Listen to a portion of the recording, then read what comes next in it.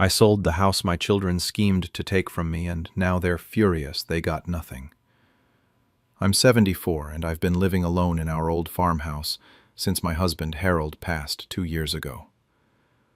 The place sits on 15 acres of countryside property that's been in Harold's family for generations. It's worth about $450,000 now, completely paid off, and it's been my home for over 40 years. My 3 adult children are Marcus, who's 52, Sarah, who's 48, and Tom, who's 45. They all live in the city and have been having financial problems lately, though they think I don't know about any of it. Marcus is going through an expensive divorce, and his lawyer fees are eating him alive. Sarah's husband lost his job 6 months ago, and they're behind on their mortgage. Tom has been racking up credit card debt, trying to keep up appearances for his teenagers. I know all this because I still have ears, and they talk like I'm not in the room half the time. Ever since Harold's funeral, they've been making comments. Little things at first. Sarah would walk through the house and mention how much space I have for just one person. Tom would joke about his future inheritance in front of his kids. Marcus started bringing up assisted living facilities, always with that fake, concerned voice saying it's for my safety. They'd have these hushed phone conversations that would stop the second I walked into a room. I started noticing other things too.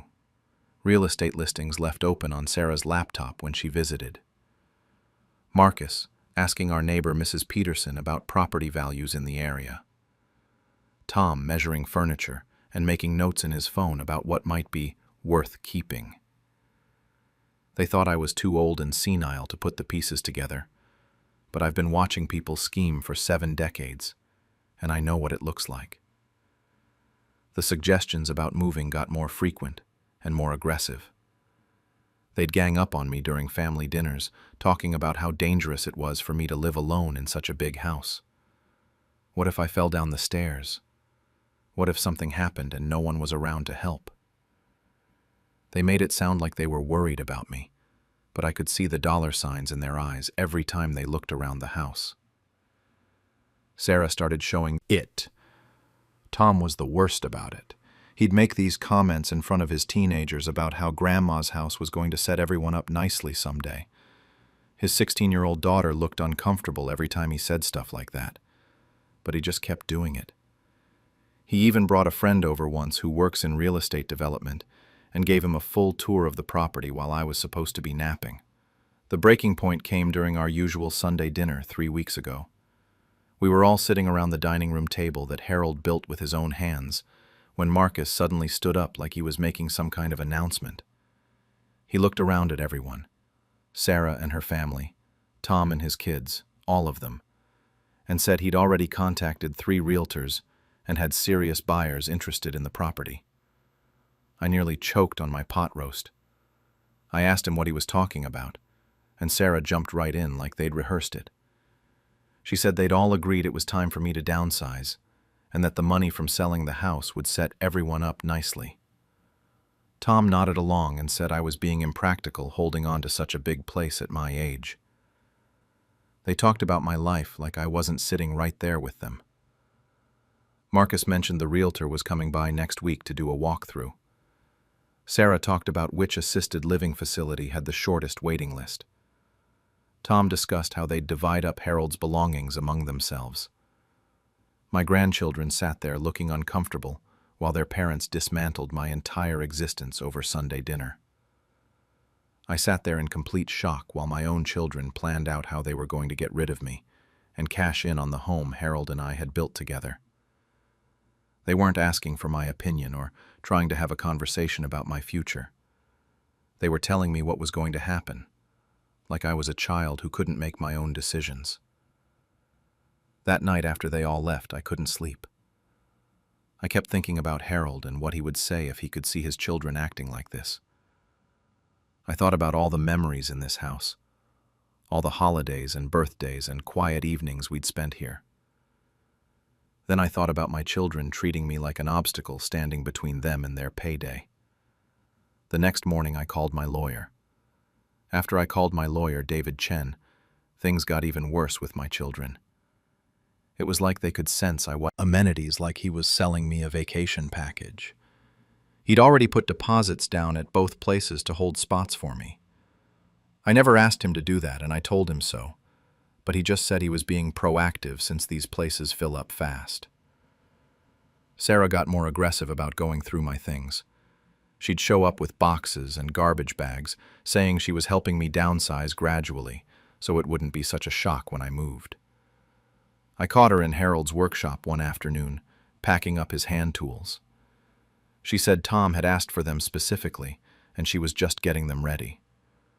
I told her those tools weren't going anywhere, and she gave me this look like I was being unreasonable. The worst part was how they talked to me, like I was losing my mind and couldn't understand basic concepts.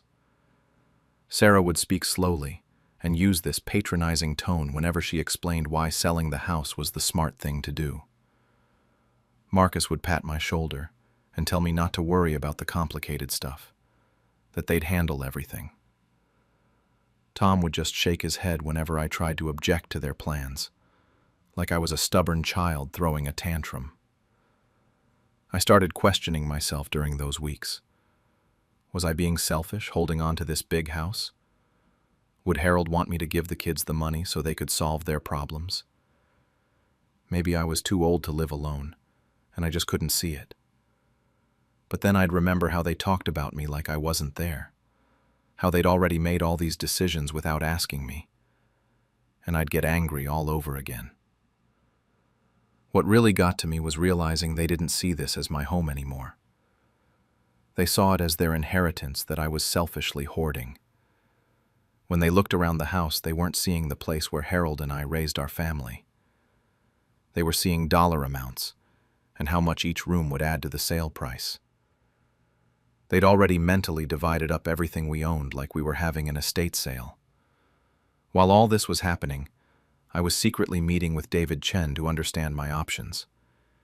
He explained that the house was entirely in my name after Harold passed, and I could do whatever I wanted with it. He helped me get it appraised properly and connected me with a realtor he trusted. I also started looking at apartments in town, places that would be easier to maintain, but still let me. Guy in an expensive suit who immediately started talking about staging the house and comparable sales in the area. They were giving him a tour of my house while I sat in my own kitchen like a stranger. Marcus told the realtor I was on board with the sale, and they started discussing listing prices and marketing strategies.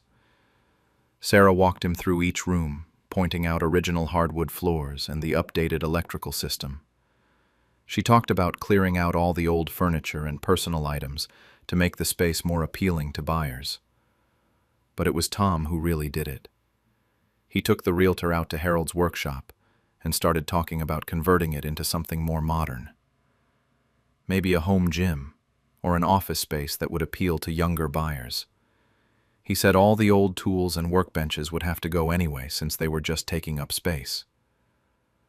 That's when I understood they weren't just planning to sell my house. They wanted to erase every trace of the life Harold and I had built here. His workshop, where he'd spent countless hours building furniture for our home and toys for the grandchildren, was just wasted space to them. Our bedroom, where we'd shared 43 years of marriage, was just square footage to be marketed. The kitchen, where I'd cooked thousands of family meals, was just a selling point about updated appliances. I sat there, listening to them plan the destruction of my memories, and I knew I couldn't let it happen. That evening, after they left with their realtor, I called David Chen and told him to draw up the papers for Emma and Jake. I was done being treated like an obstacle to my children's financial plans. The sale went through faster than anyone expected. Within 2 weeks, I'd found a perfect one-bedroom apartment downtown with a view of the park where Harold and I used to take evening walks. Emma and Jake were over the moon about getting the house, and I felt good knowing it was going to people who would love it the way we had. The sale to Emma and Jake closed on a Thursday morning. By Friday afternoon, I was settled into my new apartment downtown with a beautiful view of the park. I left a note with my new address taped to the front door of the farmhouse, figuring my children would find it when they showed up for our usual Sunday dinner. I didn't have to wait long. Marcus called me at 6 in the morning on Sunday, screaming so loud that she'd moved out at 18 and barely visited unless she needed something. She went on and on about family history and how I'd destroyed something that should have been passed down to her children. The irony wasn't lost on me, since she'd been the one pushing hardest for me to move into assisted living. Tom was the angriest of all of them. He called me selfish and accused me of stealing their inheritance and destroying the family legacy. He said I'd betrayed their trust and acted behind their backs, which was rich considering they'd been planning to sell my house behind my back for months. He demanded I split the proceeds from the sale with them, since the house should have been theirs anyway.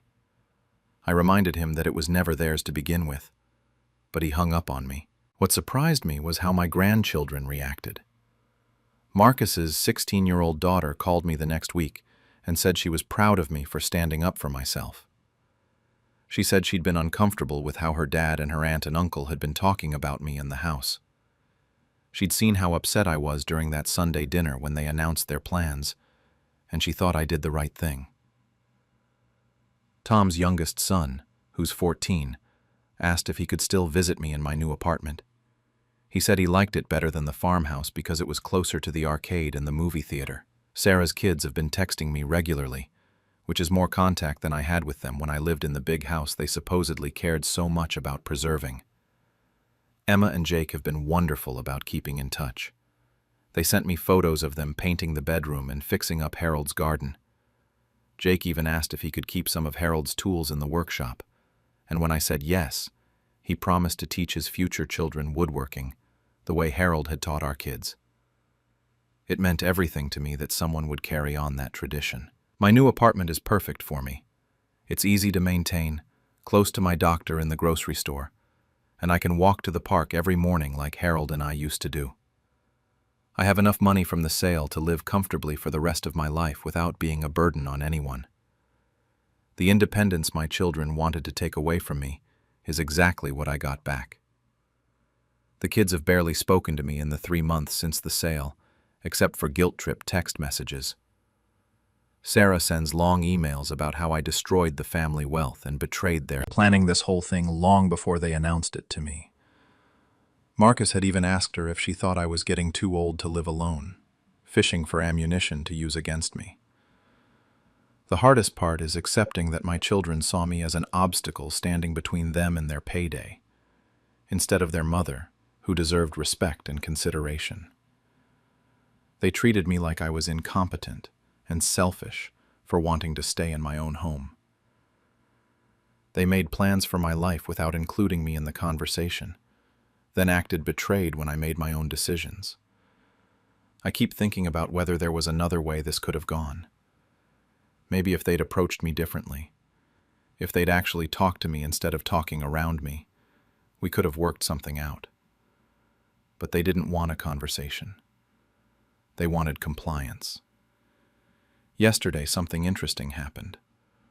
I got a call from a number I didn't recognize, and it turned out to be Marcus's ex-wife. She said she had something important to tell me about what my children were really planning to do with the money from the house sale, and it wasn't what they'd told me. She's coming over for coffee next week, and I have a feeling I'm going to learn just how deep this whole scheme really went. They left me out of my own birthday party plans, so I turned their celebration into a lesson. I'm Frank, 68, a retired mechanic who spent the last 40 years fixing cars for just about everyone in this suburban neighborhood. My son Mike is 42, married to Sarah, who's 39, and they've got 2 kids, Emma, 12, and Jake, 9. Those grandkids are honestly the best part of my life these days, especially since my wife passed 3 years ago. Now, Sarah has always been the type to take charge of family events, Christmas, Easter, birthdays. She organizes everything down to the napkin colors. At first, I appreciated it, you know? After losing my wife, I wasn't exactly in the mood to plan parties or worry about who brings what dish. Sarah stepped in and handled it all, and I was grateful. But somewhere along the way, things changed. I started noticing how she talked about me when she thought I wasn't listening. Like I was some kind of project she had to manage instead of family. Mike just goes along with whatever she says. Never questions her. Never stands up for his old man. I get it. Happy wife, happy life and all that. But sometimes I wonder if he remembers I'm his father, and not just some burden they inherited. The whole thing came to a head about a month ago. I was out in my garage working on Mrs. Peterson's Honda. The transmission was acting up again, when I heard voices coming from my kitchen. Sarah was on the phone, probably with her sister like usual, and Mike was there too. They were talking about my 70th birthday coming up. I wasn't trying to eavesdrop, but the garage door was open and sound carries. Sarah was going on about this big party she was planning at Willowbrook Country Club, that fancy place across town where they charge you $15 for a sandwich. She was rattling off guest lists and menu options, talking about decorations and seating arrangements. Then I heard her say something that made my blood run cold. She told whoever was on the phone that they'd invite everyone I know but keep it classy. No tacky stuff I like because this isn't about me. It's about appearances. Mike didn't say a word. Just sat there, letting her talk about my birthday party like I was some embarrassing relative that should know, or if they needed help with anything. He just waved me off and said Sarah had it all under control. That should have been my first real warning sign. A few days later, the invitations went out. I found out because my neighbor Jerry came over with his copy, asking if I was excited about the fancy party.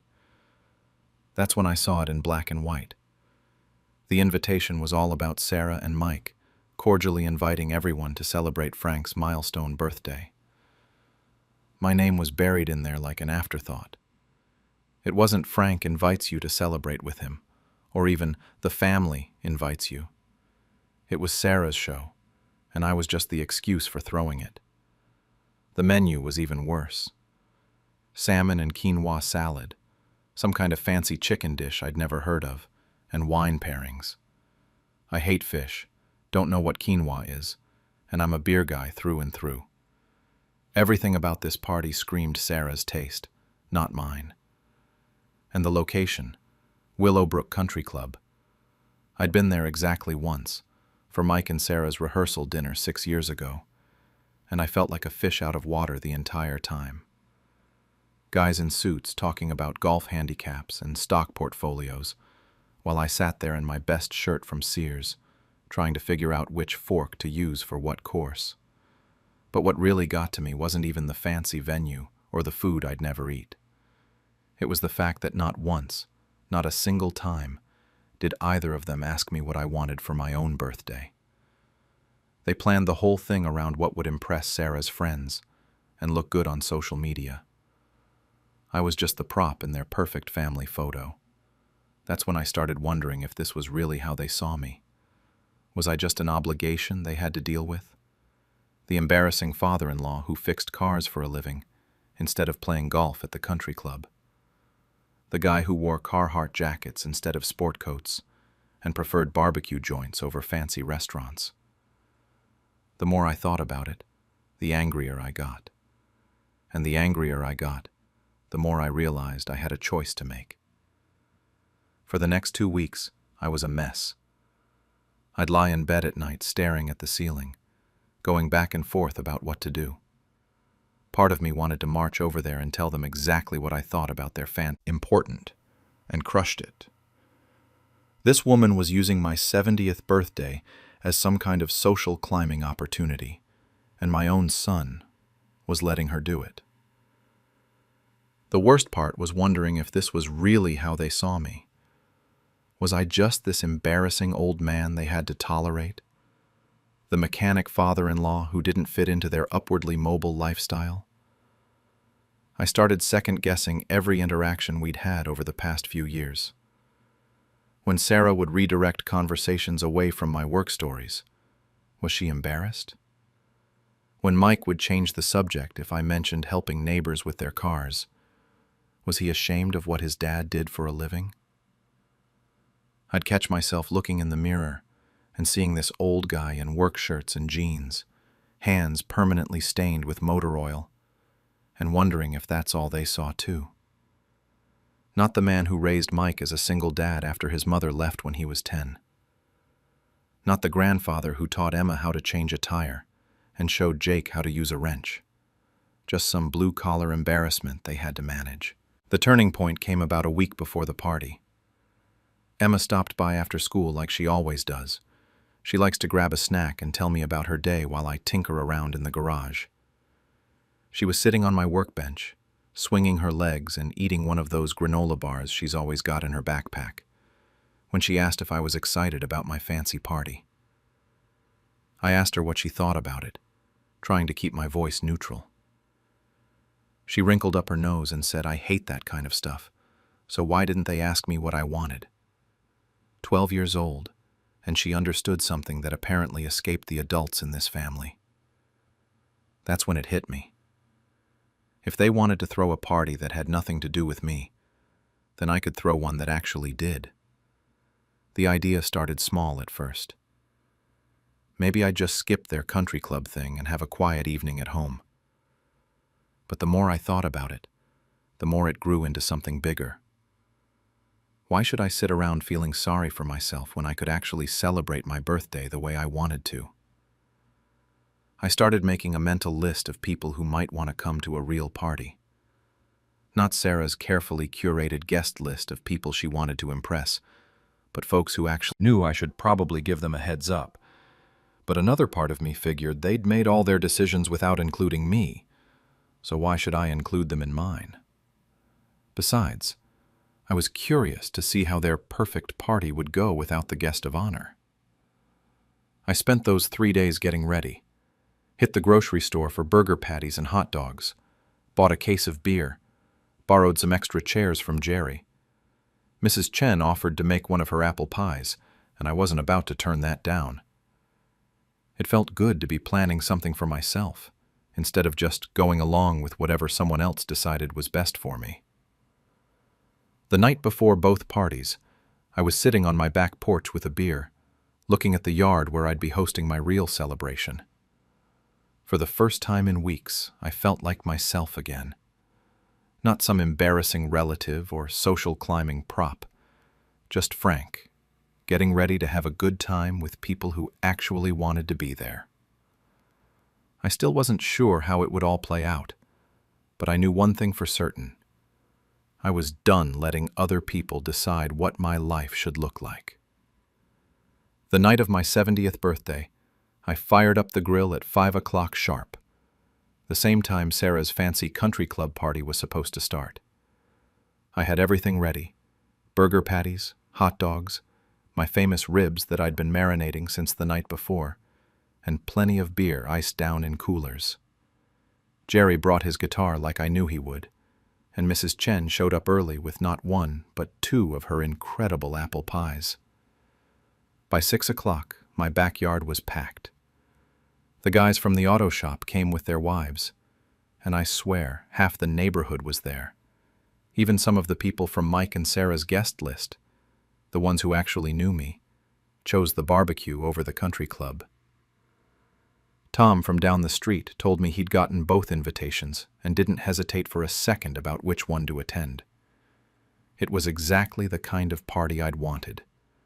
Real conversation, real laughter, people telling stories about the time I helped them fix their washing machine or jump their car on a cold morning. No pretentious small talk about wine pairings or country club memberships. Just good people having a good time. Around 6:30, I heard anger in his voice before he even started talking. He wanted to know what the hell I was doing and accused me of deliberately trying to embarrass them. I could hear Sarah in the background going off about how I was selfish and childish, how I'd ruined months of her hard work. I told him I was celebrating my birthday with people who actually wanted to be there, and that he and Sarah were welcome to join us. The line went quiet for a few seconds. Then he hung up on me. But you know what? It was the best birthday I'd had in years, maybe the best since my wife passed away. Everything felt right. The food, the company, the atmosphere. This was who I really was, not some sanitized version Sarah wanted to present to her social circle. Emma and Jake stayed until almost 9, playing cornhole with Jerry and eating way too much cake. Some of the extended family ended up at my place after making appearances at the club, and they all said the same thing. They wished they'd just come straight to the barbecue. The fallout came the next morning. Sarah called before I'd even finished my first cup of coffee and absolutely tore into me. She said I was petty and childish, that I'd deliberately sabotaged her months of planning just to make some kind of point. She accused me of turning the family against her and embarrassing them in front of everyone they knew. I listened to her rant for about 5 minutes before I finally interrupted and told her that maybe if she'd asked me what I wanted for my own birthday, we wouldn't be having this conversation. That didn't go over well. Mike hasn't spoken to me since that phone call. When I see him around the neighborhood, he looks right through me like I don't exist.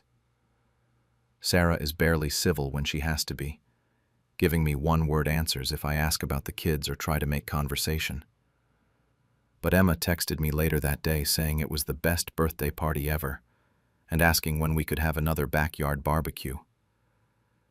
Jake has been by twice since then, once to help me organize my tool shed and once just to hang out and eat leftover pie. Mrs. Chen keeps bringing me casseroles and telling me how much fun she had. The guys from the shop have been ribbing me about it for weeks, calling me a rebel and saying they never knew I had it in me to stick it to the fancy folks. Jerry said, "Another part of me thinks it was long overdue. At 70 years old, shouldn't I get to celebrate my birthday the way I want to?" My granddaughter forged my signature to claim my savings, so I taught her a painful lesson in honesty. I, 76F, live in a small apartment after downsizing when my husband passed 3 years ago. It's nothing fancy, but it's enough for me. I've got a modest savings account with about $8,500 that I've been carefully setting aside for medical emergencies and eventually my funeral costs. I don't want to burden my children with that expense when the time comes. My granddaughter Emma, 20F, is a college student who's always broke. At least that's what she tells everyone.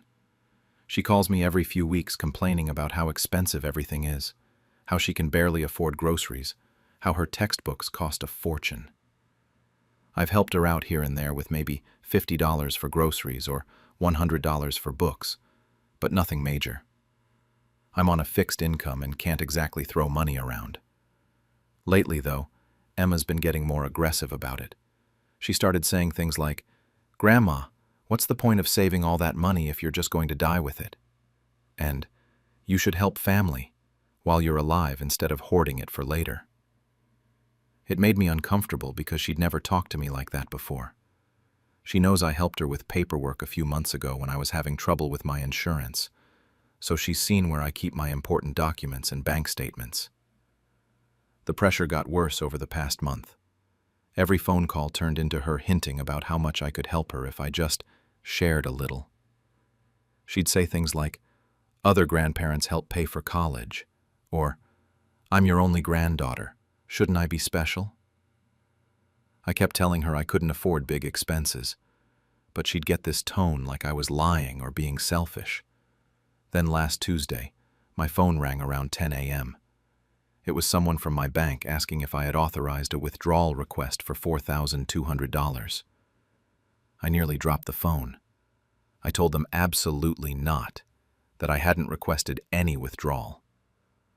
The woman on the phone sounded concerned and said I should come in immediately. I threw on my coat and drove straight to the bank. My hands were shaking the whole time because $4,200 is more than half my savings. When I got there, they took me into a little office and showed me granddaughter had tried to steal from me. I sat in that chair, staring at the paper for probably 5 minutes. David kept asking if I was okay, if I needed water, but I couldn't really process what I was seeing. This wasn't just someone random trying to scam me. This was my granddaughter, the little girl I used to buy ice cream for, who would sit on my lap and ask me to read her stories. The bank had already frozen the transaction when they couldn't reach me to confirm it, thank God. David explained that they have procedures for this kind of thing, that obvious forgeries get flagged automatically. He said I was lucky, because if the signature had been better, the money might have been gone already. I asked him what happens next, and he said I could file a police report for fraud if I wanted to. The words hit me like a truck. Police report. Fraud. Those are serious words. He also said the bank would need to close my account and open a new one for security, which meant new account numbers, new checks, basically starting over. I drove home in a daze. I kept thinking about how Emma had access to my apartment, how she'd helped me organize my papers, how she knew exactly where I kept my bank statements. She'd seen my signature on documents dozens of times. She had everything she needed to try this. What hurt the most wasn't even the money. It was that she thought I was stupid enough not to notice. It was that she felt entitled to my savings, like it already belonged to her. It was that after all the small ways I'd helped her over the years, she decided to just take what she wanted instead of asking. I didn't call her that day. I needed time to figure out what I was going to do. The bank said I had a few days to decide about the police report, but I couldn't stop thinking about it. Part of me wanted to pretend it never happened, but another part of me knew this wasn't something you just sweep under the rug. I couldn't sleep for 2 nights thinking about what to do. Finally, I decided I had to confront Emma directly. I drove to her college campus Thursday afternoon and found her coming out of the library. When she saw me, she looked genuinely surprised, maybe even happy for a second. I told her we on money while she was struggling. The thing that really got to me was when she said, "It's going to be mine eventually anyway, when you die. So what's the difference?" I felt like I'd been slapped. This wasn't just about money anymore. This was about her thinking my life didn't matter, that my savings were already hers to spend. I told her the difference was that stealing is wrong and forgery is a felony. But she just kept crying and saying she was sorry. Then she did something that made everything worse. She called her dad, my son Michael, right there in front of me. She was sobbing into the phone about how I was being mean to her and threatening her. She made it sound like I was the one doing something wrong. 20 minutes later, Michael called me back, furious. Not at Emma, but at me. He wanted to know why I was terrorizing his daughter and making her cry at school. When I explained about the forgery, he went quiet for a minute, then said Emma had made a mistake, but that I was blowing it out of proportion. By Friday evening, Michael and his wife Sarah were at my apartment. They'd driven 2 hours to lecture me about family loyalty. Sarah kept saying Emma was just a kid who made a bad decision, and Michael kept asking if I really wanted to ruin her future over money. They acted like I was being unreasonable for being upset that someone tried to steal from me. The worst part was when Sarah suggested that maybe I was getting confused about what happened, that maybe I had given Emma permission to access the account and just forgot. She said sometimes older people get mixed up about these things. I pulled out the bank paperwork again and showed them the obvious forgery, but they just kept making excuses. Then other family members started calling. Emma had apparently been texting everyone about how I was threatening to have her arrested. My daughter-in-law's sister called to tell me I was being cruel. Michael's brother called to say I should just forgive and forget. Even my neighbor, Mrs. Patterson, who Emma had somehow contacted, stopped by to tell me that family should stick together. Everyone kept using the same phrases. She's just a kid. She made a mistake. Don't ruin her future. Blood is thicker than water. Nobody seemed to care that she was overreacting. Maybe I should just let it go. But then I remembered sitting in that bank office, seeing my forged signature, realizing my own granddaughter had tried to steal from me. I thought about how she'd looked me in the eye all those times she asked for small amounts of money, knowing she was planning to take much more. I thought about how she'd called me selfish for not wanting to give her my funeral savings. By Saturday morning, I'd made my decision. I wasn't going to let them guilt me into pretending this didn't happen. If my family wanted to choose sides, they'd already made it clear which side they were on. I drove to the police station and filled out a report for fraud and forgery, but I didn't submit it. I had a different plan. I was going to teach Emma a lesson about consequences, one way or another. The family could be mad at me all they wanted, but I wasn't going to enable her behavior by just sweeping it under the rug. Someone had to show her that actions have consequences, even if I had to be the bad guy. The next Monday, I went back to the bank and withdrew my entire savings account, all $8,500 in cash. David looked concerned when I told him I wanted to close the account completely, but I explained I was moving the money somewhere safer. Then I drove straight to my lawyer's office. I'd used this lawyer when my husband died, so he knew my situation. I told him I wanted to set up a trust that could only be accessed after my death. He asked if this was about the bank incident I'd mentioned on the phone, and I said yes.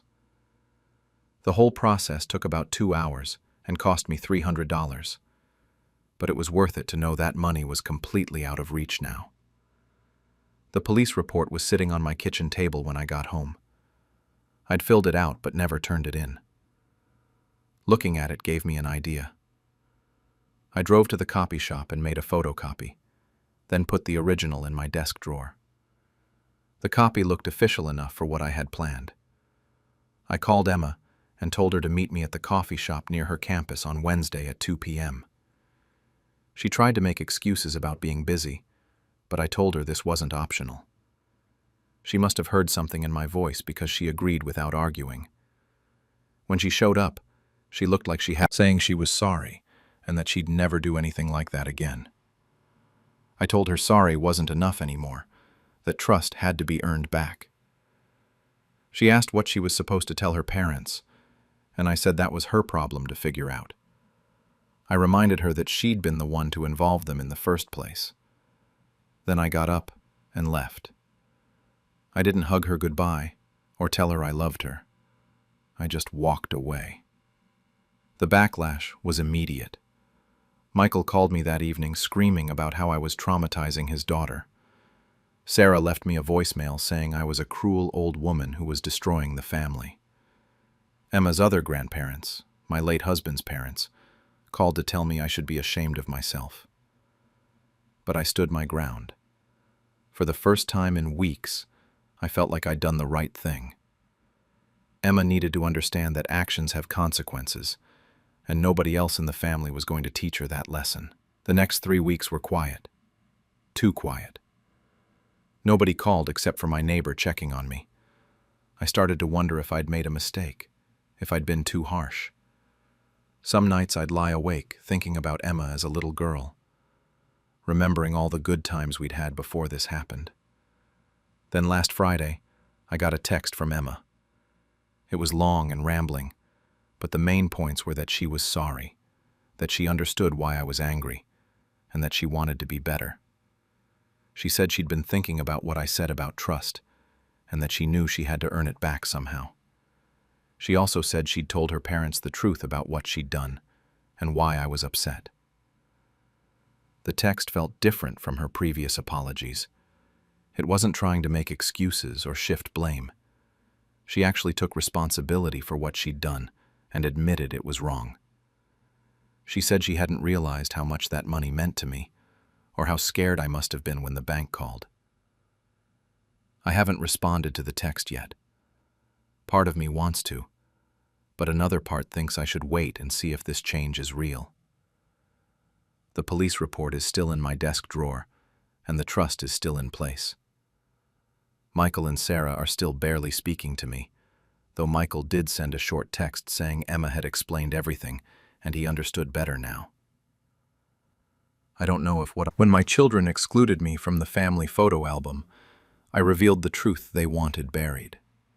I'm 72 years old, a retired postal worker who still lives in the same house where I raised my 3 kids. Sarah, who's 45, Michael at 42, and David, who's 38. My wife Margaret passed away 3 years ago, and since then, I've been the keeper of all our family photos. Boxes and boxes of them stored in the basement.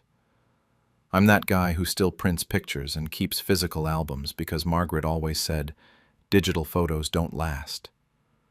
She was right about most things. Sarah called me 2 months before our big family reunion, the first one since Margaret died. She was so excited about this family legacy album they were putting together. All 3 kids were chipping in money to get it professionally printed. They wanted photos from when they were little, wedding pictures, holiday shots. I was thrilled. Finally, something to honor Margaret's memory properly. I spent days going through old photo boxes in the basement. My back was killing me from hunching over those dusty containers, but I didn't care. I was scanning pictures and sending them dozens of family memories. Our wedding day, Christmas mornings, beach vacations, birthday parties, graduations. Every milestone we'd captured over the years. Margaret had been meticulous about organizing everything, writing dates and names on the backs in her neat handwriting. When Sarah sent me the first draft, something felt off immediately. I opened the email attachment and started scrolling through their layout. In our wedding photo, I was cropped out completely. Just Margaret in her white dress standing alone like she married herself.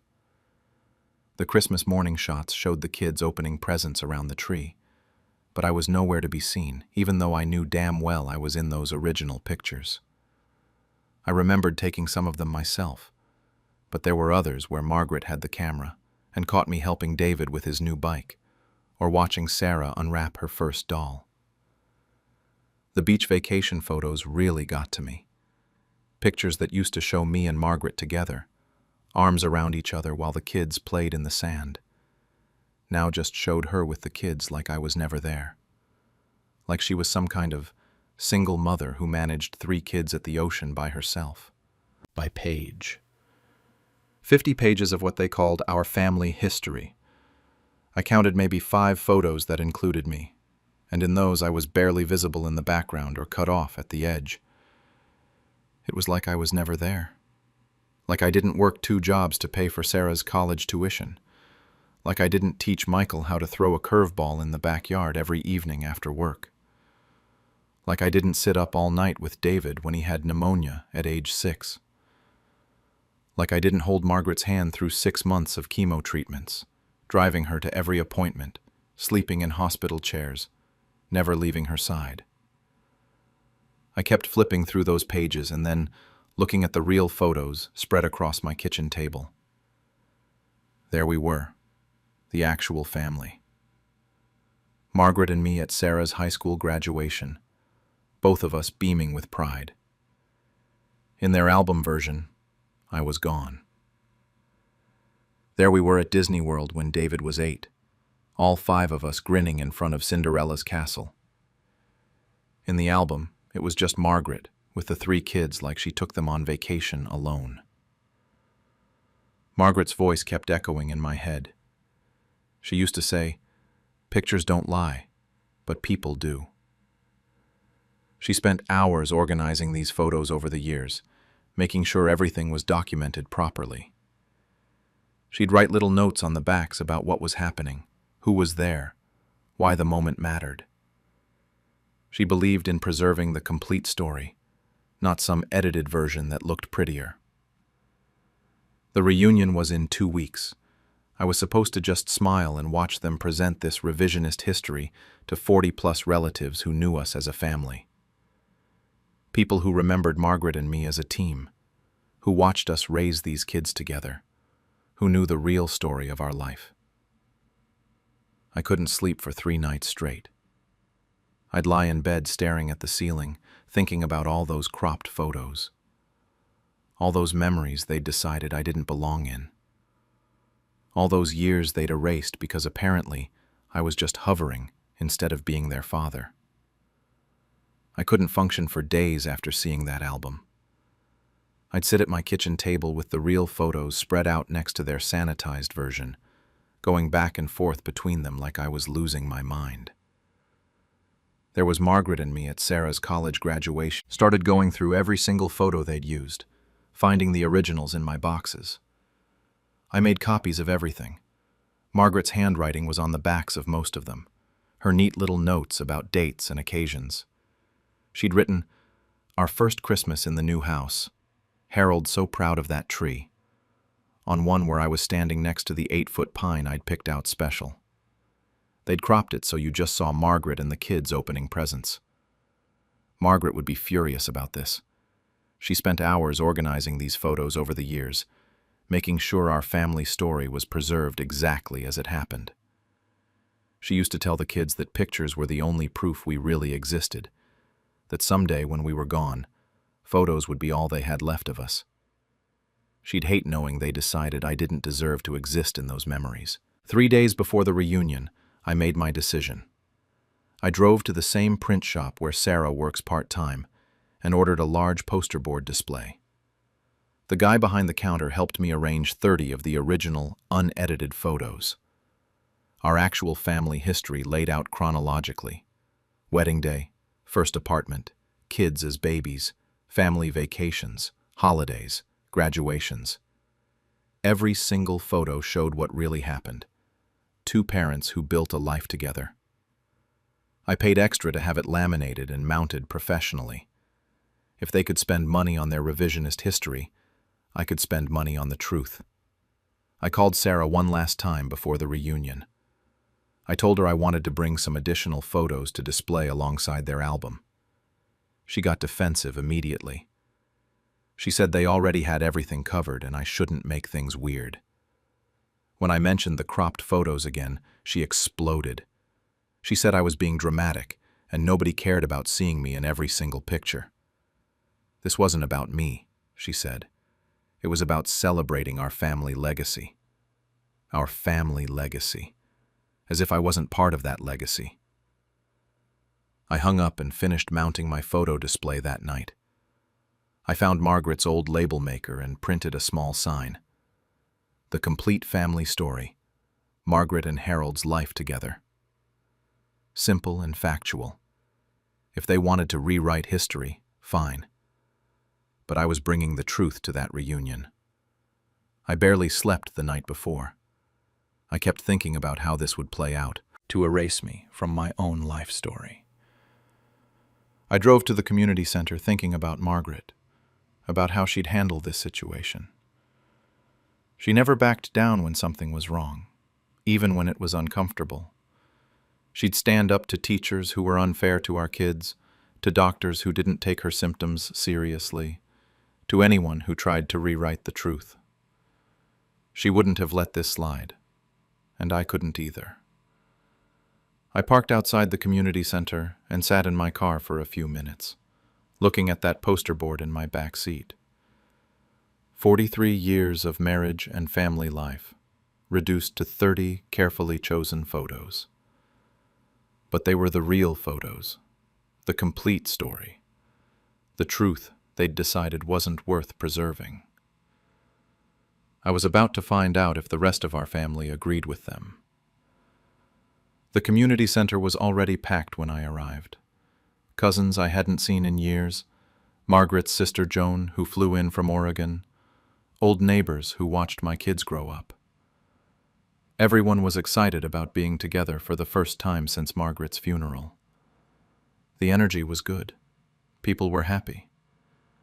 Sarah had set up their professional family legacy album on a table right near the entrance, where everyone would see it first thing. She was standing next to it like a proud curator, explaining the layout to people as they flipped through the pages. I watched from across the room as relatives gathered around, making nice comments about how beautiful it looked, how professional the printing was. I waited.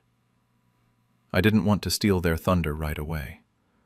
Let them have their moment, with their sanitized version of our family history.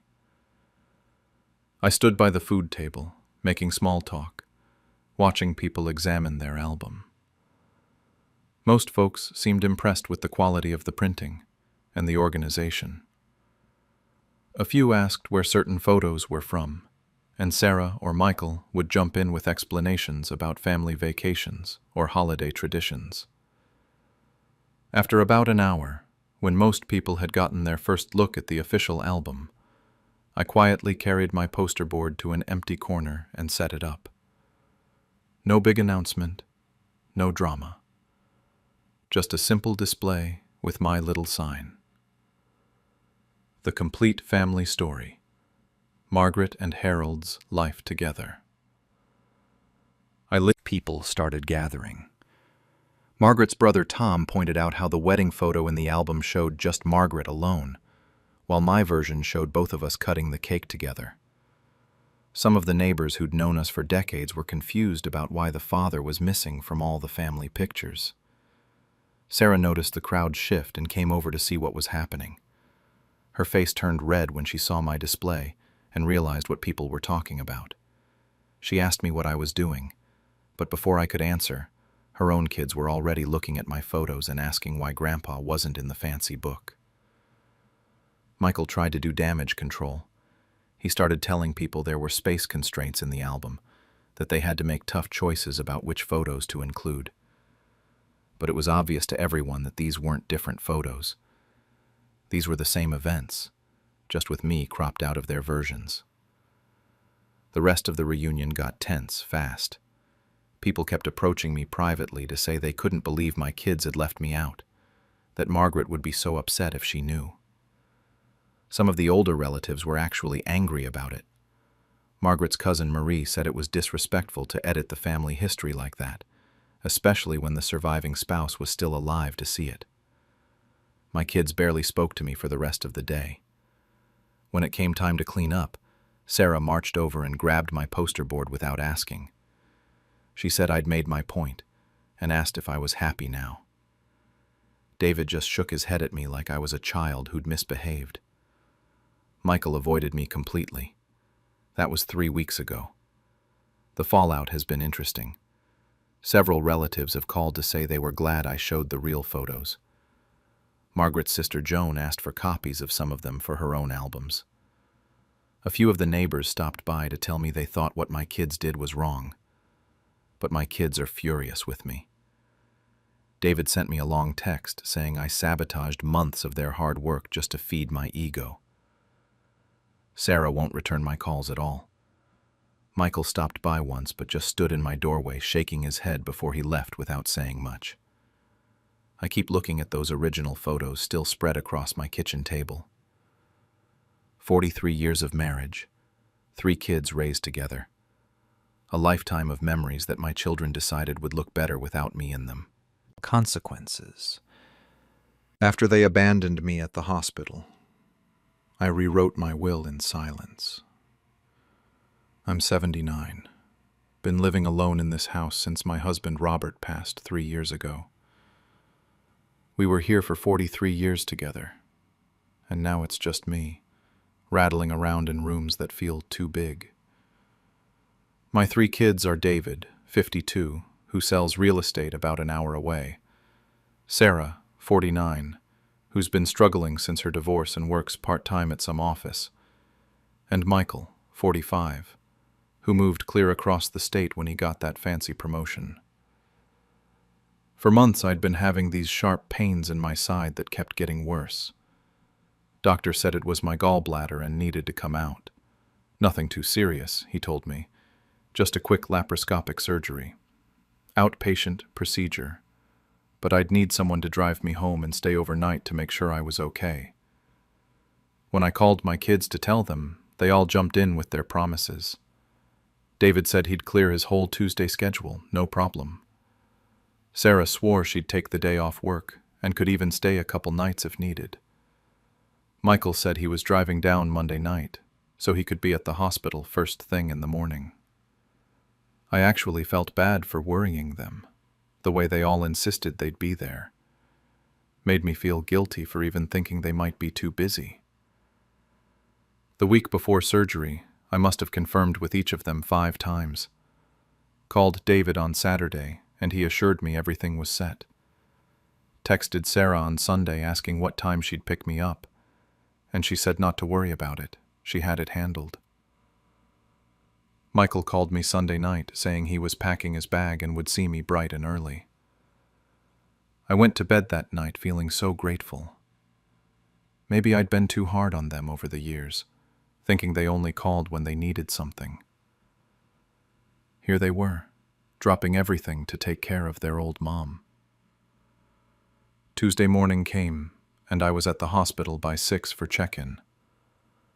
The waiting room was full of nervous patients with their families, everyone huddled together, whispering and holding hands. I kept checking my phone and looking toward the entrance. David's phone went straight to voicemail when I called. Sarah texted back saying she was running late but kept asking if someone was coming to pick me up, and I kept saying yes, they should be here soon. By 3:30 I had to admit the truth. Nobody was coming. The nurse looked at me with this expression I'll never forget, like she felt sorry for me but was trying not to show it. She asked if I had a neighbor who could help, and that's how Mrs. Chen ended up leaving her own afternoon to drive me home in her old Honda. I was still dizzy from the anesthesia and had to lean on her to get up my front steps. This woman who I barely knew beyond waving over the fence was helping me into my own house while my children were nowhere to be found. That evening, the texts started coming in. David sent one around dinner time, saying he got swamped with a last-minute closing and hoped everything went okay. Sarah's message said Sarah, but her daughter Jess had come down with a fever that morning, and she couldn't leave her. Michael's text was the worst. Said a work emergency came up, but that I was tough and probably didn't even need them there anyway. Not one of them apologized for leaving me alone. Not one acknowledged that they had promised to be there. They all acted like their excuses were perfectly reasonable, like I should understand that their lives were more important than keeping their word to their mother on surgery day. I sat in my kitchen that night, still sore from the procedure, reading their casual messages over and over. Mrs. Chen had left soup in my refrigerator and made sure I had her phone number written down by every phone in the house. A woman I barely knew had shown me more care in one day than my own children had bothered with. That's when I started thinking about patterns, about promises, and about what really matters when you're counting on someone to be there.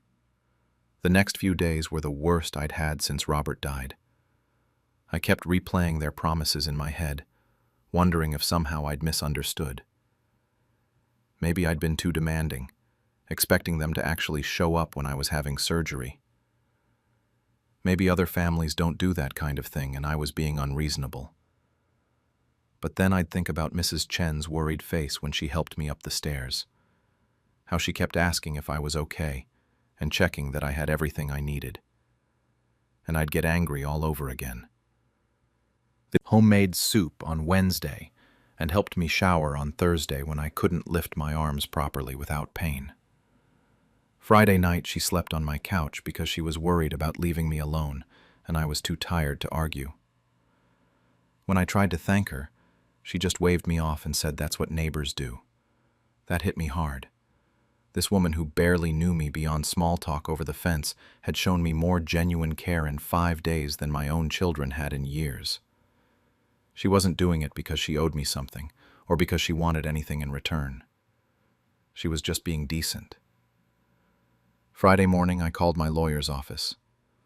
Margaret had been handling my legal stuff since Robert passed, and I told her I needed to update my will. She squeezed me in that afternoon, probably because I sounded upset on the phone. Sitting in her office, I felt calmer than I had all week. Margaret pulled out my current will and asked what changes I wanted to make. I told her I wanted to remove my children as beneficiaries, all of them. Everything was going to Mrs. Chen instead. She raised her eyebrows but didn't lecture me about it. That's why I've always liked Margaret. She doesn't judge, just handles the paperwork. She did ask if I was sure about this, and I told her I'd never been more certain of anything. We went through it all methodically. The house, which was worth about $300,000 now. My savings account with $80,000 that Robert and I had scraped together over the years. His coin collection that he'd been so proud of. My mother's jewelry that I'd always planned to pass down to Sarah. Even the life insurance policy. Every single thing went to Mrs. Chen. I signed each page carefully, thinking about how my children would react when they found out. Part of me felt sick about it, but a bigger part felt relieved. For the first time in years, I was making a decision based on who had actually earned it, not just who happened to share my DNA. The whole process took about an hour. Margaret made copies and put the original in her safe. She told me I could always change it again if I wanted to, but I knew I wouldn't. Walking out of that office, I felt lighter somehow, like I'd finally stopped pretending my children were people they weren't. Mrs. Chen was watering them. Done making excuses for their selfishness and pretending their promises meant something. Done waiting for them to become the children I thought I'd raised. Instead, I made myself dinner and watched my shows. Mrs. Chen had left more soup in the fridge and a note saying to call if I needed anything, even if it was just to talk. A woman who'd known me for 3 years was treating me better than the children I'd spent decades loving and supporting. That night I slept better than I had in weeks. The will was signed, filed away, and final. Whatever happened next, I'd finally done something that felt right. I never planned for them to find out so soon, but Sarah has always been nosy. 3 weeks after the surgery, she showed up asking to borrow money again. Something about her car needing new brakes and her being short on rent. While I was in the kitchen making coffee, she was snooping around my desk like she always does, looking through my mail and papers. I heard her gasp from the living room and knew she'd found the will documents. The screaming started immediately.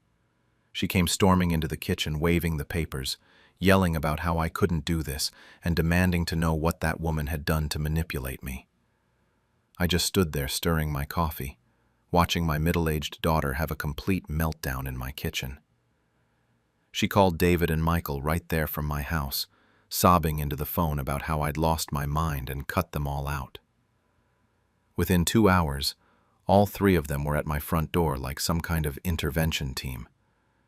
David did most of the talking, going on about family loyalty and blood being thicker than water. He kept saying I was making a huge mistake and that Mrs. Chen had obviously taken advantage of a vulnerable old woman. Michael stood there nodding and throwing in comments about elder abuse and how they could contest the will if they needed to. Sarah just cried and kept saying I was punishing her kids, not just her. But you know what none of them did? Not one of them mentioned the hospital. Not one acknowledged that they'd abandoned me when I needed them most. It was all about the money and the house and how unfair I was being to them. Like they deserved my inheritance just for existing, regardless of how they'd treated me. I let them rant for about an hour, but I knew for certain I'd made the right choice. Here was a woman who was overwhelmed by an act of kindness, while my own children felt entitled to my life's savings without lifting a finger to earn it. The phone calls started the next day and haven't stopped since. Multiple calls every day, but never to ask how I'm feeling or whether I need anything. Every single conversation is about the will. David keeps saying I have to fix this mistake. Sarah goes on about how I'm destroying the family and what would Dad think. Michael has started bringing up lawyers and getting me declared incompetent. It's been 2 months now, and nothing has changed. They've threatened everything from contesting the will to having me committed, but they still haven't once apologized for leaving me at that hospital. They act like that day never happened, like their broken promises don't matter because they're family, and family forgives everything. Meanwhile, Mrs. Chen still brings me soup twice a week. She helped me set up one of those medical alert systems and taught me how to order groceries online so I don't have to drive as much. Last month when I slipped in the bathroom and couldn't get up, she was there in 30 seconds because she heard me fall through the thin walls. My children didn't even know about it until I mentioned it casually 2 weeks later. That fall really drove home what my future looks like. I'm getting older and weaker, and when the time comes that I really need help, who's going to be there? The children who couldn't show up for outpatient surgery, or the neighbor who sleeps with her window open so she can hear if I'm in trouble. They keep calling me vindictive and bitter, saying one mistake shouldn't erase decades of being their mother. But it wasn't one mistake. It was the final proof of what I'd been ignoring for years, that I was only valuable to them when I was useful, when I could give them something they wanted. Some nights I lie awake wondering if I'm just a bitter old woman who's lost her perspective. Maybe other people would forgive their children and chalk it up to busy lives and good intentions. Maybe I'm being too harsh, holding grudges like my mother always said I did. But then Mrs. Chen texts me good morning, or leaves flowers on my porch, and I remember what genuine care looks like. During Christmas dinner, they mocked my gift as worthless, so I gave them something they'll never forget. I'm a 71-year-old grandfather who's been woodworking for over 40 years. My son Michael is 45, his wife Sarah is 42, and they have 2 kids, Emma, 16, and Jake, 13. My daughter Lisa is 38, with her husband Tom, 40, and their 10-year-old son Danny. For decades now, I've been the guy who shows up to every holiday with handmade gifts from my workshop. I'm talking custom toy chests for the grandkids, elegant jewelry boxes for the women, handmade picture frames, bookshelves, you name it. Hell, I even built Michael and Sarah a whole dining room table 5 years ago. Solid cherry wood. Took me 2 months. Some family members genuinely appreciate the work, especially the grandkids, who always seemed excited when they saw me carrying in something wrapped. But over the years, I started noticing things. Eye rolls from Sarah when I'd hand her something. Comments from Tom about how store-bought items are just more practical. Little remarks about Grandpa and his workshop hobbies. I always brushed it off. Figured they just didn't understand the craft, you know? Not everyone gets the satisfaction of working with your hands, creating something that'll last generations. I kept making gifts because I loved doing it, and because I thought deep down they appreciated the time and effort, even if they didn't show it much. This past Christmas felt different. From the moment I walked into Michael's house, Sarah barely looked at me when I came in with my bag of wrapped gifts. Tom was already making jokes about wondering what Grandpa built this year. The atmosphere just felt off, like there was this underlying current of annoyance that I was there with my homemade stuff again. I'd spent 3 weeks working on Sarah's gift, an oak jewelry box with hand-carved roses on the lid. The wood alone cost me $60. Not that money was ever the point. I'd stayed up late nights getting the joints perfect, sanding it smooth as silk, applying coat after coat of finish until it gleamed.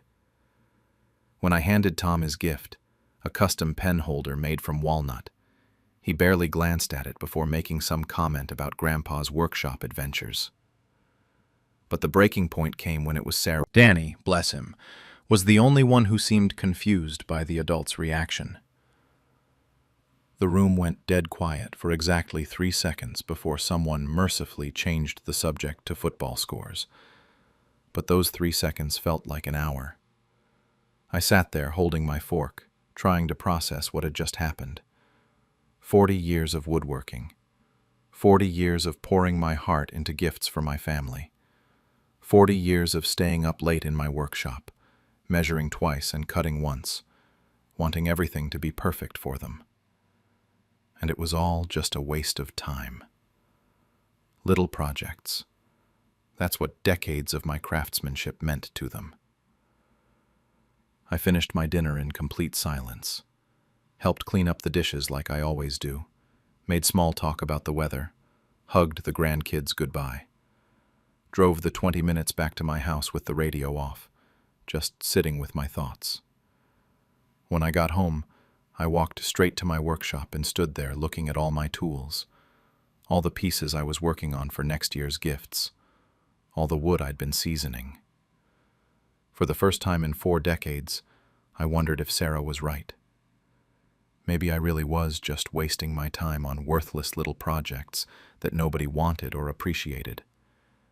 Maybe I'd been fooling myself all these years, thinking I was creating something meaningful, when really I was just the old man who couldn't take a hint that people preferred store-bought gifts with return receipts.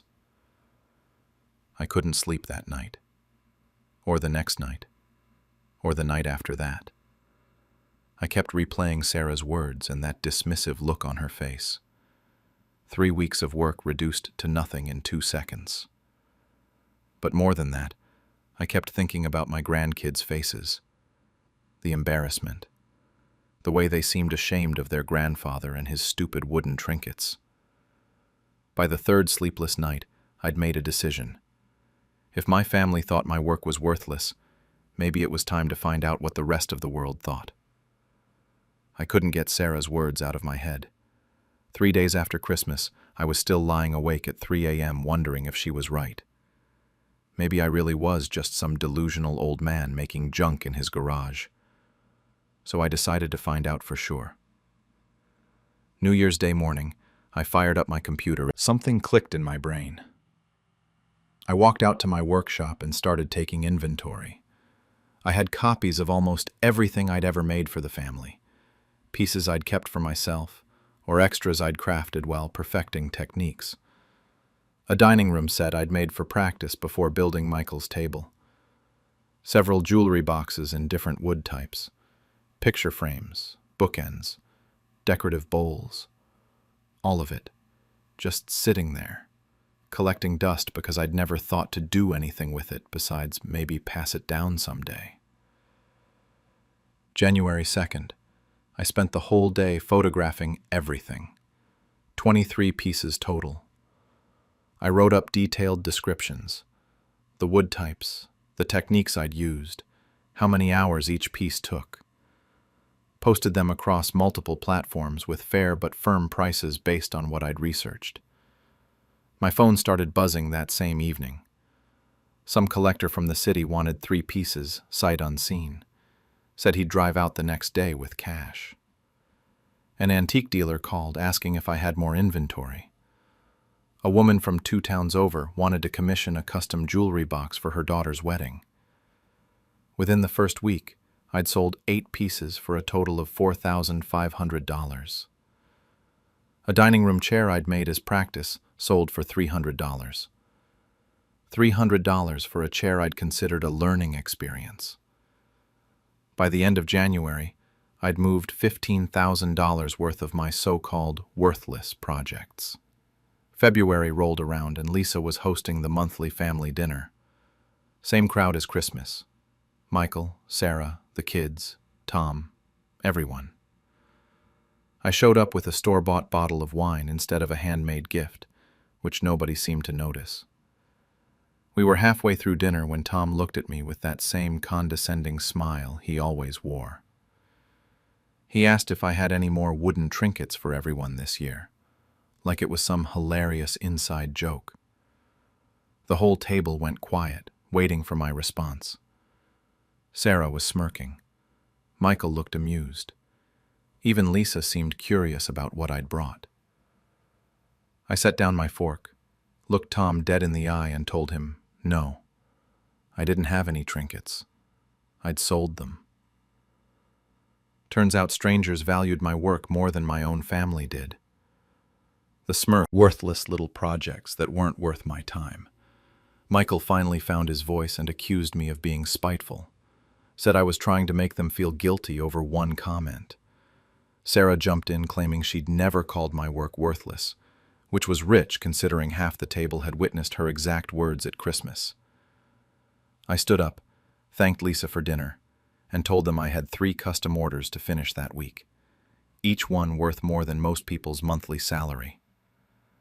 As I headed for the door, I mentioned that my new customers actually appreciated craftsmanship and were willing to pay what it was worth. The drive home was the most satisfying 20 minutes I'd had in years.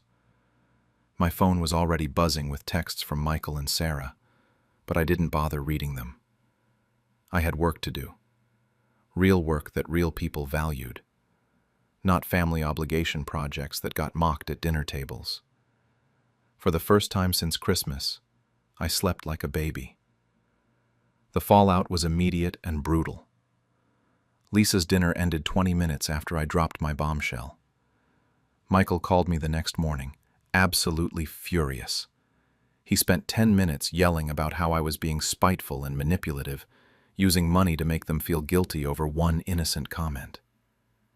Innocent comment. That's what he called it. Sarah apparently spent the entire evening after I left frantically Googling handmade jewelry boxes and custom furniture prices. When she realized I wasn't exaggerating, she had what Michael described as a complete meltdown. Tom called that afternoon with a different approach. He tried to smooth things over, said everyone was just surprised, and maybe they'd all been a little insensitive over the years. Classic Tom, trying to manage the situation without actually admitting fault. I told him I appreciated the call, but I was booked solid with paying customers for the next 3 months. Lisa was caught in the middle, as usual. She came by the house a few days later and admitted she'd always loved my gifts, but never realized how valuable they were. She seemed genuinely upset that I felt unappreciated, but also worried about the family rift. I felt bad for putting her in that position, but I wasn't about to apologize for standing up for myself. The real surprise came 3 weeks later. Emma called me out of nowhere asking if I could teach her woodworking for craftsmen. They'd gone from being embarrassed by Grandpa's wooden trinkets to bragging about owning museum-quality handmade pieces. So now, every Saturday has turned into woodworking lessons with the grandkids. They're actually good at it, too. Emma's got steady hands and an eye for detail. Jake's got the patience for the tedious sanding work. Danny's still too young for the power tools, but he loves helping with measurements and organizing supplies. It's become the highlight of my week. My children, however, are a different story entirely. Michael barely speaks to me, except for short, clipped conversations about logistics involving the grandkids. He's convinced I orchestrated this whole thing to turn his kids against him, which is ridiculous. I never badmouthed him or Sarah to the grandkids. They figured out on their own that maybe their parents had been wrong about Grandpa's work. Sarah hasn't said a word to me since February. She picks up and drops off the kids for their Saturday lessons, but won't even make eye contact. According to Lisa, Sarah's been keeping that oak jewelry box on her dresser and uses it daily now. The irony isn't lost on me. Tom keeps making passive-aggressive comments whenever I see him. Last month, he mentioned how I'd tricked everyone into thinking my work was valuable, when really, I'd just gotten lucky finding stupid people with too much money. I told him my customers included museum curators, interior designers, and antique collectors, but he just rolled his eyes. The business side has been incredible, though. I've made over $30,000 in 6 months. I've got a waiting list of buyers willing to pay premium prices for custom pieces. A gallery in the city wants to display some of my work. I've had to raise my prices twice because demand keeps outstripping what I can produce. Turns out, there's a huge market for genuine handcrafted furniture made by someone who actually knows traditional techniques. But here's the thing that keeps me up at night now. I genuinely don't know if I did the right thing. Part of me feels vindicated, like I finally proved my worth after decades of being dismissed. But another part of me wonders if I should have just kept quietly absorbing their mockery for the sake of family peace. The rift between me and my children feels wider every month. Honestly, I'm not sure which answer would hurt more. The commissions keep rolling in. The grandkids keep coming for their Saturday lessons. And my children keep oscillating between cold silence and accusations that I'm being vindictive. 6 months later, I still don't know if proving my worth was worth destroying my family relationships. But I do know one thing. I'll never again give my work to people who don't value it. When they locked me out of my own garden, I made sure they would never harvest from it again. I'm 73 years old, and I've been living in the same suburban house for 40 years now. My late husband Robert and I spent decades building our backyard garden together. Fruit trees, vegetable beds, flower patches. It's easily a quarter acre of pure pride and joy. We raised our 3 kids here. David, who's 45 now, Sarah at 42, and Michael, who just turned 38. They're all married with families of their own. For the past 2 years, my kids and their spouses have been treating my garden like their personal grocery store. At first, I was genuinely happy to share. What grandmother wouldn't want to feed her family? Robert always said the garden was meant to bring people together. But it got completely out of hand. They'd show up with these giant baskets and strip my tomato plants completely bare. I'm talking about taking every single apple from my trees, digging up entire rows of potatoes in one visit. This wasn't casual family sharing anymore. This was industrial-level harvesting. When I gently mentioned that maybe they could leave some produce for me, they'd roll their eyes like I was being ridiculous. David would say things like, "Mom, don't be so dramatic." Or Sarah would wave me off with, "It's all family. What's yours is ours."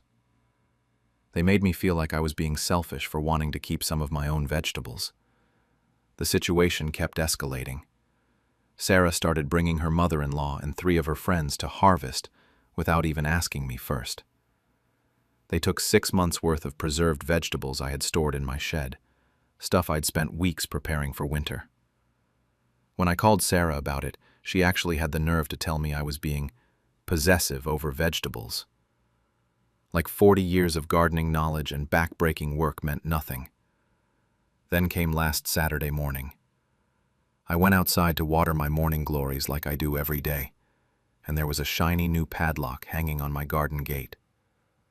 Not just any lock either, one of those heavy-duty ones from Home Depot that probably cost $50. I stood there for a full 10 minutes just staring at it, wondering if I was losing my mind or having some kind of senior moment. That's when David pulled into my driveway. Lifting anymore anyway. Said he and his siblings would take care of all the harvesting from now on. Like I was some kind of invalid who couldn't manage her own garden. Standing there, listening to my own son tell me I wasn't capable of accessing the garden I'd built with my own hands. Something inside me just snapped. This wasn't about vegetables, or neighbors, or security. This was about my children deciding that everything I owned was really theirs, and that I was too old and feeble to have a say in it. I watched David unlock my gate with his key, walk into my garden, and start filling his crates with my tomatoes, while I stood outside the fence like some kind of trespasser. He was taking the best ones, too, the ones I'd been watching ripen for weeks. He didn't ask what I needed for myself, didn't leave anything for me to can or preserve, just loaded up his truck like he was shopping at a free grocery store. The worst part was how normal he acted about it, like this was perfectly reasonable, like installing a lock to keep the woman who planted every seed out of her own garden was just good family management. He even waved goodbye and told me he'd be back next week for the peppers. I spent the rest of that Saturday pacing around my house, looking out at the garden I couldn't reach. 40 years of memories were locked behind that gate. The apple tree Robert and I planted when David was born. The herb garden where I taught all 3 kids the difference between basil and oregano. Every flower bed planned and planted by my own arthritic hands, and my son thought I barely did the heavy lifting. That night, I called my sister Helen, who's 75, and still manages her own 2-acre farm. I didn't even get through the whole story before she started cursing like a sailor. She told me those ungrateful kids needed to learn some respect, and that if I didn't do something about it, they'd walk all over me for the rest of my life. She was right. I'd raised them better than this. But somewhere along the way, they'd decided that being family meant they could take whatever they wanted without asking. Well, they were about to learn that this old lady still had some fight left in her. I spent explaining how upset I was before she launched into one of her famous rants about kids these days. Helen's always been tougher than me. She buried 2 husbands and still runs her farm like a drill sergeant. When she told me I needed to stop being a doormat and take back what was mine, something clicked. I waited until 2 in the morning, then went out to the garage and found Robert's old bolt cutters. They were heavier than I remembered, and it took me 20 minutes of struggling with that damn lock before it finally gave way. My arthritis was screaming by the time I got the gate open, but I was running on pure rage at that point. Then I spent the next 4 hours harvesting everything that was ready. Tomatoes, squash, the last of the corn, late peppers, herbs, everything I could get my hands on. I filled every basket, bucket, and cardboard box I could find. My back was killing me, but I kept thinking about David's smug face when he told me I didn't need a key. Well, we'd see about that. By the time the sun came up, I had enough produce to feed a small army piled up in my kitchen. That's when I remembered the food drives they always announce at church. I looked up St. Mary's Food Pantry online and called them as soon as they opened Sunday morning. I told Sister Catherine I had fresh produce to donate, and she practically cried with gratitude. She said they'd been struggling to get fresh vegetables, and could she please come by with volunteers to pick everything up. When Sister Catherine arrived with 2 volunteers and a truck, I explained the whole situation while they loaded up. She was absolutely horrified that my own children had locked me out of my garden. She said they'd love to have weekly donations if I was willing, and that the fresh produce would feed at least 12 families. For the first time in months, I felt like I was doing something that actually mattered. After they left, I drove to 3 different hardware stores until I found the perfect lock. One of those digital combination ones with a backup key that cost $89. It was the most expensive, most complicated lock I could find. I figured if David wanted to play the lock game, I'd show him how it's really done. Installing that lock took me 2 hours and involved a lot of creative language Robert would have been proud of. But when I finally got it secured and tested the combination, calling me on her phone while standing 20 feet away from me, screaming about how I was losing my mind and being vindictive, she kept demanding I give them the combination, like she had some kind of right to it. I just sipped my tea and watched the show. Michael showed up about an hour later and tried the diplomatic approach. He wanted to talk this through like adults and find a reasonable solution. I told him I'd been trying to talk it through for 2 years, but apparently I don't do enough heavy lifting to have an opinion about my own garden. That shut him up pretty quickly. The 3 of them stood there arguing with each other for another 30 minutes before finally giving up and leaving. David actually had the nerve to shout that this wasn't over as he drove away, like he was the victim in this situation. That night, my phone started blowing up with angry text messages. David sent me a bill for his original lock, $23 apparently. Sarah left a voicemail saying I was embarrassing the family and that her kids were asking why Grandma was being mean. Michael's wife, Linda, actually sent me a long text about how disappointed they all were in my behavior. But you know what? For the first time in 2 years, I went to bed knowing that my garden was safe. Nobody was going to strip it bare while I was sleeping. Nobody was going to take everything and leave me with nothing. It was mine again, and I was going to decide who got to enjoy it. 3 days after the Great Lock Showdown, I got the most beautiful thank you letter from St. Mary's Food Pantry.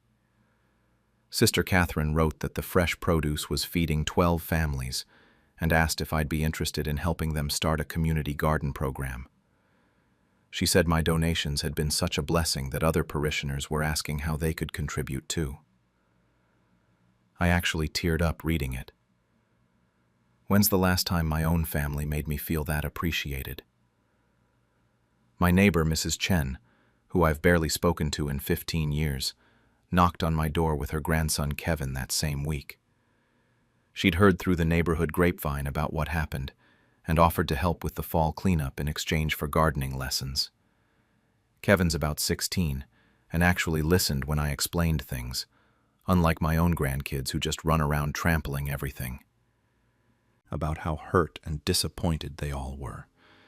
He said family should come before strangers, and that if I just gave them keys and stopped this nonsense, we could go back to the way things were. That's exactly what I was afraid of, going back to being treated like a senile old woman whose opinions don't matter. 2 weeks in, Michael's wife Linda showed up at my door with her own bolt cutters. Her bolt cutters. She demanded I give them access for the grandchildren's sake, like my grandkids had been personally harmed by not getting free vegetables. I told her if she tried to cut my lock, I'd call the police for destruction of property. She left in a huff, calling me selfish and bitter. The harassment got worse from there. David actually called my doctor's office, suggesting I might be having cognitive issues because of my irrational behavior. My doctor's receptionist called to check on me, and when I explained the situation, she laughed and said it sounded like I was thinking more clearly than I had in years. Still, the fact that my own son tried to have me declared mentally incompetent over a garden lock was a new low. Sarah started a whisper campaign with the extended family. My cousin Janet called asking if I was okay, because Sarah had told everyone I was having some kind of breakdown and hoarding vegetables from my starving grandchildren. I had to explain the whole story 3 times to different relatives who'd been fed Sarah's version of events. Most of them sided with me once they heard what really happened, but the fact that I had to defend myself at all was exhausting. But here's the thing. While my kids were busy throwing tantrums, my life was actually getting better. The food pantry started coming by every Thursday like clockwork. Sister Catherine would stay for coffee sometimes and tell me stories about the families I was helping. There was a single mom with 3 kids who said my tomatoes reminded her of her grandmother's garden. An elderly man who hadn't had fresh herbs in months because he couldn't afford them. I was making a real difference in people's lives. Kevin started coming by twice a week after school. I taught him how to prepare the beds for winter, how to save seeds, why we plant cover crops. His grandmother, Mrs. Chen, would bring me Chinese tea, watching them strip everything bare and leave me with nothing. Last week I got a note tucked into my mailbox. It wasn't signed, but the handwriting looked like my granddaughter Emma's. It said she was proud of me for standing up for myself, and asked if maybe I could teach her about gardens sometime when her mom wasn't around. That note meant more to me than all the angry voicemails combined. Maybe the next generation will understand what this one doesn't. The food pantry pickup is tomorrow, and I've got 3 baskets of late-season vegetables ready to go. Kevin's coming by Saturday to help me plant garlic for next spring. Mrs. Chen wants to learn about preserving herbs. My garden has never fed so many grateful people, and I've never felt more useful. My kids think I chose strangers over family, but the truth is, I chose people who respect me over people who take me for granted. And honestly, I sleep better at night knowing my garden is safe behind that $89 lock. At my own anniversary celebration, they erased my name from the story of our marriage. I'm Robert, 75, and I've been widowed for 12 years now. I still live in the same house where my wife Margaret and I raised our 3 kids. Sarah, 48, Michael, 45, and Lisa, 42. The place feels too big most days, but I can't bring myself to leave. Too many memories in these walls, you know. Margaret's garden still blooms every spring, and I keep her coffee mug in the same spot on the counter where she left it.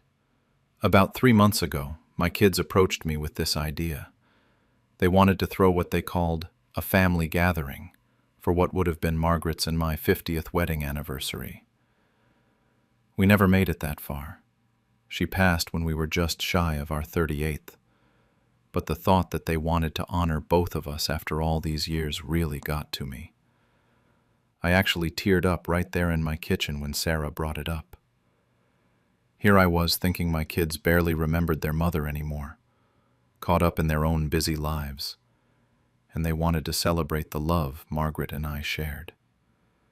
They insisted on handling all the planning themselves, said they wanted it to be a surprise for me, that I shouldn't worry about any of the details. Just show up and enjoy being surrounded by family and friends who wanted to remember Margaret with us. It sounded perfect. I started looking forward to it for weeks, thinking about all the people who'd get to share stories about her, about us, about the life we built together. Then the invitations arrived.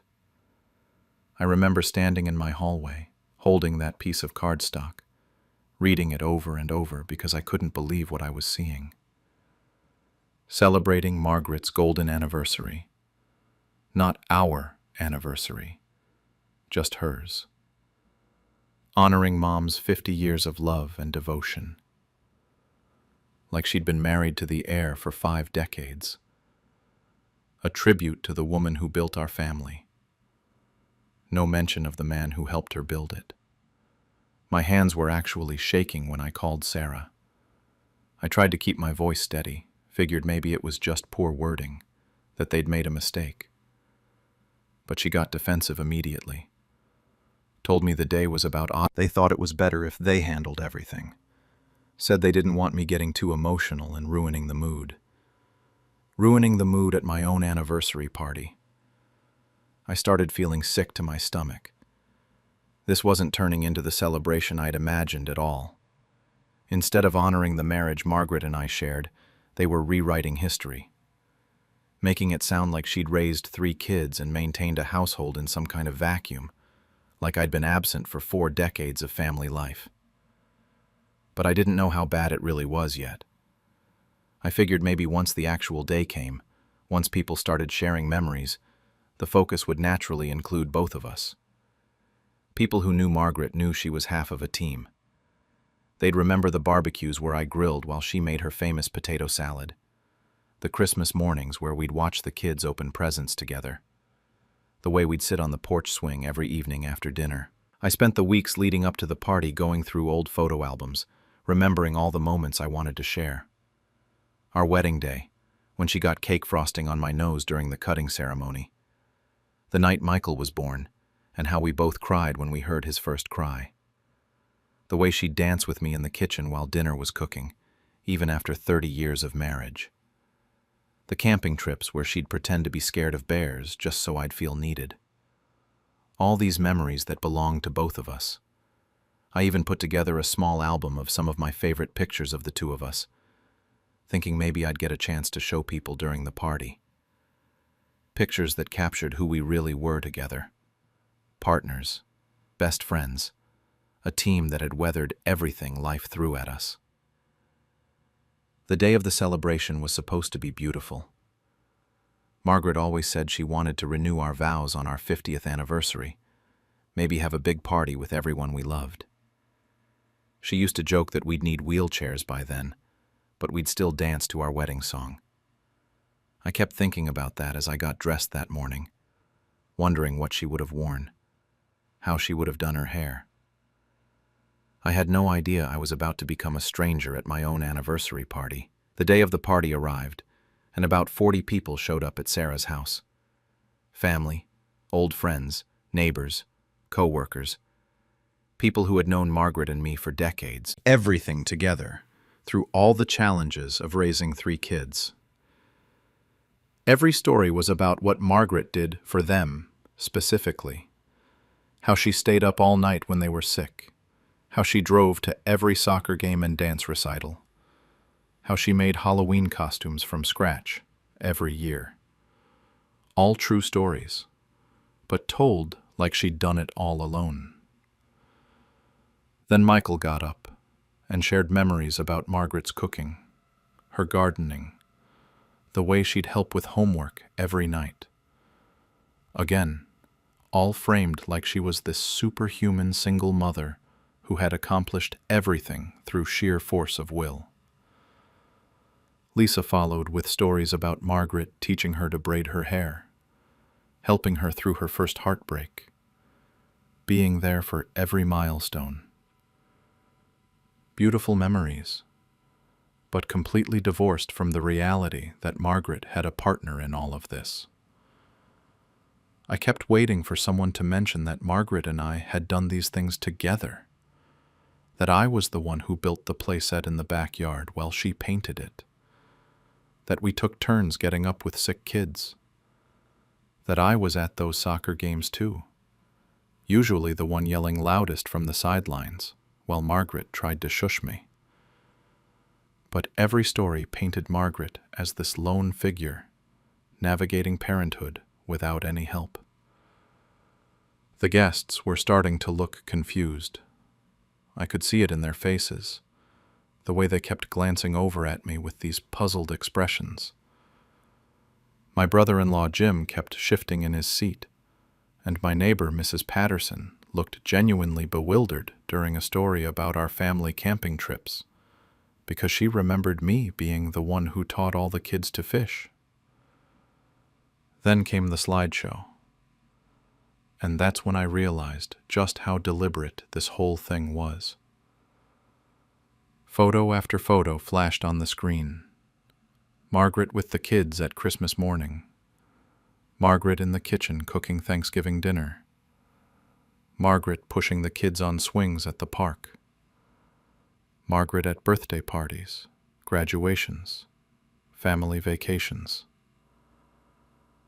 43 years of family life, and somehow I had vanished from all of it. But here's the thing. I have copies of most of those original photos upstairs in my house. I know I was in them. Family where I apparently didn't exist. Where Margaret had somehow conceived 3 children through immaculate conception and raised them without any involvement from their father. The whispers started getting louder. Jim leaned over and asked quietly why I wasn't in any of the pictures. Mrs. Patterson looked straight at me during a story about our 25th anniversary celebration and mouthed something like, "Weren't you there?" Another neighbor pointed at a photo from Michael's high school graduation and whispered to her husband that she remembered me being in the original picture. But my kids just kept going with their program like nothing was wrong. Like erasing their father from 4 decades of family history was perfectly normal. Sarah introduced the next speaker, one of Margaret's old co-workers, who at least had the decency to mention that Margaret used to talk about her husband all the time. But even she seemed confused by the photos, mentioning how Margaret always said her marriage was her greatest blessing. I kept thinking about Margaret and what she would say if she could see this. She would have been absolutely furious. Margaret always said we were a team, that everything we accomplished was together. She used to get annoyed when people would compliment her on how well-behaved our kids were, without acknowledging that I was involved in raising them too. She'd always correct them. We raised them together, or Bob's just as responsible for how they turned out. Sitting there in that backyard, watching my children present their mother as some kind of single-parent saint while completely erasing my role in our family story, I felt like I was disappearing, like I was becoming a ghost at my own anniversary party. These people were celebrating a marriage that apparently only involved one person, honoring a love story where the other half of the couple had been deleted from existence. The final insult came when they started passing around a memory book they'd made. Page after page of photos and stories about Margaret, with a few token mentions of Dad scattered throughout like afterthoughts. But when I flipped to what should have been our wedding photos, They'd actually cropped me out of our own wedding pictures. In one, you could see Margaret's hand holding onto empty air where mine used to be. When Sarah stood up for what she announced as the final toast, something inside me just snapped. Together. Our first apartment, where we were so broke we ate spaghetti for dinner 5 nights a week. But we were happy. The hospital photos of us holding each baby together, both of us crying and laughing at the same time. I told them about the Margaret they'd somehow forgotten existed. How she used to wake up 10 minutes before me every morning for 38 years just so she could bring me coffee in bed, even when she was exhausted. How we'd take turns getting up with sick kids, and she'd always thank me the next morning like I'd done her some huge favor instead of just being a parent. The way she'd grab my hand during scary movies, even the really terrible ones we'd watch on weekend nights after the kids went to bed. I talked about our kitchen dances, how she'd be cooking dinner and I'd put on our wedding song and spin her around between stirring the pasta and checking on the roast. How she'd laugh at my terrible dad jokes even after hearing them hundreds of times, especially the really bad puns that made the kids groan. The camping trips where she'd pretend to be scared of every little noise just so I'd feel needed, then admit later she'd been the one making half the sounds to mess with me. The guests were nodding as I talked, and I could see recognition dawning on their faces. These were the Margaret and Robert stories they remembered, not this weird alternate universe version where she'd apparently lived in isolation for 43 years. Mrs. Patterson actually smiled when I mentioned how Margaret used to brag about my grilling skills at neighborhood barbecues. Jim's wife laughed when I told them about Margaret's terrible sense of direction and how she'd get lost going to the grocery store, so I always did the driving on our date nights. But while the guests were finally hearing the real story of our marriage, my kids looked absolutely mortified. Sarah kept shooting daggers at me with her eyes. Michael was staring at his plate like he wanted to disappear. Lisa looked like I'd just committed murder in front of everyone. I finished by showing them my favorite picture of Margaret and me from our 35th anniversary, just 3 years before she got sick. We're dancing at Sarah's wedding, and Margaret is looking up at about myself instead. Michael joined in, calling me selfish and attention-seeking. The worst was Lisa, who actually accused me of disrespecting Mom's memory by insisting on being part of the story. I tried to explain that I wasn't trying to take anything away from Margaret's memory, that I just wanted people to remember the truth of our marriage, that we were partners, that we built our family together, that erasing me from the story was erasing half of what made Margaret happy. But they weren't listening. In their minds, I'd ruined their perfect tribute by reminding everyone that their mother had been married to an actual person. The week after the party, something interesting started happening. I got phone calls from cousins, family friends, even some neighbors who'd been there. They all said basically the same thing. They'd felt something was off about the whole celebration, but they couldn't put their finger on what until I spoke up. My sister-in-law Janet told me she'd been confused all night because she remembered so many stories differently, with me actually being present and involved. Several people thanked me for setting the record straight. They said Margaret would have been proud of me for standing up for our marriage, for not letting our story get rewritten. Mrs. Patterson even stopped by with a casserole and some old photos she'd found of Margaret and me at various neighborhood events over the years. But my kids have barely spoken to me since. They think I embarrassed them in front of everyone, that I turned their mother's memorial into some kind of spectacle about my hurt feelings. We've had a couple of tense phone conversations where they've made it clear they think I was completely out of line. Now I'm sitting here 3 weeks later, looking at that photo album and wondering if I did the right thing. Was I wrong to speak up during their celebration and remind everyone that I was part of that marriage too? They sold my late husband's watch behind my back, so I decided to make them pay in silence.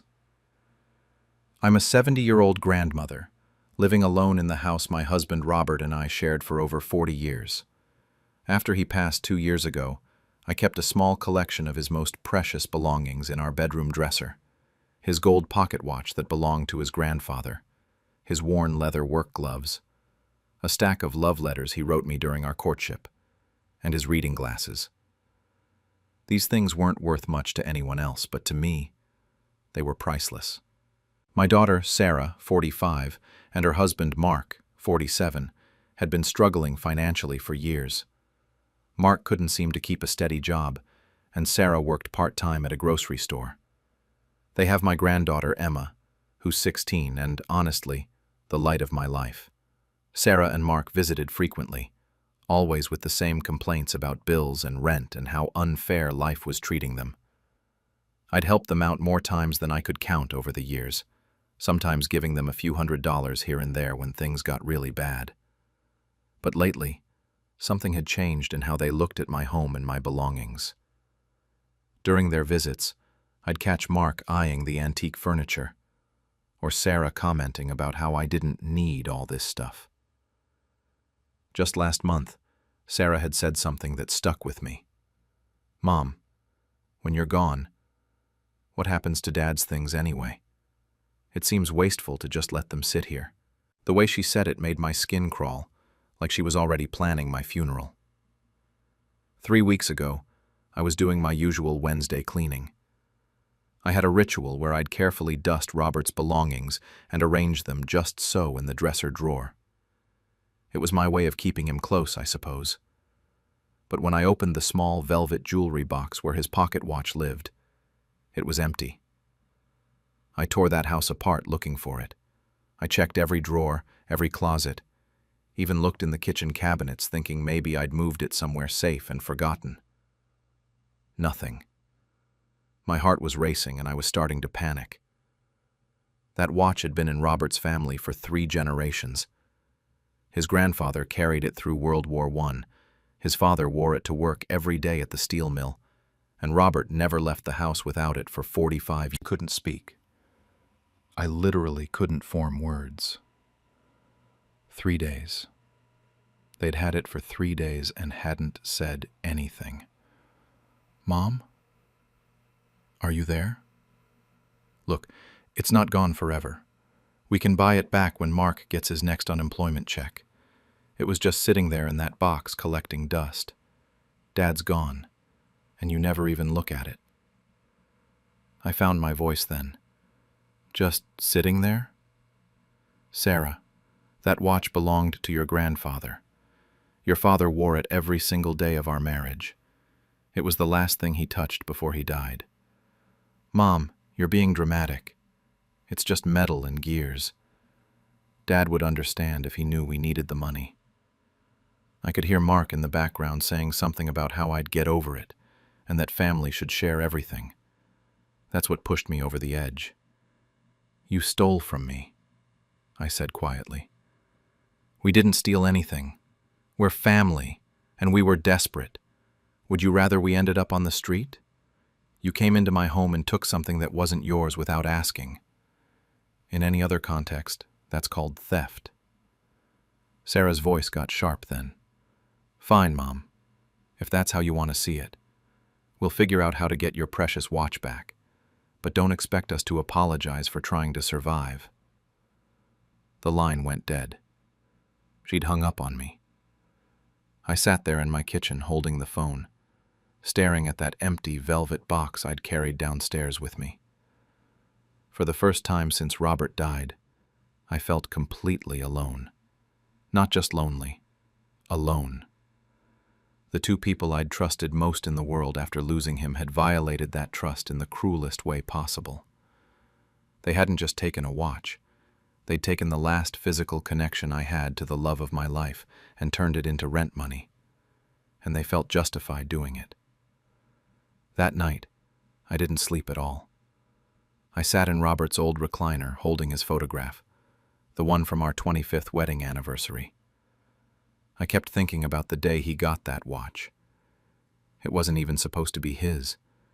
His father had planned to give it to Robert's older brother. But when his brother died in Vietnam, Robert inherited it, along with the responsibility of keeping the family tradition alive. About the gold pocket watch, he said before I could even introduce myself, "Your son-in-law mentioned you might come by." Mark had actually anticipated this. He'd told the pawn shop owner that I was sentimental about the watch, but that the family needed the money more than I needed old jewelry. The casual way this stranger relayed Mark's words to me felt like another slap in the face. The watch was in a display case behind the counter.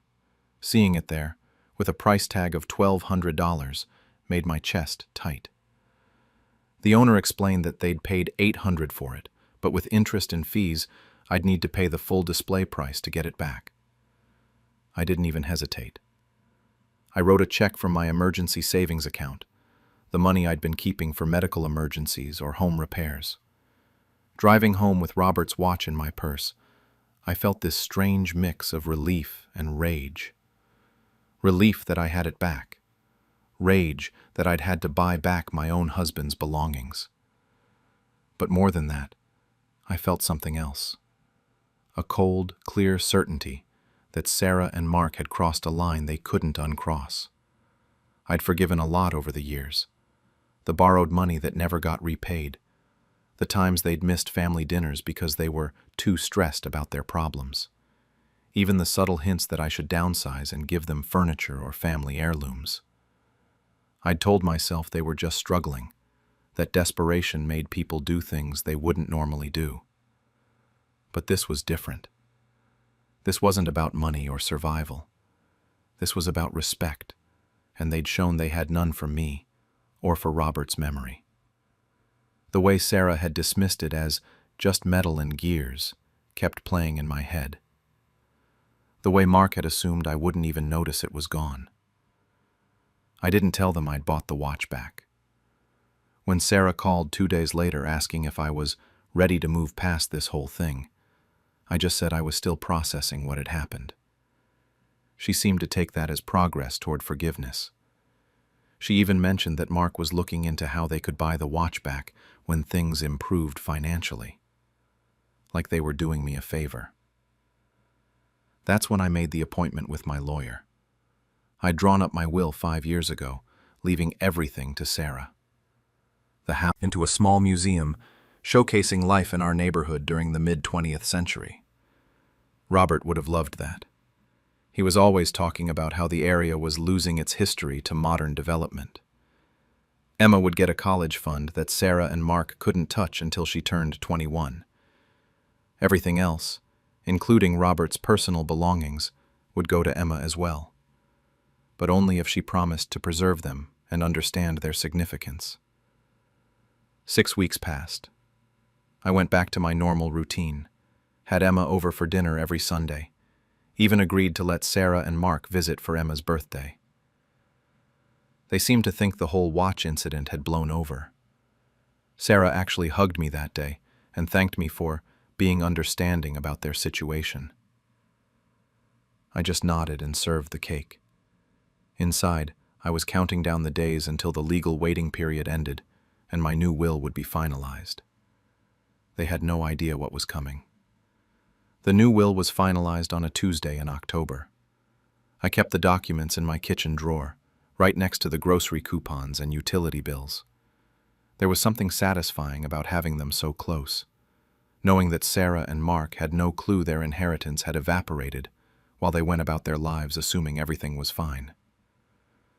For 6 weeks, things went back to what they considered normal. Sarah called twice a week to complain about Mark's job search or ask if I needed anything from the store. Mark even helped me clean out my gutters one weekend, probably thinking he was securing his future investment in the house. Emma came for our usual Sunday dinners, and we'd work on a jigsaw puzzle while I told her stories about her grandfather. I started wearing Robert's watch every day. At first it felt strange, too big for my wrist, the weight of it unfamiliar. but after a while, I liked hearing it tick throughout the day. It felt like having a piece of him with me again. The confrontation happened completely by accident. Sarah had come over to help me organize some paperwork for my insurance company. I'd stepped out to get the mail when she started going through my kitchen drawers looking for a pen. That's when she found the will. I heard her gasp from the front porch. When I came back inside, she was standing at my kitchen table holding the documents, her face completely white. Mom expected, his face turning red as he processed what he was seeing. This is insane. You're being vindictive over that stupid watch. We told you we'd buy it back when we could. Actually, I already bought it back, I said, pulling up my sleeve to show them Robert's watch on my wrist. Cost me $1,200. The silence that followed was deafening. Sarah's mouth opened and closed like a fish. Mark looked like he wanted to punch something. You've had it back this whole time? Sarah's voice cracked. This whole time, while we've been feeling guilty and trying to figure out how to make it right, you already had it back? I bought it back the day after you pawned it, before you even bothered to tell me what you'd done. Mark exploded first. This is crazy. You're a senile old woman who can't see past her own selfishness. We needed that money to survive, and you're acting like we committed murder. Sarah wasn't far behind. Mom, this is cruel. This is vindictive and mean, and it's not like you at all. We made one mistake because we were desperate, and you're punishing us like we're criminals. I stayed seated at my kitchen table, watching them fall apart. You sold your inheritance the day you sold his watch. It's just a watch, Sarah screamed. It's just an old piece of metal that was sitting in a drawer doing nothing. And that's exactly why you don't deserve anything else I have, I said quietly. You looked at 45 years of your father's daily life, 3 generations of family history, and saw scrap metal worth $800. You took it without asking, sold it without thinking, and felt justified doing it. Mark started threatening legal action, saying I was mentally incompetent and they'd contest the will. Sarah cried and begged, promising they'd never touch anything of Robert's again if I'd just change it back. But their words felt hollow now. I'd seen who they really were when they thought I wasn't looking. They stormed out that day and haven't spoken to me since. That was 3 months ago. Sarah blocked my number, and Mark made sure I couldn't see any photos of them on social media anymore. The silence hurts more than I expected, but I don't regret my decision. About pawning Robert's watch, how they hung up on me when I called them thieves, and I know some betrayals can't be undone with money. The strangest thing is how peaceful my house feels now. I thought I'd be lonelier without their visits, but instead, I feel lighter. I'm not constantly worried about what they might take next or what sob story they'll bring to my door. Robert's belongings are safe, and Emma will inherit them when she's old enough to understand their value. Sometimes I get an anonymous note in my mailbox that just says, "Some mistakes can't be undone, but some can be forgiven." I don't know who's leaving them, but I keep them in the drawer next to my will. For my birthday, they gave away my dog without asking, so I made sure they never touched my life again. I'm 69 years old, been widowed for 3 years now. My wife Margaret passed from cancer, and after the funeral, the house felt like a tomb. That's when I decided to get Rex from the animal shelter, a golden retriever mix, about 4 years old at the time. The volunteers said his previous owner had to give him up due to moving into assisted living.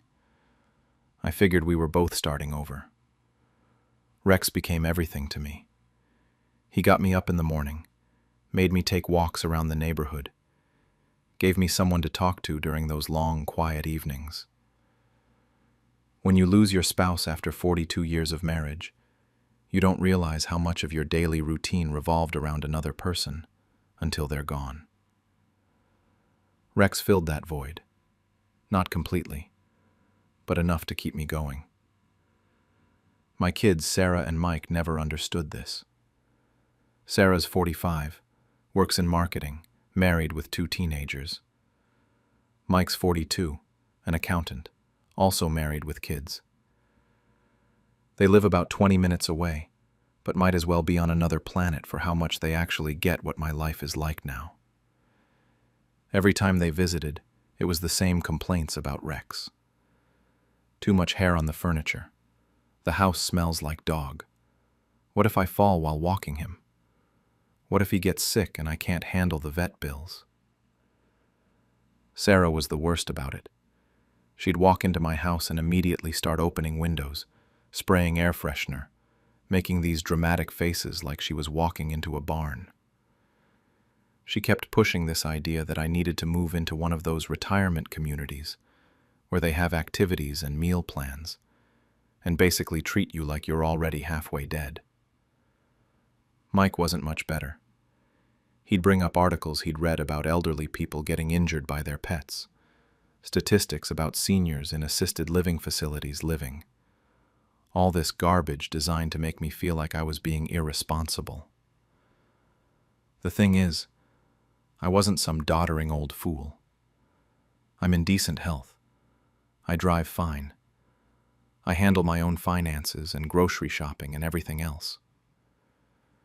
The only difference between me and any other dog owner is that was just them being kids who thought they knew better than their parent. I was wrong. My 69th birthday fell on a Tuesday. I'd planned a quiet day, maybe take Rex for a longer walk, pick up a small cake from the grocery store, call a few old friends. Nothing fancy, but it would have been fine.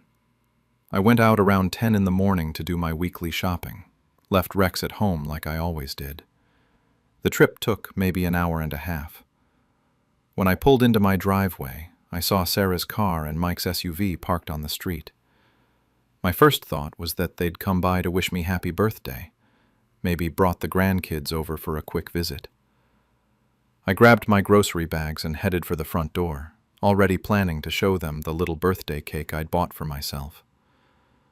I walked into my living room and found them both standing there with these huge grins on their faces, like they were barely containing their excitement about something. Sarah clapped her hands together and practically bounced on her toes. Mike had his arms crossed, but he was smiling too, that satisfied smile he gets when he thinks he's solved a problem. That's when I noticed the silence. Rex always came running when I got home, tags jingling, nails clicking on the hardwood floor, usually carrying one of his toys in his mouth. But there was nothing, no sound at all. I looked around and realized his bed wasn't in its usual spot by the couch. His food and water bowls weren't by the kitchen door. The basket where I kept his toys was gone. I set down my grocery bags slowly, my heart starting to pound. Sarah was still beaming at me, like she'd just given me the best present in the world. Mike stepped forward and put his hand on my shoulder. They told me they'd solved my dog problem. Rex was with the Johnson family down on Maple Street. They had kids who'd always wanted a dog, and now everyone would be happy. Sarah kept talking about how free I'd be now, how I could finally relax without all the responsibility and worry. Mike mentioned something about this being the perfect birthday gift, giving me back my independence. I stood there, holding a grocery bag in one hand and a small birthday cake in the other, and energy than I could. She kept using words like better situation and more appropriate, like Rex had been living in some kind of neglect with me. Mike jumped in with his practical justifications. He talked about my age, my health, what would happen to Rex if something happened to me. He said they'd been worried sick about me falling during walks, or getting overwhelmed by vet bills or emergency situations. He made it sound like they were protecting both me and Rex from some inevitable disaster. But I knew what this was really about. This wasn't concern for my well-being or Rex's happiness. This was them wanting a manageable, controllable father who fit into their idea of what a 69-year-old widower should be. They wanted me sitting quietly in some sterile apartment, maybe playing cards with other old people, waiting for their scheduled visits where they could check off their dutiful children boxes and feel good about themselves. Rex wasn't just my pet.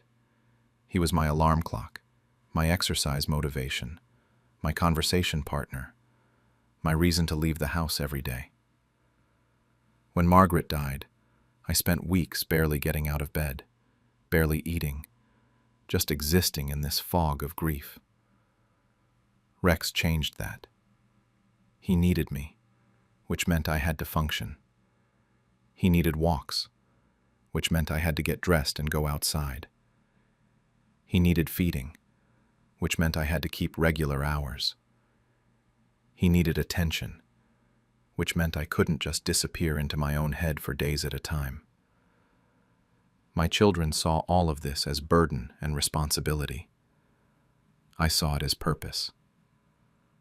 The worst part was how proud they looked. Sarah kept glancing at Mike like they were expecting congratulations for pulling off this brilliant intervention. She told me about how excited the Johnson kids had been, how Rex had already started playing with them in their backyard, how much happier he'd be with a real family instead of just one lonely old man. That phrase hit me like a slap. Real family. As if the bond I'd built with Rex over 3 years meant nothing because I was single and elderly. As if love and companionship were somehow less valid when they came from someone my age. I finally found my voice and asked them how some previous visit to make sure it would work out. This wasn't a spur-of-the-moment decision made out of concern. This was a calculated intervention designed to reshape my life according to their preferences. Standing in my living room listening to them justify what they'd done, I understood that they didn't see me as a person capable of making my own decisions anymore. I was just an aging problem that needed management. Rex represented independence they didn't want me to have, responsibility they didn't think I could handle, joy they couldn't control or predict. I looked at these 2 middle-aged adults who'd grown up in this house, who I'd raised and supported and loved, and realized they'd become strangers. They thought they knew what was best for me better than I did. They thought my happiness was less important than their peace of mind.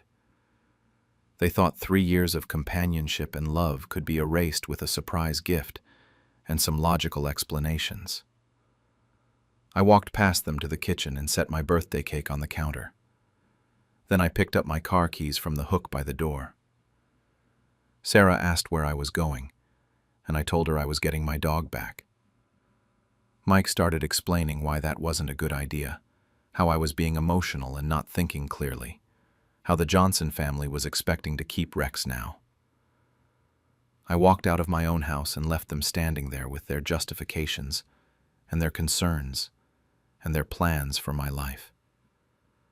I had more important things to do than listen to them explain why stealing my dog was actually a favor. The drive to Maple Street took maybe 5 minutes, but it felt like an hour. I kept thinking about Rex, wondering where I was, why these strangers had him instead of me being there when he woke up from his afternoon nap. The Johnsons lived in one of those newer developments with the big front yards and the 2-car garages. I could hear kids laughing in the backyard before I even got out of my car. Mrs. Johnson answered the door, and I could see Rex behind her in the hallway. He saw me and started whimpering, that excited whine he does when he's happy but confused. I introduced myself and explained the situation as calmly as I could. I told her my children had given away my dog without my knowledge or permission, and I needed him back. Her face went completely white. She called her husband over and their fault. Their parents had clearly explained what happened while I waited by the door. The drive home was the first time I'd felt normal all day. Rex sat in the passenger seat with his head hanging out the window like always, and for a few minutes I could almost pretend this whole nightmare hadn't happened. But then I pulled into my driveway and saw Sarah and Mike's cars still there, and reality came crashing back. They were waiting in my living room when I walked in with Rex. Sarah immediately started talking about how I was making a mistake, how I wasn't thinking clearly, how this was just going to create problems for everyone. Mike stood up and tried to block my path, saying we needed to discuss this like adults before I did something I'd regret. I didn't argue with them. I didn't explain myself or justify my decision or try to make them understand why they were wrong. I just told them to leave. Sarah said they weren't going anywhere until we worked this out, that they were concerned about my judgment and my ability to handle this situation rationally. That's when I told them to get out of my house and not come back. Mike said I was being ridiculous and that we were family, that family doesn't just cut each other off over disagreements. Sarah added that they were only trying to help, that everything they'd done was out of love and concern for my well-being. I looked at these two people who'd raised themselves in my house, who I'd supported through college and early careers and marriages and parenthood, and realized they didn't know me at all. They saw an elderly man who needed managing instead of a person who deserved basic respect and autonomy. So I made it simple for them. I wanted them out, and I wanted them to stay out. They finally left around 8 that evening, but not before Sarah told me I was making a huge mistake that I'd regret, and Mike warned me that isolating myself wasn't healthy at my age. They said they'd give me time to cool down, and then we'd talk about this properly when I was thinking more clearly. The next morning I called a locksmith. By noon, every lock on my house was changed. I blocked both their phone numbers on my cell phone and landline. I removed them from my emergency contacts at the doctor's office and the hospital. I deleted them from my social media accounts and said jewelry, everything would go to the animal shelter where I'd found Rex. If my children thought I was just a confused old man whose decisions didn't matter, they could find out how confused I really was after I was gone. But the real surprise came about a month later. I got a text from Emma, Sarah's 16-year-old daughter. She said she was sorry about what her mom and uncle had done, that she thought it was horrible, and asked how Rex was doing. Then Tyler, Mike's 14-year-old son, started messaging me too. He sent me pictures he'd taken of Rex during previous visits and said he missed seeing him. These kids understood what their parents couldn't, that what they'd done was cruel and wrong. My grandchildren were reaching out in secret because they knew their parents had crossed a line. It gave me some hope that maybe the next generation would turn out better than this one. It's been 6 months now, and I haven't spoken to Sarah or Mike once. They've tried everything, showing up at my doctor's appointments, calling my neighbors, even threatening to have my mental competency evaluated. They tell anyone who'll listen that I'm being cruel and vindictive over what they still call a misguided gift. But I know what I know, and Rex is still here with me where he belongs. At Thanksgiving, they sat me at the kids' table, so I decided to leave them with an empty seat for good. I'm 74 years old, and I've been the family matriarch for as long as I can remember. For the past 40 years, every single holiday has been at my house. I do all the cooking, all the decorating, all the organizing to keep our traditions alive. It's been my thing, you know. Christmas, Easter, Thanksgiving, my dining room, my kitchen, my rules. Everyone always came to Grandma's house. This year was supposed to be different. My daughter Sarah, who's 45, asked if she could host Thanksgiving at her new place, since it's bigger than my old house. I was actually excited about it. For once, I could just show up and enjoy the meal without spending 3 days cooking and cleaning. I could finally sit down and actually talk to people, instead of running back and forth to the kitchen all day. The thing is, Sarah has always had this controlling streak. She's constantly telling me my ways are too old-fashioned. She criticizes how I make the stuffing, how I set the table, even how I fold the napkins. Nothing I do is ever good enough for her modern standards. But I figured this was my chance to support her and show that I could step back gracefully. I offered to bring my famous apple and pumpkin pies. Everyone in the family always asks for them specifically. It's been my signature contribution for decades. People literally plan their dessert portions around my pies. But Sarah immediately shut me down and told me she had everything covered and didn't need my help. She said it in that tone she uses when she thinks she's being considerate, but is really just dismissing me. So I showed up empty-handed on Thanksgiving Day, which felt weird after 40 years of arriving with my arms full of food. I was actually looking forward to seeing how she'd handle everything. Maybe I'd been too controlling all these years, and it would be nice to see someone else take charge. When I walked into her house, the first thing I noticed was how gorgeous the dining room looked. She had this beautiful table setting, with fancy china I'd never seen before, tall candles, and these elaborate fall decorations. Everything looked like it came straight out of a magazine. Up in the corner of the room, not just any corner, the corner where she usually puts the kids during parties. At this little table sat my 4-year-old great-grandson in his booster seat. 2 teenagers who looked bored out of their minds, and some kids I didn't even recognize who apparently belonged to Sarah's friend. There was one empty chair, with my name card placed neatly in front of it. I stood there, holding my purse, trying to process what I was seeing. This had to be some kind of mistake. There was no way my own daughter had intentionally seated me at the children's table while giving every other adult a spot at the main table.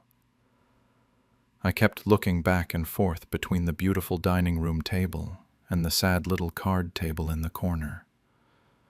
When I asked Sarah about it, she actually laughed. Not a nervous laugh or an embarrassed laugh, but this dismissive little chuckle, like I was being silly. She told me they figured I'd be more comfortable over there because it was less crowded. Some of the relatives at the main table started snickering when she said it. I could feel my face getting hot as everyone turned to look at me standing there like an idiot. The humiliation hit me all at once. Here I was, the woman who had spent 4 decades making sure everyone else had a perfect holiday, and my own daughter had decided I wasn't important enough to sit with the adults. I wasn't just being moved to make room. I was being demoted.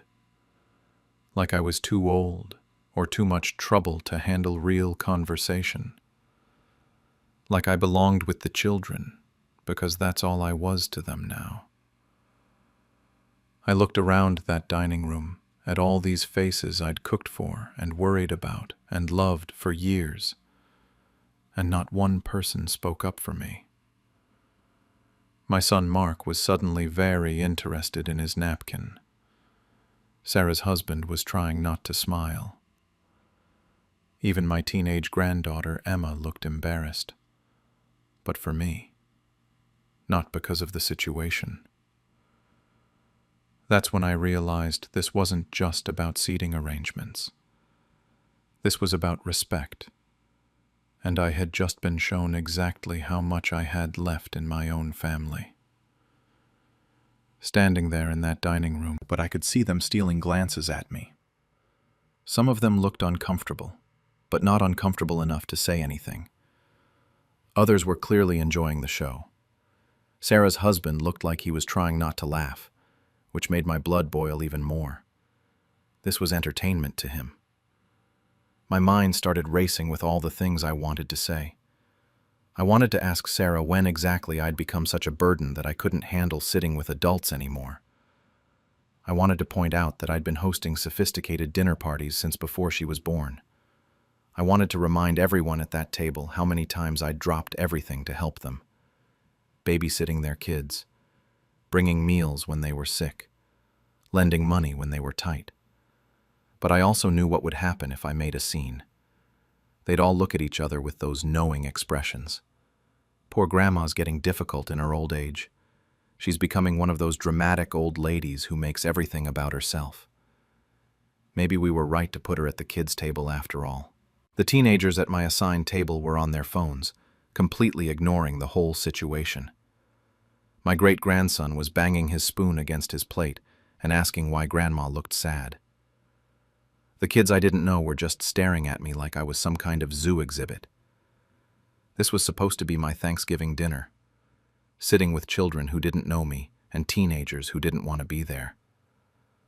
I thought about my own grandmother and how we always made sure she had the seat of honor at family gatherings, even when she got forgetful and repeated stories, even when she needed help cutting her food.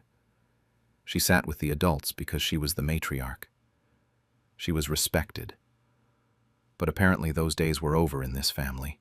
The thing that really got to me was that this wasn't some spur-of-the-moment decision. Sarah had to have planned this. She bought special name cards and wrote mine out for the kids' table. She set up that folding table in the corner specifically for this purpose. She looked at her guest list and made a conscious choice to put her 74-year-old mother with the children. This wasn't an oversight. It was intentional. I started thinking about all the times Sarah had criticized my hosting over the years. How my decorations were too traditional. How my menu was too heavy. How I made too big a fuss over everything. It hit me that this was my moment of truth. I could either swallow my pride, sit down at that folding table, and pretend this was all perfectly normal. Or I could stand up for myself and face the consequences. If I sat down, I'd be accepting this new role in the family hierarchy, the old lady who gets managed rather than respected. But if I fought back, I'd be the difficult grandmother who ruined Thanksgiving over a seating chart. I looked at my great-grandson's innocent face as he waited for me to sit down next to him. I looked at the teenagers who were now paying attention because drama was finally happening. I looked back at the main table where my adult children were getting impatient with me for not playing along with their plan. The room got quiet, except for the sound of that 4-year-old banging his spoon. Everyone was waiting to see what I'd do, whether I'd accept my new place in the family or make a fuss about it. Whether I'd be the good sport they all expected me to be, or the difficult old woman they were probably preparing to deal with. I made my choice right there in that moment. Instead of arguing or making a scene, I walked over to the kids' table and leaned down to my great-grandson. I told him thank you for saving Grandma a seat, but I had to go home. He looked confused, but I kissed his forehead and picked up my coat and purse from the chair where I'd left them. I walked back through that dining room and told everyone I hoped they had a lovely dinner. My voice was calm and steady, which honestly surprised me, because inside I was shaking with anger and hurt. Nobody said anything. Nobody got up to stop me or ask what was wrong. They just sat there at their beautiful table and watched me leave. The drive home was the longest 15 minutes of my life. I kept expecting my phone to ring, thinking maybe someone would call and ask me to come back, that they'd realized how badly they'd messed up. But my phone stayed silent the whole way home. Walking into my empty house after leaving that crowded dinner was surreal. My own dining room table was sitting there, unused, still decorated from last year, because I hadn't bothered to change it since I thought I'd be eating elsewhere, too small to host her at mine. The phone calls started immediately after that. Mark called first, saying I was being petty and that everyone was upset. Sarah's husband called to say I'd misunderstood the whole situation, and they were just trying to make sure the kids had adult supervision. Sarah herself left multiple voicemails insisting I was overreacting and making everything about me. But then I started getting different kinds of calls. My sister called to say she'd heard what happened and thought the seating arrangement was cruel. Sarah's mother-in-law, who's always been polite but distant, called to apologize for not speaking up at dinner. My nephew called to say he'd been embarrassed by how I was treated and wished he'd said something. These calls validated everything I was feeling. It wasn't just me being oversensitive or dramatic. Other people had seen exactly what I saw, a deliberate attempt to put me in my place. The fact that they'd all stayed quiet during dinner but were calling me privately afterward just showed how uncomfortable the whole thing had made everyone. Sarah ramped up her campaign to get me to change my mind about Christmas. She started leaving voicemails about how I was ruining the holidays for everyone, and how disappointed my late husband would be in my behavior. She even got my granddaughter Emma to call me crying, begging me to reconsider, because Christmas at Grandma's house was her favorite tradition. That call from Emma almost broke me. This sweet kid who'd looked so embarrassed for me at Thanksgiving was now crying because the adults had put her in the middle of their mess. But I realized that giving in just because they were using emotional manipulation would send the message that their behavior was acceptable, as long as they applied enough pressure afterward. 3 weeks have passed now, and my house feels different. Usually by this time I'd be deep into Christmas planning, making lists, buying ingredients, deciding on the menu. My kitchen would smell like test batches of cookies, and my dining room would be getting decorated. Instead, everything is quiet and still. Some relatives have taken my side completely, saying it's about time someone stood up to Sarah's controlling behavior. Others think I'm being stubborn and destroying family unity over a seating chart. A few have tried to play peacemaker, suggesting we all just move on, better than losing my family entirely. But then I remember how it felt to be dismissed so casually by my own daughter, and I know I can't go back to pretending that was okay. When they threw away my letters to my late wife, I decided to show them how replaceable they really are. I'm 77 years old, and I've been living alone for 3 years now since my Margaret passed. We were married for 51 years, and honestly, I'm still figuring out how to exist without her. What helps me is writing her letters every week. I know it sounds crazy, but I sit down every Sunday morning with my coffee, and I tell her about my week, about what the neighbors are up to, about how the garden is doing. I keep all these letters in her old wooden jewelry box right beside her rocking chair in our bedroom. My kids think I've lost it. My eldest daughter, Sarah, is 52, and she's been the most vocal about it. My son, Michael, is 48, and my youngest, Lisa, is 45. And they all seem to have the same opinion that I'm living too much in the past. They're constantly on me about moving on, about maybe joining some senior center activities or, God forbid, dating again.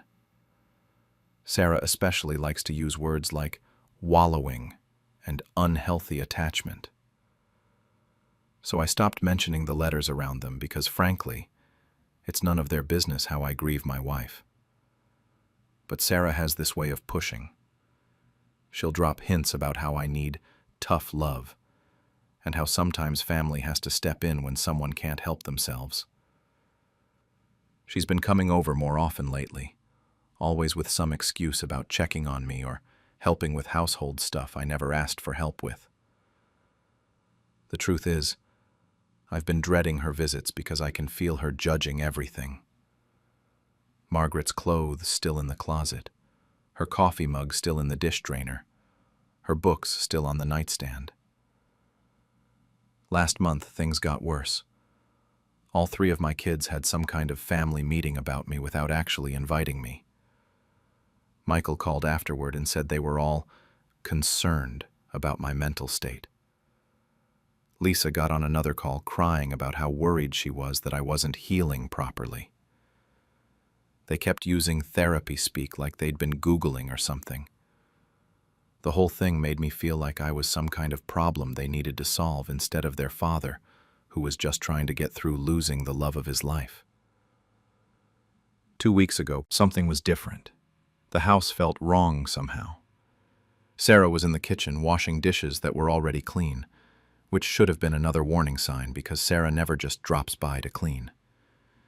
She started talking about how nice and tidy everything looked now, how she'd just done some light organizing while she waited for me. She seemed proud of herself. I went to put away my groceries and noticed that several of Margaret's things had been moved around. Her favorite coffee mug wasn't in its usual spot. The small framed photo of us from our honeymoon that always sat on the kitchen counter was gone. That's when I got a sick feeling in my stomach and went straight to the bedroom. The jewelry box wasn't there. I stared at the empty space beside Margaret's rocking chair for what felt like 10 minutes. 3 years' worth of letters. Every Sunday morning, every holiday, every time I missed her so badly I could barely breathe. All of it was just gone. I found Sarah still in the kitchen, drying the same plate for the 3rd time. When I asked her where the box was, she didn't even look sorry. She said she'd thrown it away, along with some other old papers and clutter. She used the word clutter to describe my letters to my dead wife. She stood there, explaining how it was for my own good, how I needed to stop living in the past, how keeping all that old paper around wasn't healthy. She said she'd been planning this for weeks and finally got the courage to do what needed to be done.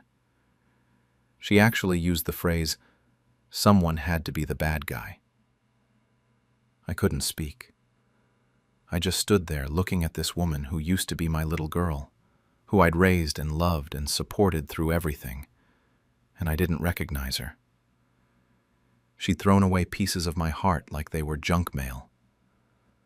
Sarah hugged me goodbye and said she'd check on me next week to see how I was adjusting. She was already planning her next visit to make sure her therapy was working. After she left, I sat in Margaret's rocking chair and stared at the empty space where our conversations used to live. That's when I realized my children didn't see me as a person anymore. They saw me as a project. That weekend was the longest of my life since Margaret's funeral. I kept walking to the bedroom and staring. Sarah had already filled him in. He actually congratulated her for having the guts to do what needed to be done. When I told him how devastated I was, he said I was proving their point about not being able to think clearly about this stuff. Then I called Lisa, thinking she'd be more sympathetic, since she always was the sensitive one. She started crying on the phone, but not for the reason I hoped. She cried because she was so worried about me, and so grateful that Sarah had stepped in. She said I should be thanking Sarah, instead of being angry with her. That's when it hit me that this wasn't just Sarah going rogue, this was a coordinated effort. They'd all discussed this and decided together that my grief was wrong and needed to be corrected. They saw my letters as a problem, and Sarah as the hero who fixed it. The thing that really got to me was how they talked about it, like I was some kind of mental patient who couldn't make decisions about my own life. Michael kept saying I wasn't thinking rationally. Lisa kept saying they were doing this because they loved me. Sarah, when she called to check on me Tuesday, said she knew I'd thank her eventually. None of them seemed to understand that those letters weren't just paper. They were how I stayed connected to the person I'd loved most in the world. They were how I processed everything I was feeling. They were private conversations between me and my wife, and my daughter had literally thrown them in the garbage like they meant nothing. I spent 3 sleepless nights going in circles. Part of me wanted to forgive them, because they're all I have left now. Part of me kept thinking, maybe I really was being unhealthy and they were just trying to help. But then I'd remember Sarah's face when she told me what she'd done.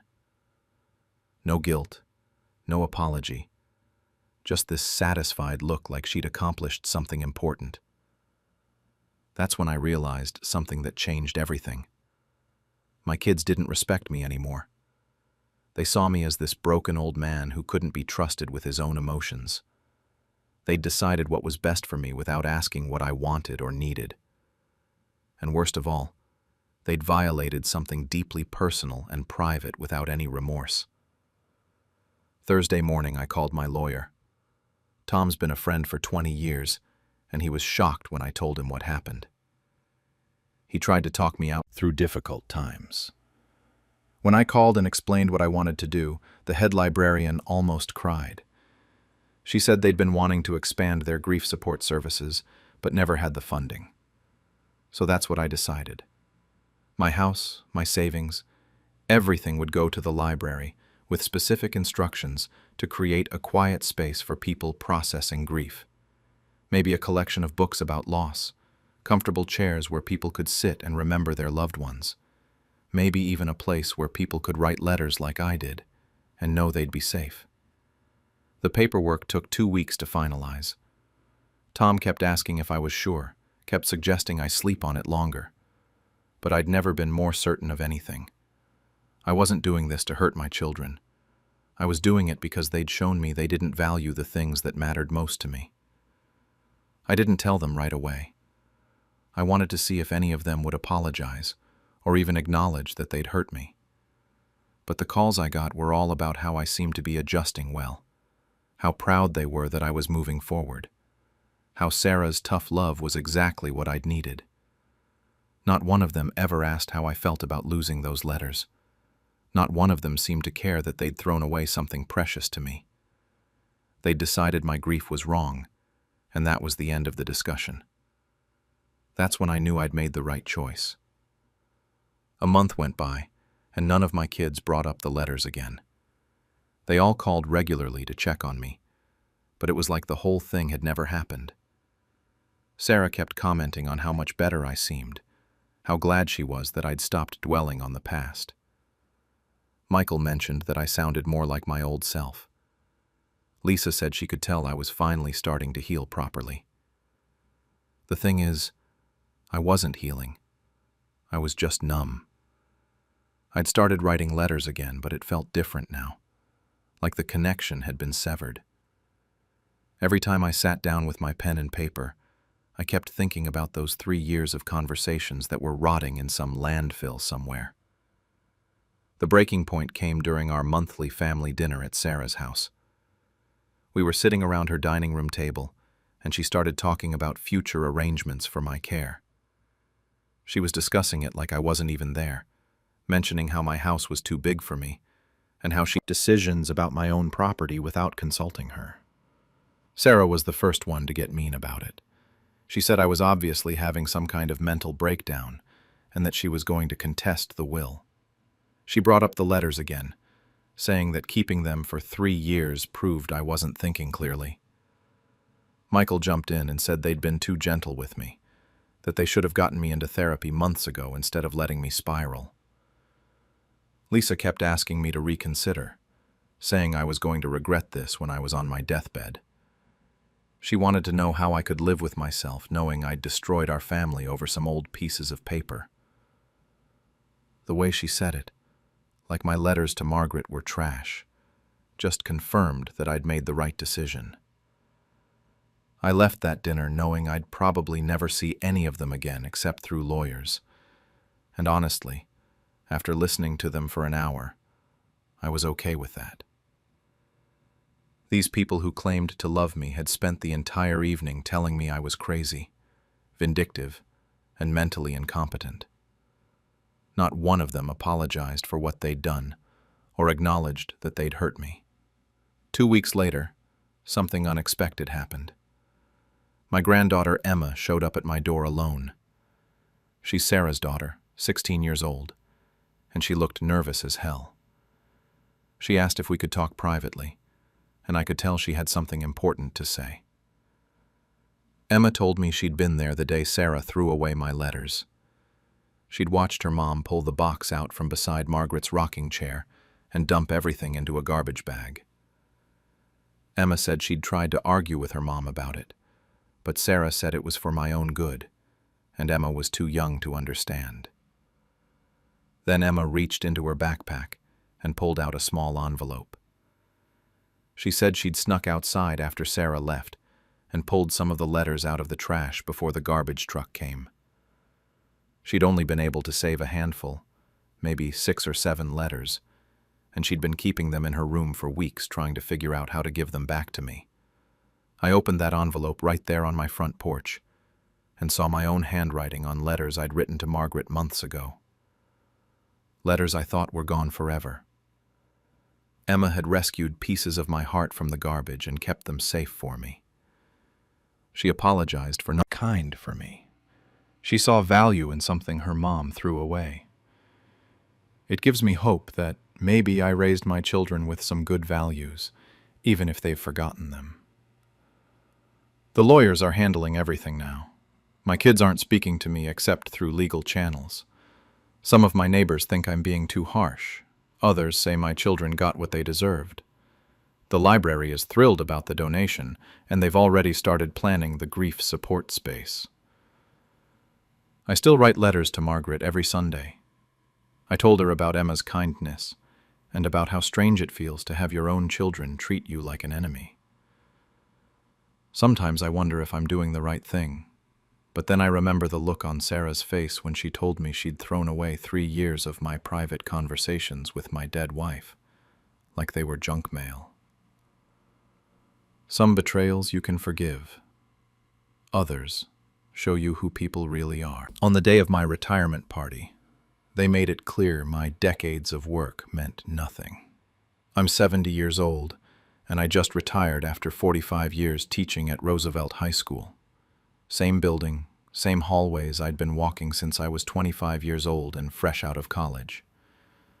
My son David is 42, and his wife Sarah is 38, and they both promised me they'd organize a small dinner to celebrate this milestone.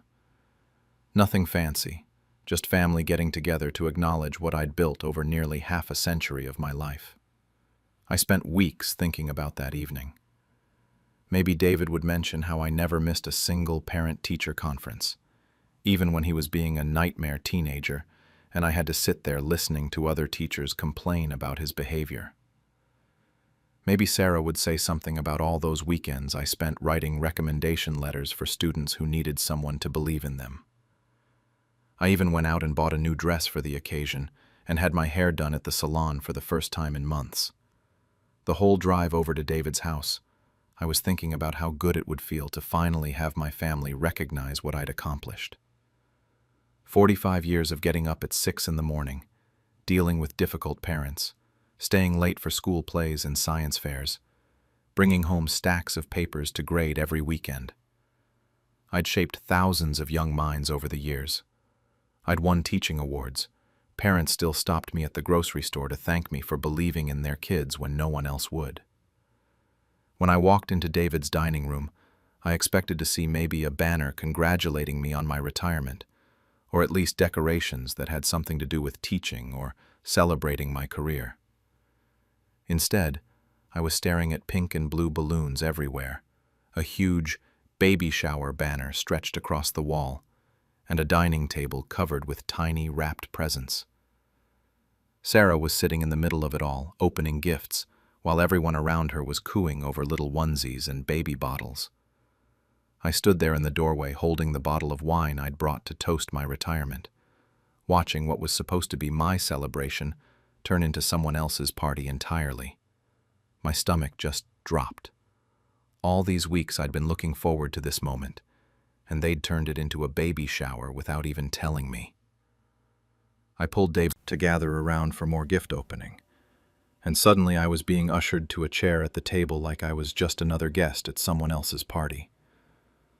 The whole thing felt surreal. I sat there, watching Sarah unwrap baby clothes and nursery decorations while people talked about due dates and baby names. Every time someone tried to ask me about my retirement, David or Sarah would immediately redirect the conversation back to the pregnancy. Sarah kept saying things about how I was going to have so much free time now to help with babysitting, like that was supposed to be my new purpose in life. 3 hours. I sat at that table for 3 whole hours listening to discussions about nursery themes and Sarah's pregnancy cravings. I smiled when I was supposed to smile and made appropriate comments about how cute everything was, but inside I felt like I was disappearing, like everything I'd ever accomplished was being erased right in front of me. The worst moment came when they brought out the cake. It was shaped like a baby carriage with little fondant booties on top. Sarah cut the first piece while everyone took pictures, and I realized that they had completely forgotten this was supposed to be my celebration. Not one person mentioned my teaching career. Not one person acknowledged that I'd just closed the door on 45 years of my life. I kept thinking about all my former students who would have understood what this moment meant to me. Kids I'd taught 20 years ago who still sent me Christmas cards. The ones who came back to visit and told me I'd changed their lives. But my own family couldn't even be bothered to pretend this day was about me for a few hours. So I sat there eating cake shaped like a stroller, watching them open gift after gift for a baby that wasn't even born yet, while my retirement got treated like it was nothing more than an inconvenience that cleared my schedule for grandma duties. The whole time I was sitting there, I kept having this internal battle with myself about whether I should say something or just keep my mouth shut. Part of me wanted to stand up and remind everyone that this was supposed to be my day. I wanted to tell them about the awards I'd won, the students whose lives I'd changed, the parents who still thanked me years later for believing in their kids when everyone else had given up on them. But every time I opened my mouth to speak up, I could theme. I sat there sipping punch and nodding along like I cared about any of it. The thing that really got to me was how easily they'd erased me from my own celebration. This wasn't just some random dinner party where the focus shifted to someone else's news. They had specifically promised me a retirement dinner, and then they'd turned it into something completely different, without even bothering to tell me. It felt like they were saying that everything I'd worked for didn't matter anymore, because now I was just going to be grandma. I started thinking about all the sacrifice that had gone into those 45 years. The evenings I'd spent grading papers instead of watching TV. The weekends I'd given up to chaperone school trips and attend student events. The times I'd spent my own money on supplies for my classroom because the school budget wasn't enough. The difficult parents I'd dealt with, the administration battles I'd fought, the late nights writing college recommendation letters for kids who needed someone to advocate for them. None of that seemed to matter to my family. All that mattered was that I was available now to be their free babysitter. I watched Sarah cut into that baby carriage cake and pose for more photos, and I realized that I'd become completely invisible in my own family. My decades of work had been dismissed as casually as clearing the dinner dishes. The career that had defined most of my adult life was being treated like it was just something I used to do before I became useful as a grandmother. The worst part was that I could see how happy everyone else was. David kept beaming and talking about how excited he was to be a dad. Sarah was glowing and clearly loving all the attention. My other family members were genuinely enjoying themselves, cooing over baby clothes and sharing parenting advice. I was the only one sitting there feeling like I'd been slapped in the face. I kept telling myself that maybe I was overreacting. Maybe I should just be happy that there was new life coming into the family. Maybe I should focus on the fact that I was going to be a grandmother, instead of dwelling on my hurt feelings about the party. But I couldn't shake the feeling that they'd stolen something from me that I couldn't get back. Every time someone made a comment about how much free time I'd have now, or how great it was that I'd be shower games and pretend to be thrilled about it, or I was going to be the villain who ruined everyone's good time, I chose to stay and smile through the rest of it. I played the stupid games where you guess how many jelly beans are in the baby bottle. I helped clean up wrapping paper and stacked gifts in the corner. I hugged Sarah and told her how happy I was for her. I kissed David goodbye and thanked him for the lovely evening. But something had broken inside me that night. Something I don't think I can ever get back. The realization that my own family saw my life's work as so meaningless that they could just erase it from what was supposed to be my celebration and replace it with something else entirely. I drove home that night feeling completely hollow inside. I kept replaying the whole evening in my head, trying to figure out how my own family could have been so thoughtless. I barely slept, and the next morning I woke up knowing exactly what I needed to do.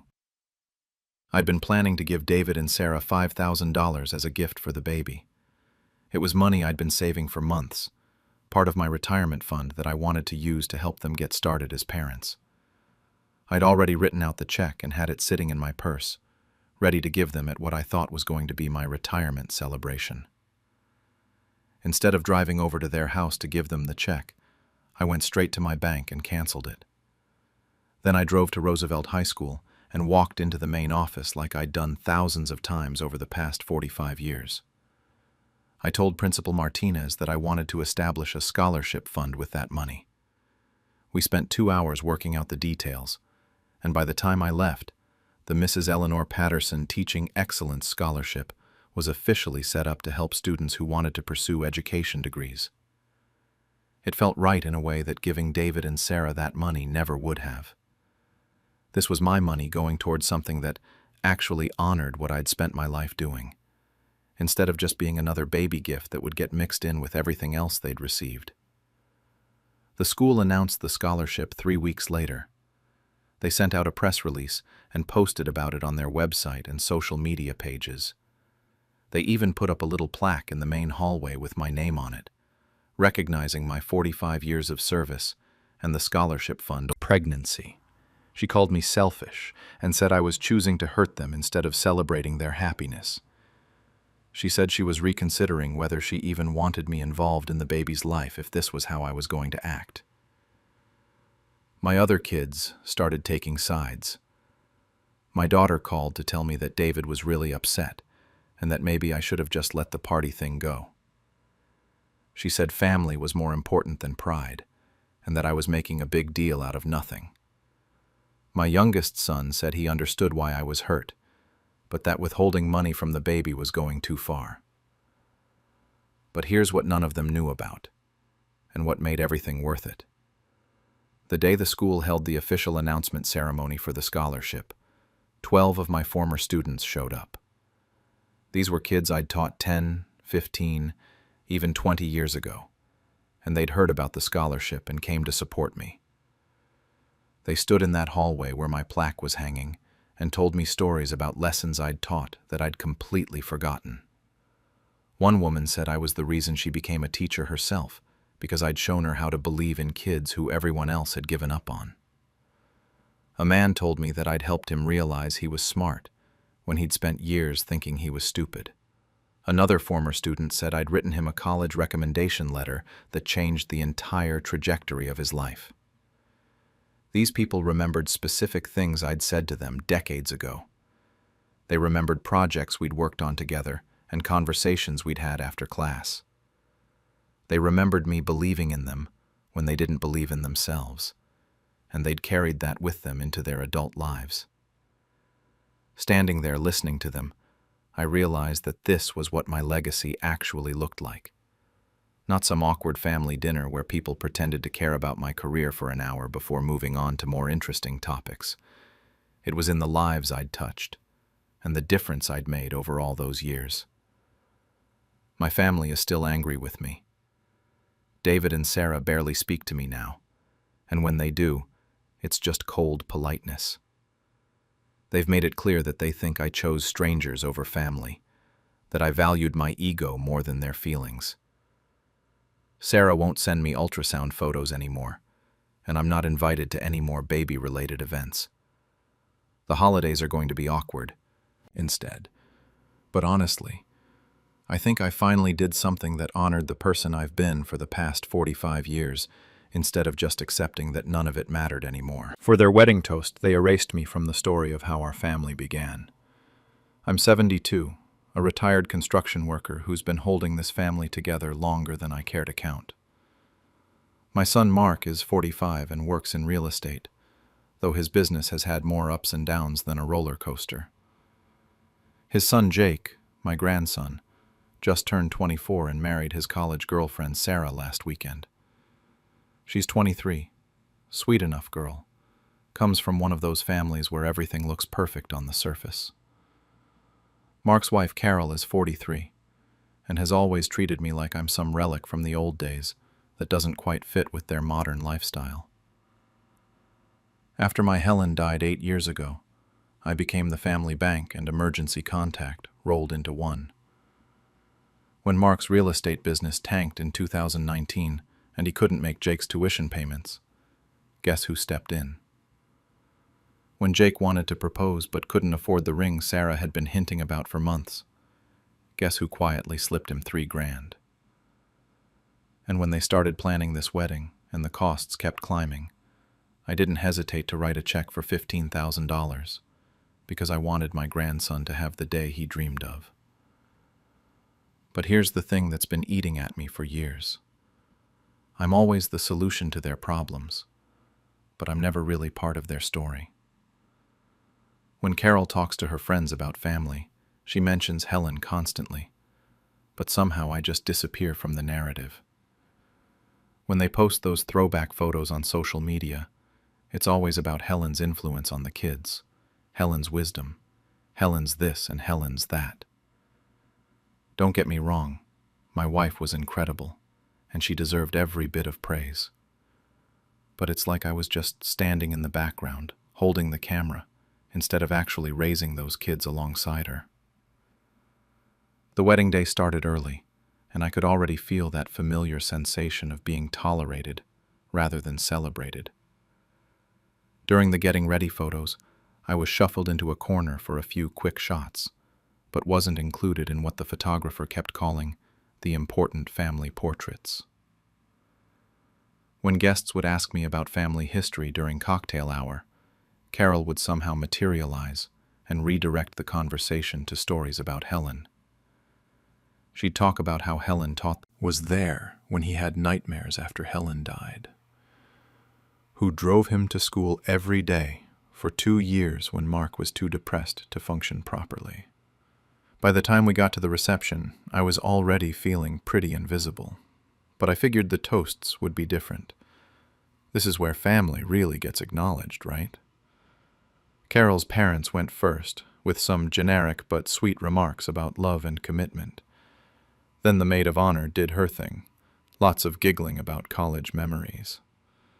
I was actually looking forward to Mark's speech, because I thought, finally, here's where he talks about the generations that built this family, where he acknowledges the work it took from both his parents to get to this moment. Mark stood up with his champagne glass and started talking about the foundation our family was built on and the generations that brought us to this moment. I straightened up in my chair, ready to feel proud. But as he kept talking, every single reference was about Helen. How she raised the children with such grace during the tough times. How she instilled the values that made Jake the man he is today. How she would be so proud to see this day. The whole room was nodding and getting misty-eyed. I saw a few people glance my way, probably expecting my name to come up next in the speech. But it never did. Mark wrapped up with, "Here's to the woman who made our family what it is today." And everyone raised their glasses, while I sat there feeling like I'd been sucker punched. Not one mention of the man who worked double shifts to keep food on the table when Mark was little. Not one word about the grandfather who never missed a baseball game or school play. Nothing about the guy who held this family together when Helen got sick, or who stepped up financially when nobody else could. The applause died down, and Mark sat back down, looking pleased with himself. I caught my brother Jim's eye from across the room, and he just shook his head slightly. He knew what had just happened. But everyone else was wiping away happy tears and talking about what a beautiful tribute it was to Helen's memory. Meanwhile, I'm sitting there wondering if I've been completely erased from the story of my own family.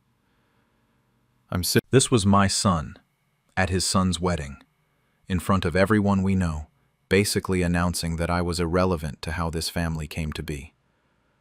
The rational part of my brain was telling me to let it slide. It's Jake's wedding day. Don't make a scene. Don't be that bitter old man who can't let things go.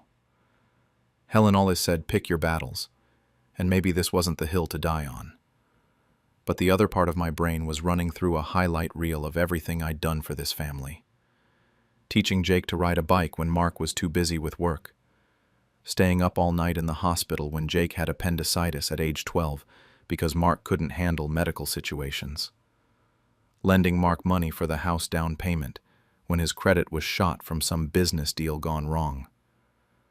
I kept thinking about all the times Mark had called me over the years when things got tough. When Carol had her miscarriage and Mark didn't know how to support her. When Jake was acting out as a teenager and Mark was at his wit's end. When Mark's business partner screwed him over and he needed someone to vent to at 2 a.m. Every single time, I was the one he turned to. But apparently none of that was worth a single sentence in his speech about family foundations. The MC was starting to wrap up the formal part of the reception. But then he mentioned that any grandparents who wanted to share a few words were welcome to do so. Carol's parents had already gone earlier, giving some standard remarks about young love and wishing the couple happiness. The MC looked directly at me, and I could feel every eye in the room turning my way. Jake was watching me with this hopeful expression, probably expecting me to say something sweet and grandfatherly to smooth over whatever weird tension he might have picked up on. I could have taken the easy route. Could have stood up and said something about how proud I was of Jake, how beautiful Sarah looked, how happy I was to see them starting their lives together. That's what the old me would have done. Keep the peace, don't rock the boat, make sure everyone stays comfortable, even if it means swallowing my own feelings. But something in me just snapped. Maybe it was seeing Jake's expectant face and realizing that he probably didn't even notice I'd been excluded from his father's speech. Maybe it was the way some guests were known for years, many of whom knew exactly what I'd contributed to this family, and I realized I was done pretending that my role didn't matter. I was done being the invisible support system that nobody wants to acknowledge. So I raised my glass and said the only thing that felt honest in that moment. It takes 2 people to build a family, but apparently only one is worth remembering tonight. Then I sat back down. The silence that followed was absolutely deafening. You know that kind of quiet where you can actually hear people's forks touching their plates? That's what this was. Jake's face went completely white. Sarah looked confused and kept glancing between me and Mark like she was trying to figure out what had just happened. Mark looked like he wanted to disappear into the floor. I could hear whispers starting up at tables around the room. Carol's mouth was hanging open slightly, and she was staring at me like I'd just set something on fire. The MC, poor guy, didn't know what to do with himself. He just stood there for a few beats before mumbling something about moving on to the cake cutting. I sat there feeling this weird mix of satisfaction and dread. Part of me felt lighter, like I'd finally said something that needed saying. But part of me was already wondering if I'd just blown up my relationship with my grandson on what was supposed to be the happiest day of his life. The rest of the reception was painfully awkward. People kept glancing over at me like I was some unexploded bomb that might go off again. The conversations at my table died down to polite small talk about the weather and how nice the flowers looked. Even my brother Jim, who I could tell was on my side, seemed unsure of what to say. But here's the thing that surprised me. As the evening went on, people started approaching me. Not loudly or obviously, but quietly, during lulls in the music or when they were heading to the bathroom. My old work buddy Pete came over first and just shook his head and said, "Good for you." Sarah's grandmother, who I'd barely spoken to all day, stopped by my table and told me that someone needed to say it. Even a couple of Carol's friends, women I'd met maybe twice in my life, made comments about how they'd noticed the oversight in Mark's speech. Jake tried to talk to me during the cake cutting, sole architect of everything good about how Jake turned out. That night I barely slept. I kept thinking about Helen and what she would have said about all this. She always told me I was too quick to let things slide when people took me for granted. She used to get frustrated when I'd just shrug off being overlooked or undervalued.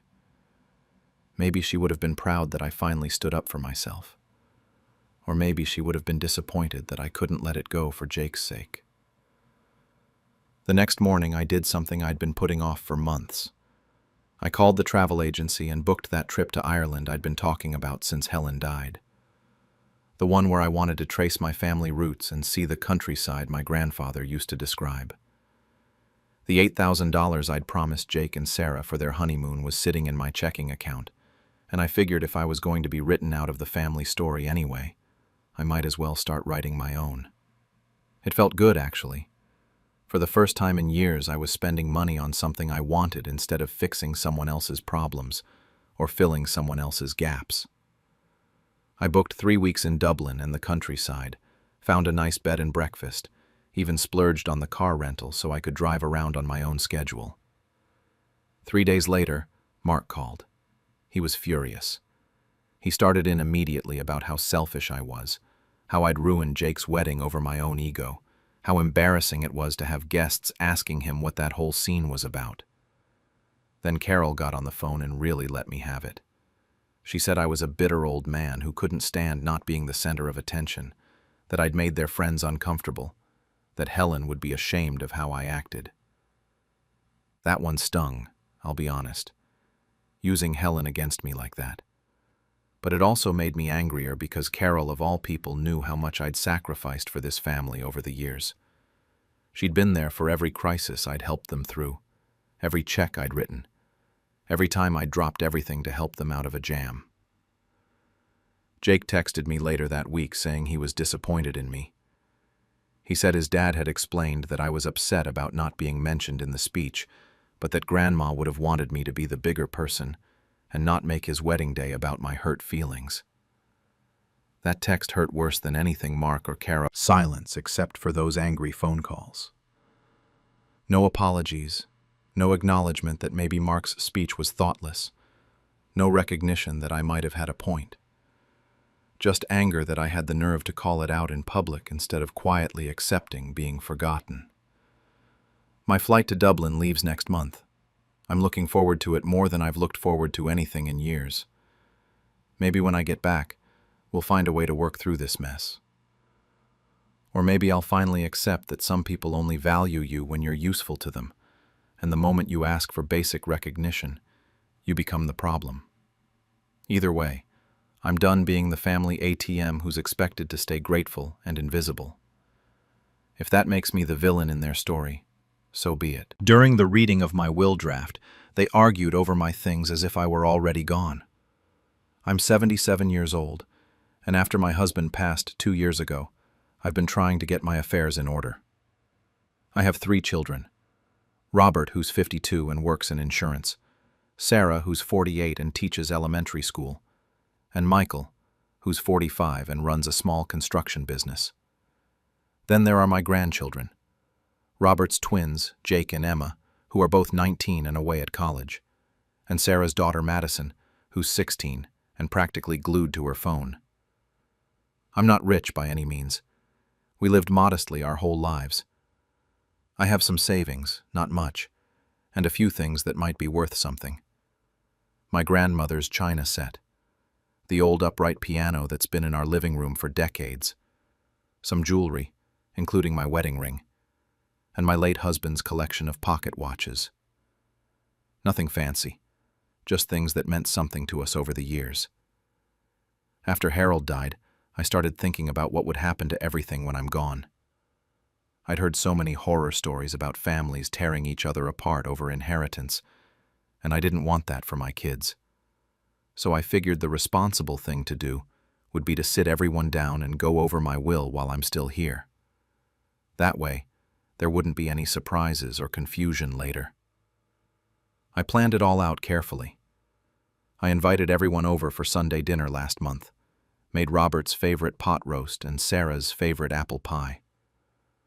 I thought we'd have a nice meal together, and then afterward, when everyone was relaxed and happy, I'd bring up the estate planning. I even had my lawyer help me draft everything properly so there wouldn't be any legal issues. The dinner went fine. We talked about the usual stuff, how the grandkids were doing in school, Robert's work, Sarah's struggles since her divorce. Michael complained about business being slow, but said things were picking up. Everything felt normal and comfortable, just like family Sunday dinners should be. After we finished eating and I'd served coffee and pie, I cleared my throat and told everyone I had something important to discuss. I explained that I wanted to be transparent about my will and my wishes for when I pass away. I said I thought it would be better to talk about these things now, man of the family now. Then Michael chimed in about the piano. He said his daughter had been taking lessons and they couldn't afford to buy her a piano, so it would be perfect if she could have ours.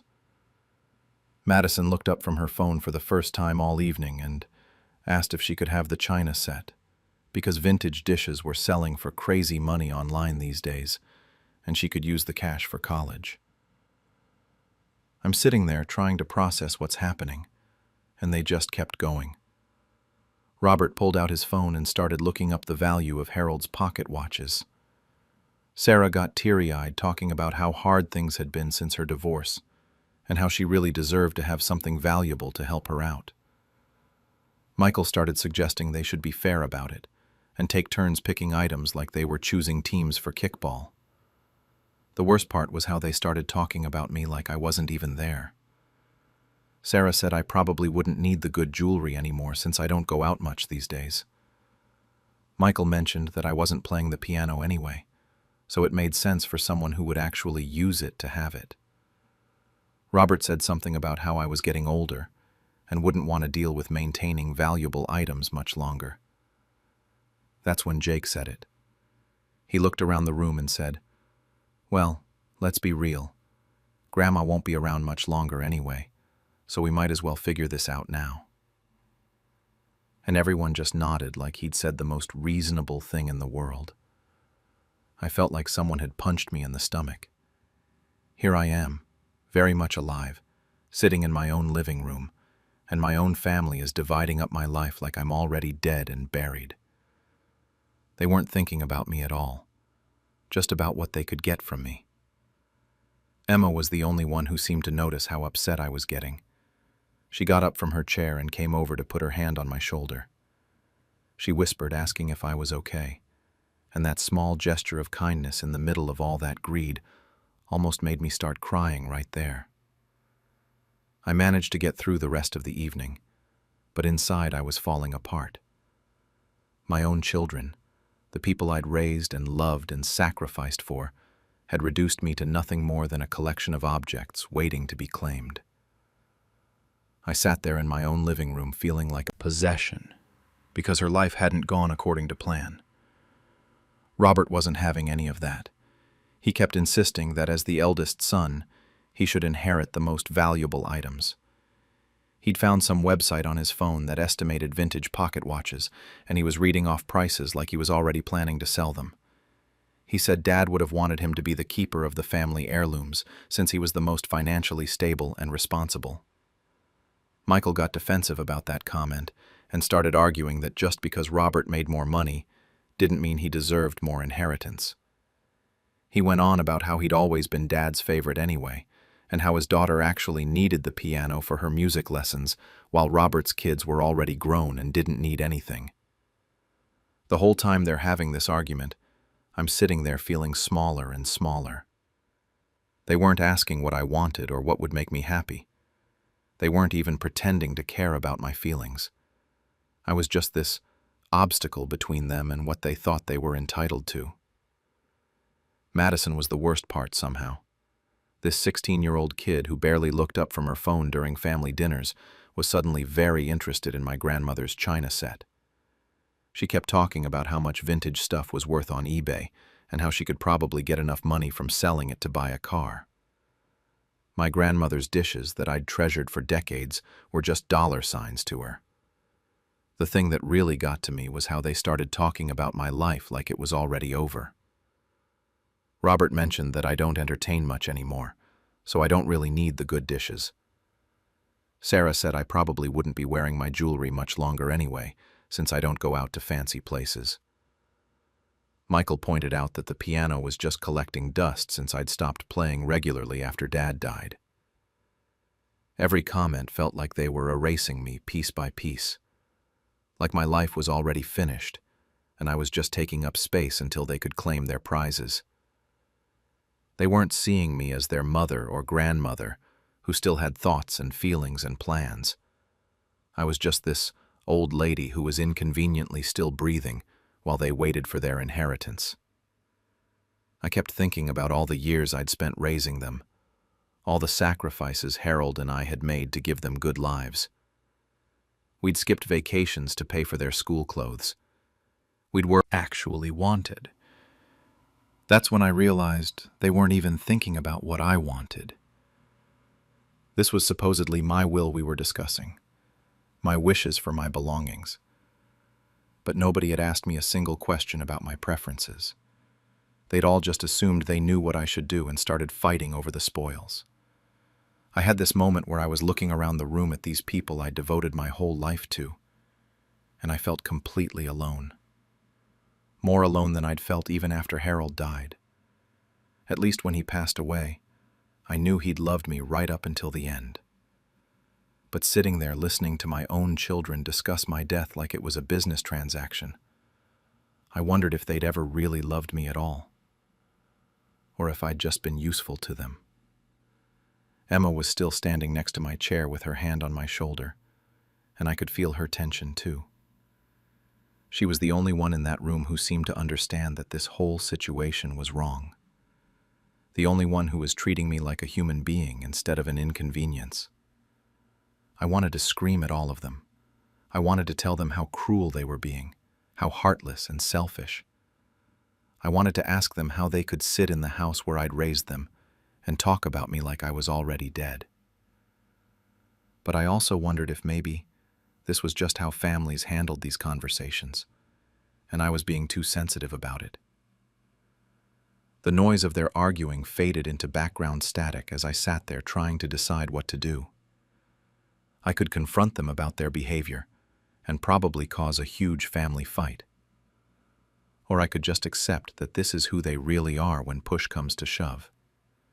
That night, after everyone finally left, I couldn't sleep. I kept replaying their words over and over in my head. The casual way Jake had said I wouldn't be around much longer. How they'd talked about my belongings like I was already gone. How nobody had asked what I actually wanted for my own things. I stayed up until almost 3 a.m. just sitting in my kitchen, drinking tea and thinking. By the time the sun came up, I knew what I had to do. I called my lawyer first thing Monday morning and told him I needed to make some major changes to my will. He tried to talk me out of it at first. He said I should maybe wait a few days in that room, who treated me like I was still a human being worth caring about. It felt good signing those papers. For the first time since Harold died, I felt like I had some control over my own life again. My belongings are going to help people who actually need them, instead of being fought over by people who already have enough. Word got back to them somehow. I suspect someone at the lawyer's office has a big mouth, because within 2 weeks, my phone was ringing nonstop. Robert left me 3 angry voicemails calling me vindictive and saying I was punishing them for being honest about their needs. Like their greed was somehow a virtue I should be grateful for. Sarah showed up at my door crying. She went on about how I was being unfair and how she really needed help after her divorce. She kept saying I was punishing her for speaking up about wanting the wedding ring, like she'd done nothing wrong by claiming my most precious possession before I was even dead.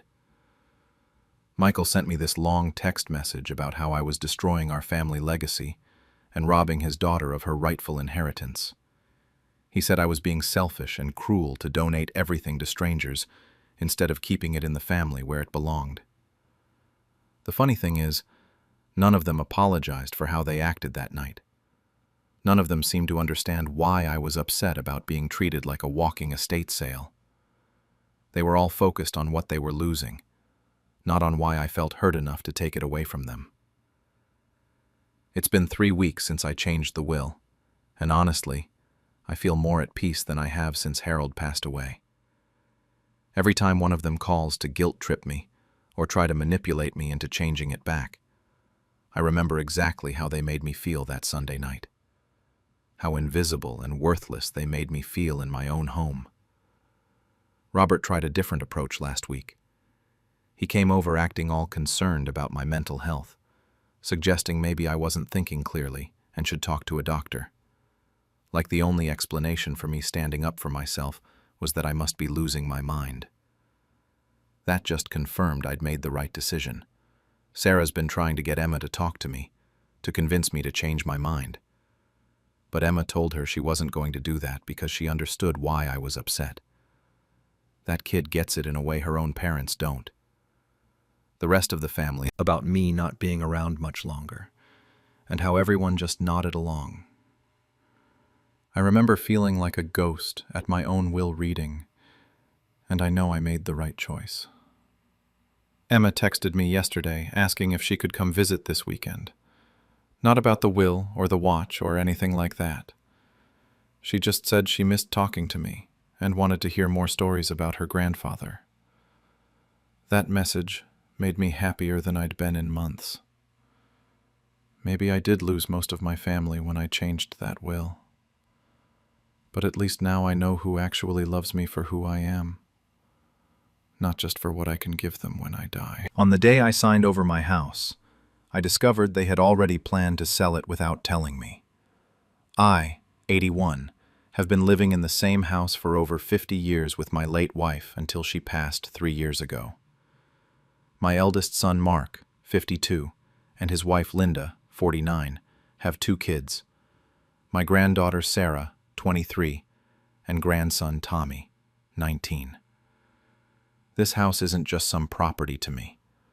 I built it myself in 1973, raised 4 kids here, and every room holds memories of my family. The whole thing started about a year ago, when Mark and Linda began visiting more often. At first I thought it was nice having them around more, but then I realized they weren't really there to see me. Every visit turned into them pointing out something wrong with the house. The roof needs work, they'd say. The plumbing is ancient. What if you fall and no one finds you for days?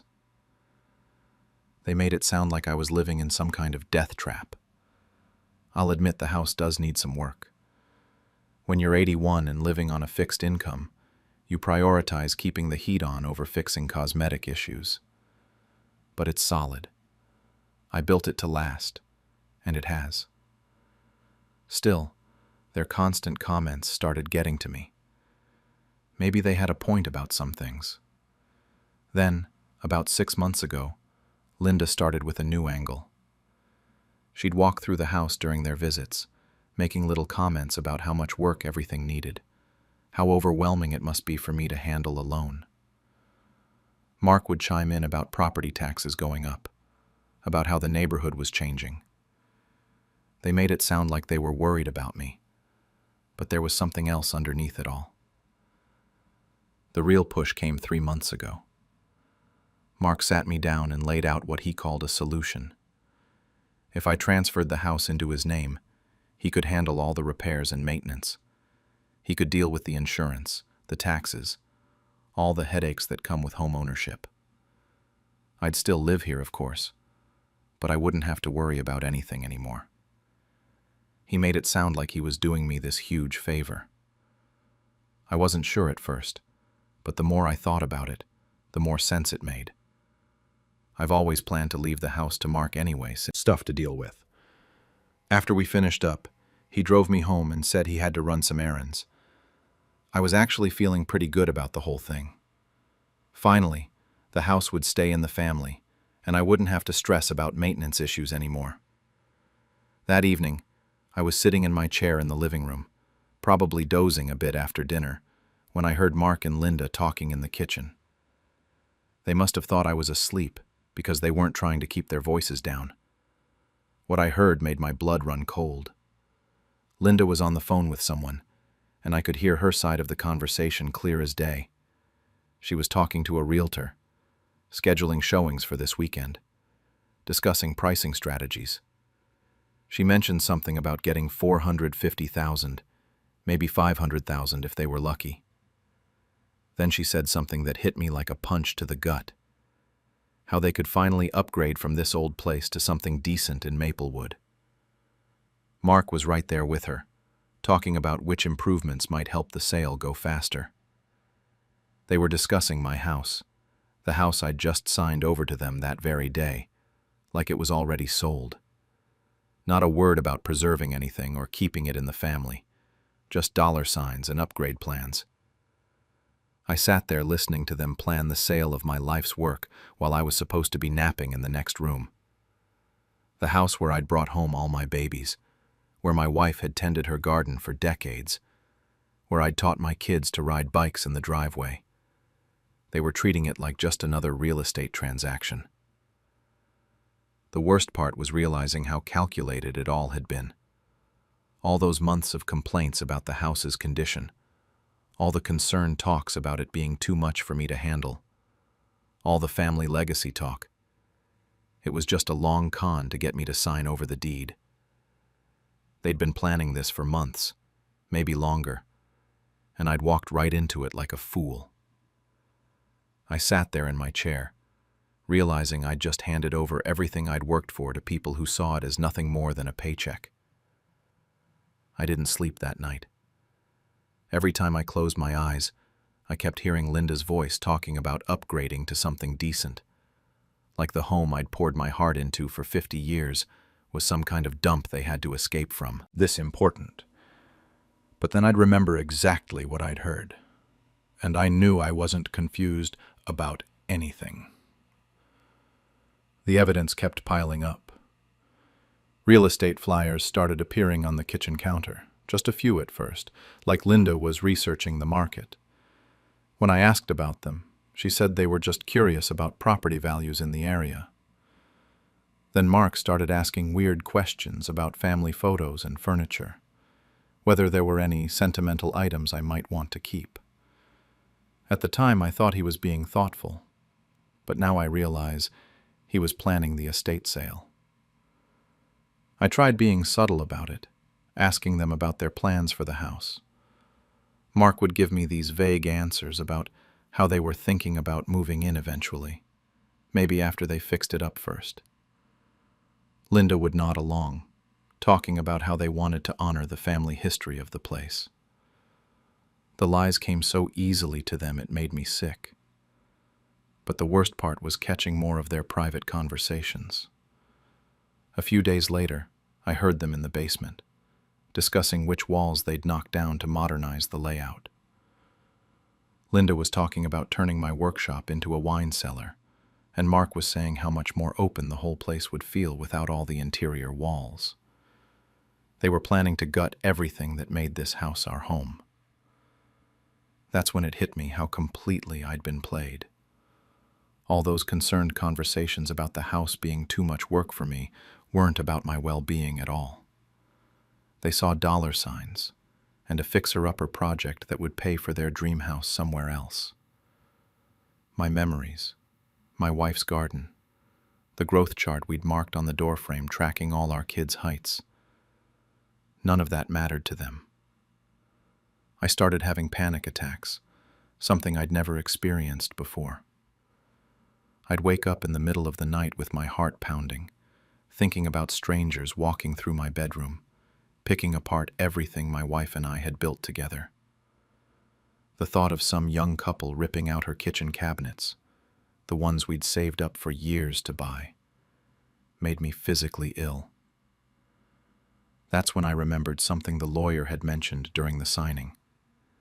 He'd gone through some standard language about cooling off periods and revocation clauses, stuff I hadn't paid much intentions. Maybe they really did plan to move in eventually. Maybe I was being paranoid or vindictive. But every day I waited, I heard more conversations about the sale, saw more real estate materials lying around, caught more comments about their future house in Maplewood. By day 15, I couldn't take it anymore. I was walking through the house, really looking at everything my wife and I had created together. The kitchen where she'd taught all the grandkids to bake cookies. The living room where we'd hosted every Christmas morning for decades. The back porch where we'd sit every evening after work, planning our weekend projects and talking about the kids. This wasn't just property to me. It was 50 years of memories, of building something meaningful with the person I loved most in the world. And my own son was ready to erase all of that for granite countertops and an open floor plan. I realized I had to make a choice. I could let this happen and spend whatever time I had left watching strangers tear apart my life's work. Or I could fight for what mattered to me. The calendar on the kitchen wall showed I had exactly 15 days left to act. That night, I made my decision. I was going to get my house back. The next morning, I called my lawyer and told him I needed to see him right away. I didn't explain why over the phone, just said it was urgent. When I got to his office, he looked surprised to see me so soon after we'd finished all the paperwork. I told him I wanted to exercise that revocation clause he'd mentioned. He pulled out my file and started flipping through pages, asking if I was sure about this decision. I'd never been more sure of anything in my life.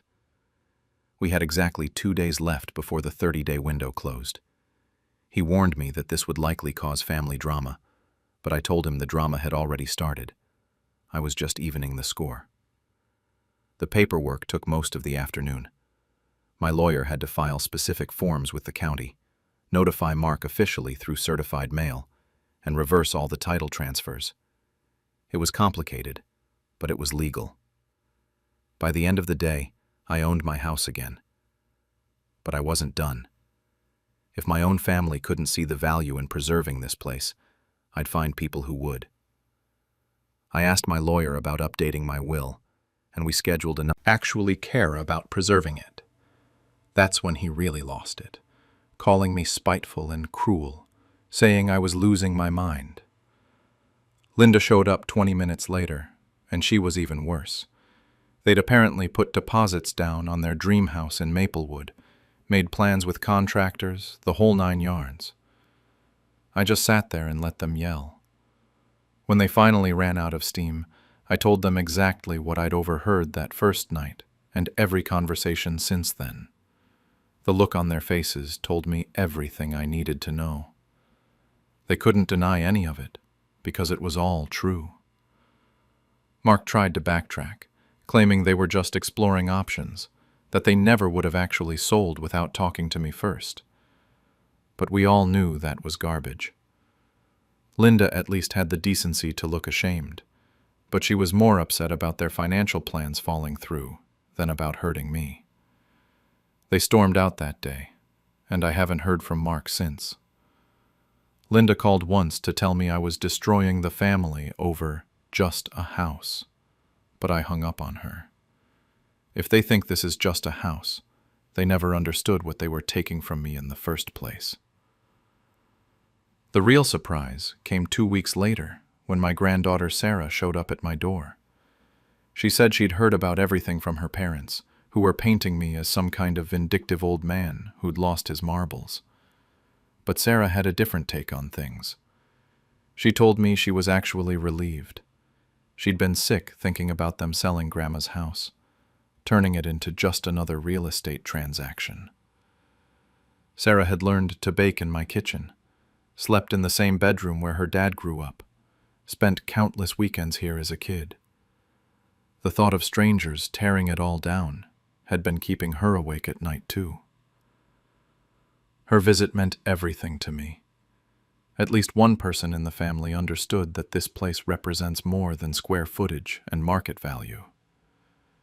She thanked me for protecting it, said she was proud of me for standing up for what mattered. I've been sleeping better these past few months than I have since my wife died. I hired a local service to help with maintenance, and the Historical Society sent someone out to evaluate the property. They're excited about the preservation potential, especially since so many families' story. So that's where things stand now. My son says I'm destroying the family over money and spite, while my granddaughter secretly thanks me for saving a piece of our history. I'm asking, was I wrong to take back the house and cut my son out of the inheritance after realizing they only saw it as cash? After hosting Thanksgiving for 40 years, they told me I was no longer fit to cook for my own family. I'm 79 years old, and I've been hosting Thanksgiving at my house since I was in my late 20s. It started when my husband and I first got married and had our own place.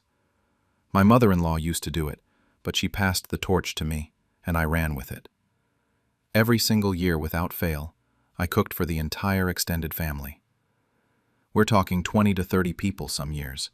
My 3 kids, their spouses, all the grandchildren, my siblings, a few close family friends.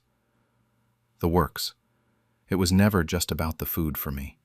It was about carrying on tradition, about bringing everyone together under one roof, about showing my love through hours of prep work and cooking.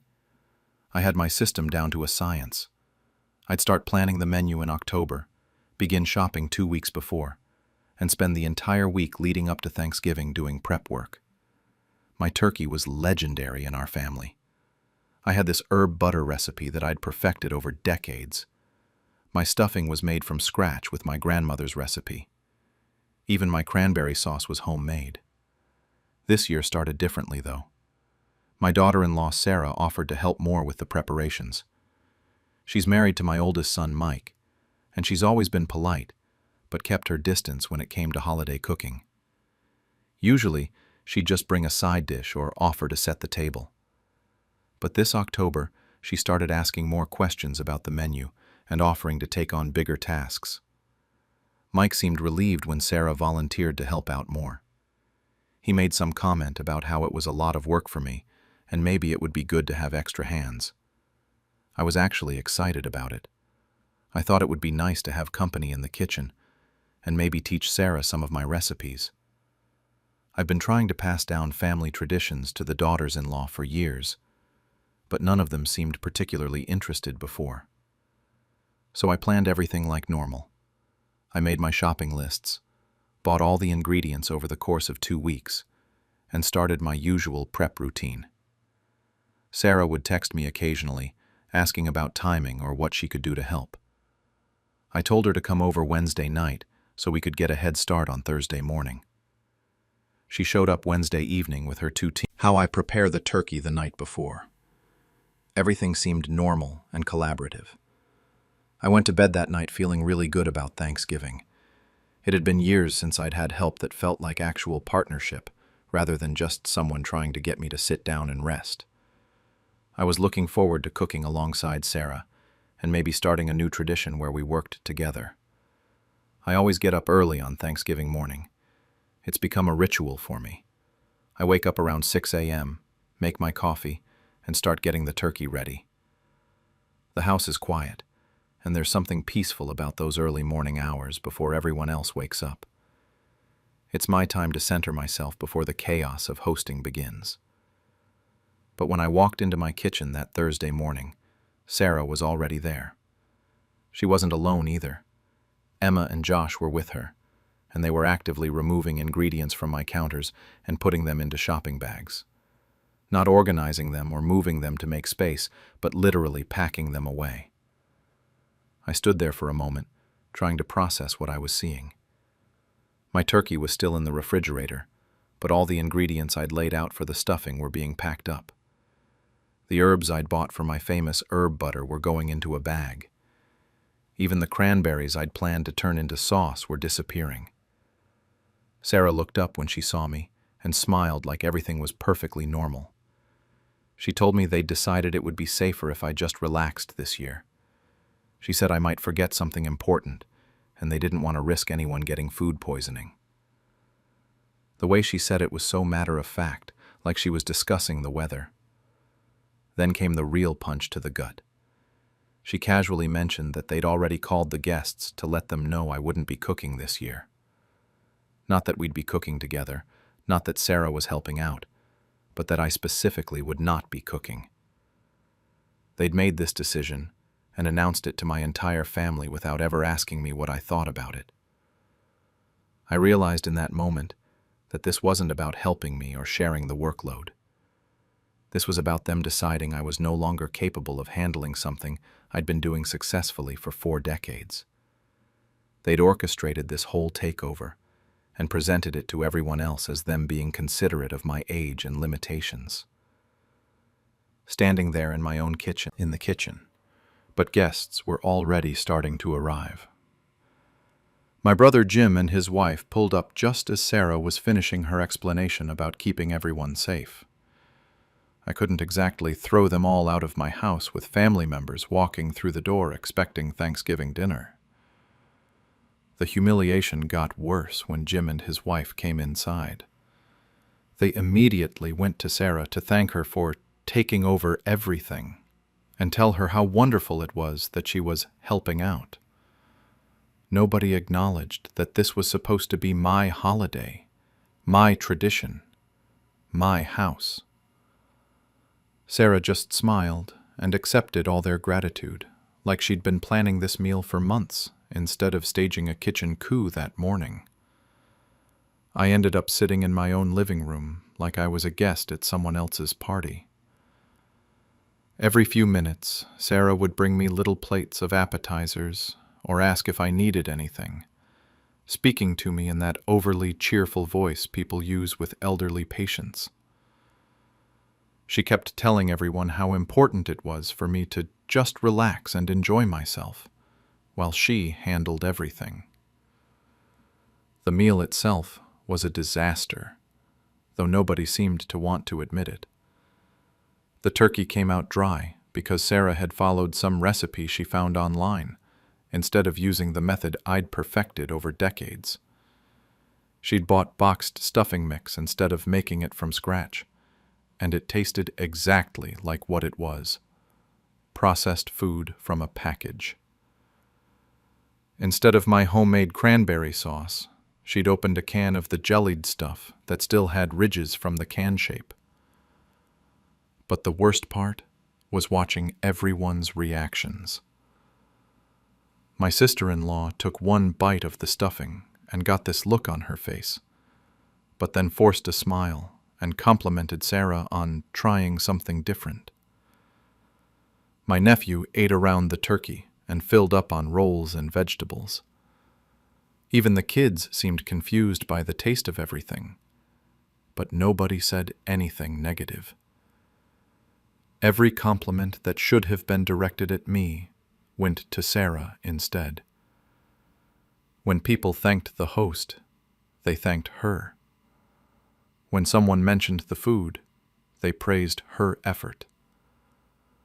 I might as well have been invisible in my own dining room. Sarah soaked up. Convince everyone I was declining had been more successful than I'd imagined. My own family was sitting there agreeing that I needed to be protected from myself. I spent the rest of dinner feeling completely displaced in my own home. Sarah had taken over not just the cooking, but the entire role of hostess. She was directing the conversation, organizing the cleanup, and making decisions about when to serve dessert. I was treated like an honored guest at best, or more accurately, like a fragile, elderly relative who needed to be managed carefully. When it came time for dessert, Sarah brought out store-bought pies instead of the homemade ones I'd been making for decades. She made some comment about how store-bought was just as good and much easier, completely missing the point that the homemade desserts were part of what made our family Thanksgiving special. But again, everyone smiled and said everything was wonderful. By the time people started leaving, I felt like I'd been erased from my own tradition. Guests were thanking Sarah for a lovely meal and telling her what a good job she'd done taking care of everything. A few people patted me on the shoulder and made comments about how nice it must be to finally relax on Thanksgiving. But it felt condescending rather than kind.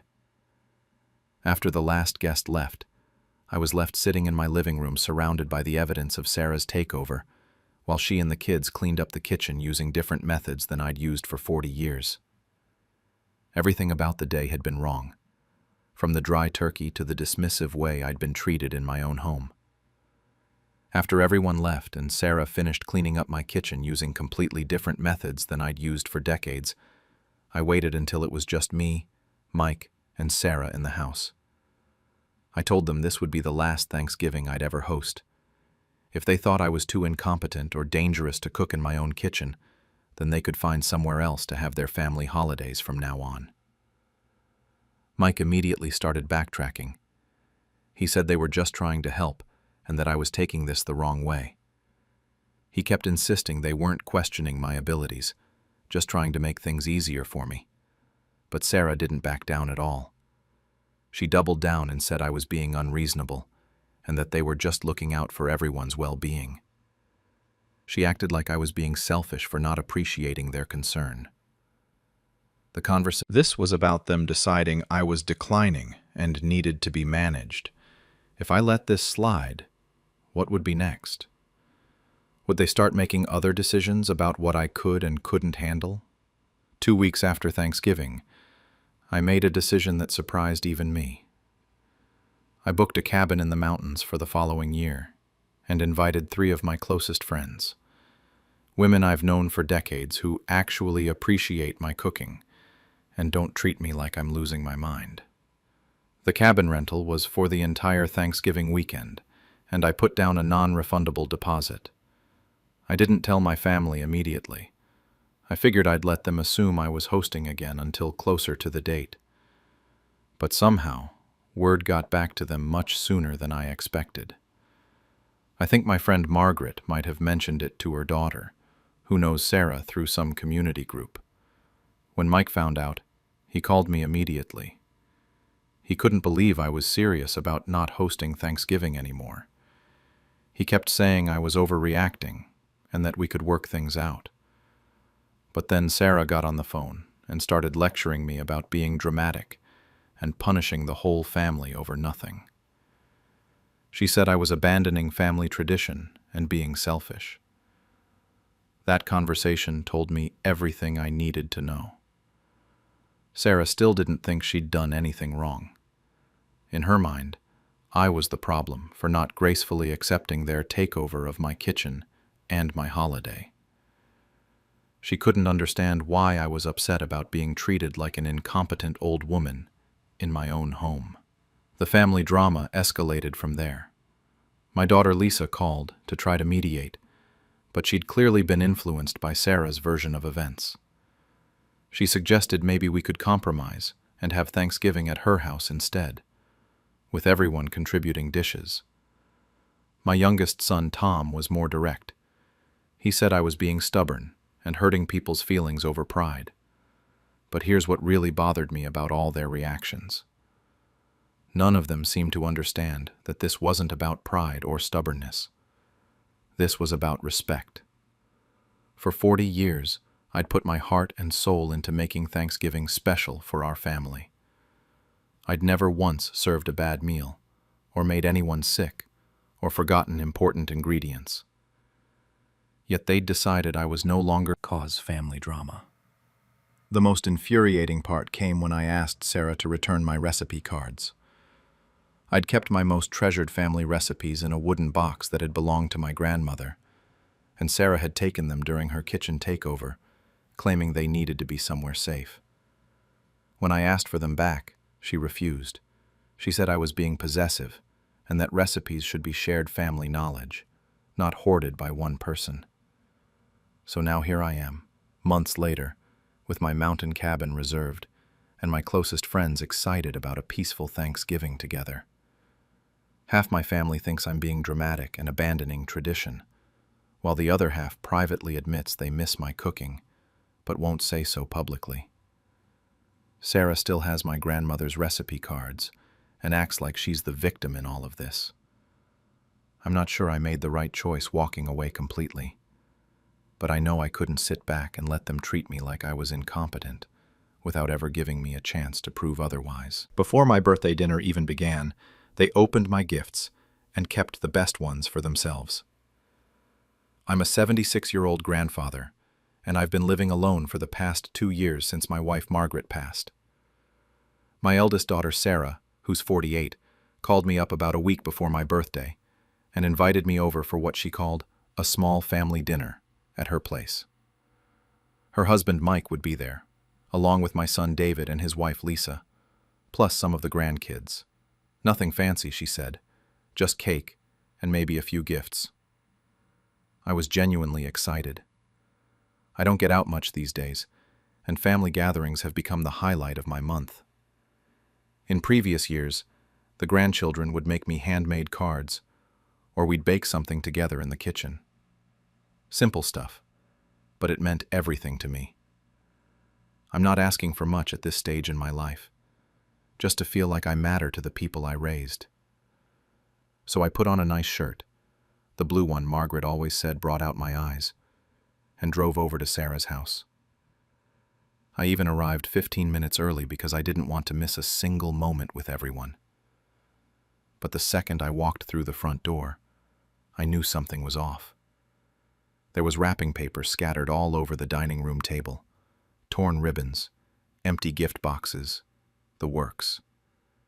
And there was Mike, my son-in-law, wearing what looked like a brand new leather jacket. A really nice one, too, brown leather with that expensive look to it. Then I saw Sarah fiddling with some kind of tablet device on the kitchen counter. I stood there confused for a moment before Sarah noticed me. She came over with this big smile and said something like, "Oh, Dad, we went ahead and opened your birthday presents. We figured it would be easier this way. You know, less clutter for your apartment and all that." I think I just stared at her. Mike chimed in from across the room, still wearing that jacket, saying they thought it would be helpful since I don't really need all that stuff at my age anyway. He was actually admiring himself in the hallway mirror while he said it. The jacket, it turns out, was from my younger brother Tom, who lives in Arizona. The tablet was from my sister Helen. Both of them had called me the week before to make sure I'd be getting. Sarah was already using the tablet to show me photos, calling it the family iPad now. Mike kept adjusting the jacket and commenting on how well it fit him. They genuinely seemed to think they were doing me a favor. David and Lisa showed up about 20 minutes later with their kids, and I could see the confusion on their faces when they saw the wrapping paper mess and Mike in his new jacket. One of my grandsons, Tommy, asked where all my presents were, and Sarah just waved her hand and said something about how Grandpa doesn't need all that stuff cluttering up his place. The kid looked at me with this puzzled expression, like he couldn't understand why his grandpa only got socks for his birthday. I didn't know what to say to him. How do you explain to a 10-year-old that his aunt and uncle had basically stolen from his grandfather? We sat down for dinner, and I tried to act normal, but my hands were shaking. I kept looking at Mike in that jacket, my jacket, and Sarah playing around on that tablet like it belonged to her. Every few minutes, she'd make some comment about how useful it was going to be for the family, or how they were taking good care of it for me.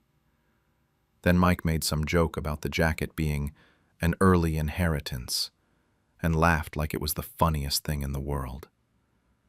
That's when something inside me snapped. Not outwardly. I didn't yell or make a scene. But internally, I realized this wasn't just thoughtlessness. This was calculated. They had planned this. I got through the rest of the dinner somehow, ate the cake, thanked them for the socks, and drove home. But sitting in my car in their driveway before I left, I made a decision. This was never going to happen again. The dinner itself was torture. I sat there trying to make conversation, while Mike kept adjusting my brother's leather jacket like he was modeling it. Every time he moved, the leather would crease in that new way expensive jackets do, and I'd remember how excited Tom had been when he called to tell me he'd found the perfect gift. Sarah kept pulling out the tablet throughout the meal to show everyone photos, videos, whatever. She'd hold it up and announce things like, "Look how clear this screen is," or "Only had socks and a mug." My granddaughter Emma, who's 8, asked me directly why I looked sad on my birthday. I told her I wasn't sad, just tired. But kids can see right through that kind of lie. Mike started talking about how the jacket was exactly his size, like it was some kind of miracle. He mentioned taking it to work, wearing it on date nights with Sarah, how it would go with different outfits. He was planning out the future of my gift right in front of me. Then he said something about how nice it was that I wouldn't have to worry about maintaining leather or keeping it clean at my age. That comment hit me harder than it should have. At my age, like I was some decrepit old man who couldn't be trusted to own nice things anymore. I'm 76, not 96. I still drive. I still cook for myself. I still handle my own finances and doctor appointments. But somehow in their minds, I'd become incapable of owning a leather jacket. The breaking point came when Sarah suggested they should do this every year for my birthday. She said it would be so much easier if family members just sent gifts to her house, and then they could sort through everything and decide what I actually needed. She used the word curate, like she was running some kind of museum exhibition of my life. Mike laughed and agreed, saying they had better taste anyway, and could make sure I didn't end up with a bunch of junk. Then he made that comment about the jacket being an early inheritance, and I swear I saw red for a moment. I realized this wasn't just about the gifts. This was about control. This was about them deciding that I was no longer capable of making my own decisions, of owning my own things, of being treated like an adult. They'd moved me into some category in their minds where I was more like an elderly relative in a nursing home than their father, who raised them and sacrificed for them for decades. The worst part was how reasonable they made it all sound. They weren't stealing from me, they were helping me. They weren't disrespecting me, they were being practical. They weren't treating me like a child, they were being considerate of my limitations. Every justification was wrapped in this fake concern for my well-being. I kept thinking about how Margaret would have handled this. She would have shut it down and Why things were different this year. Why Grandpa's presents were already opened. Why Uncle Mike was wearing Grandpa's jacket. Sarah and Mike kept deflecting, but the kids weren't buying it. Even they could see something was wrong with the whole setup. I made it through dessert somehow, smiled when they brought out the cake, thanked everyone for coming, acted like everything was fine. But inside, I was done. Completely done. I'd spent 2 years since Margaret's death trying to stay connected to my family, accepting their help when I didn't need it, going along with their suggestions to keep the peace. But this was different. This was them deciding I didn't deserve respect anymore. When I finally left that night, I knew things were going to change. I just wasn't sure yet what that was going to look like. I drove home that night and sat in my kitchen for about 2 hours just thinking. The dollar store socks were sitting on my counter next to that generic mug, and I kept staring at them. These were my birthday gifts. After 76 years of life, after raising 2 kids and working for 40 years and taking care of Margaret through her illness, this is what my own children thought I deserved. 3 days later, I called Sarah. I told her I wouldn't be attending any more family birthday celebrations if this was how they were going to handle things. I said I expected to be treated with basic respect as an adult and as their father, and that meant my gifts stayed with me unless I decided otherwise. She got defensive immediately, started going on about how they were just trying to help, how I was being ungrateful, how they thought I'd appreciate not having to deal with all that stuff. Mike got on the phone at some point and called me ungrateful. Said most fathers would be happy to have children who cared enough to help them manage their belongings. That word, manage. Like I was some kind of estate they were already administering. I hung up on them. The next week I called my friend Jerry from the Veterans Group. We'd served together in Vietnam and stayed in touch over the years, but I'd been so focused on family stuff that I hadn't seen him much since Margaret passed. I told him what happened, and he was furious. Not just sympathetic, actually angry on my behalf. Shipped directly to Sarah's house because he thought it would be more convenient. Helen found out about the tablet the same way when she called to see if I needed help setting it up. She was just as furious as Tom.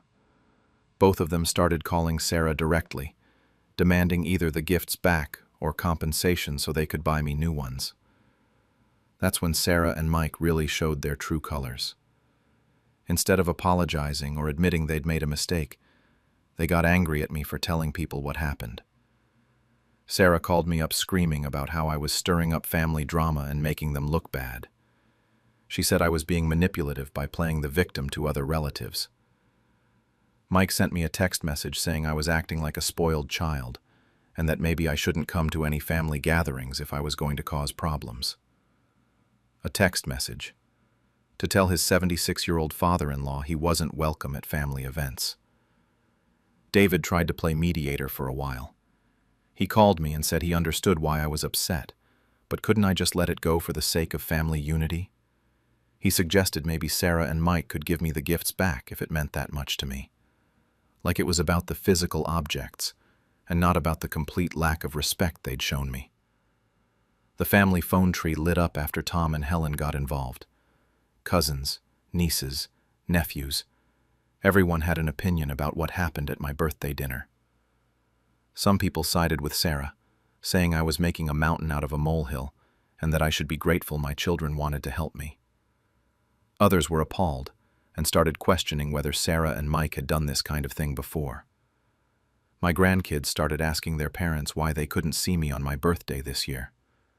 Emma, the 8-year-old, apparently asked Sarah why Uncle Mike got Grandpa's jacket instead of Grandpa. Kids don't understand the politics adults create. They just see unfairness for what it is. Meanwhile, I had that dinner with Jerry and 5 other guys from the veterans group. We went to Murphy's Diner, and Jerry brought a small cake he'd picked up from the grocery store. Nothing elaborate, but when they sang Happy Birthday, I actually felt celebrated instead of managed. These men asked me about my garden, remembered that I prefer my coffee black, wanted to hear my stories about Margaret, instead of just tolerating them. It's okay to treat elderly people like their opinions and belongings don't matter. Was I wrong to distance myself from family birthdays after they hijacked my own and kept my gifts? Some days I think maybe I should have just kept quiet. Other days I remember Mike wearing my jacket and feel angry all over again. At the family reunion, they introduced me as just the babysitter, instead of their grandmother. I'm 74 years old, and I've been the one holding this family together for longer than I care to admit. My daughter Sarah is 45 and works in marketing, always stressed about deadlines and client meetings. My son Michael is 42, and he's in construction, which means irregular hours and early mornings. Between the two of them, they have 4 kids. Emma, who's 12, Jake, who's 10, little Sophie, who's 7, and Tommy, who just turned 5. For the past 8 years, I've been their safety net. I pick up the kids from school 3 days a week because Sarah gets out of work at 6, and Michael's job sites are all over the state. I cook dinner for them at least twice a week, and I'm the one who shows up when someone has a fever or when the school calls because a kid forgot their lunch money. When Sarah and her husband want date nights, I'm there. When Michael needs to work overtime, I'm there. When they go on vacation, guess who watches the house and the kids? Me. I thought everyone in the family knew this. I thought they appreciated what I do. Sure, my kids never really said thank you outright, but I figured that's just how families work. You help each other out, no questions asked. So when we planned this big family reunion up at Pine Lake Lodge, I was actually excited. It had been 5 years since we'd all gotten together like this. There were going to be about 40 people there. Cousins from out of state, new in-laws I'd never met, Sarah's husband's family, Michael's wife's relatives, the whole extended network. I spent weeks helping Sarah coordinate who was bringing what food and making sure we had enough rooms booked. I even went out and bought a new dress for the occasion. Nothing fancy, just a nice navy blue one with little flowers on it. I brought along photo albums too, the kind with actual printed pictures from when my kids were small and when the grandkids were babies. I was looking forward to showing everyone how the family had grown over the years. The lodge was perfect when we got there on Friday afternoon. Big stone fireplace, huge dining room with long wooden tables, the family conversation like I wasn't there anymore. I thought maybe it was just Sarah being awkward or trying to be funny in a way that didn't land right. But then about an hour later, Michael was showing his wife's cousin around, and he pointed at me and said, "Yeah, that's our full-time babysitter over there. We don't know what we'd do without her." More laughter, more of that polite, dismissive smile from someone who now thought I was the hired help. The thing is, these people didn't know me. They were meeting me for the first time, and instead of being introduced as Sarah and Michael's mother, as Emma and Jake and Sophie and Tommy's grandmother, I was just a babysitter. Some woman they paid to watch their kids. I kept waiting for one of my children to correct it, to say something like, "Just kidding, this is actually Mom," or, "We're joking, this is our mother." But it never happened. If anything, they seemed to think it was hilarious.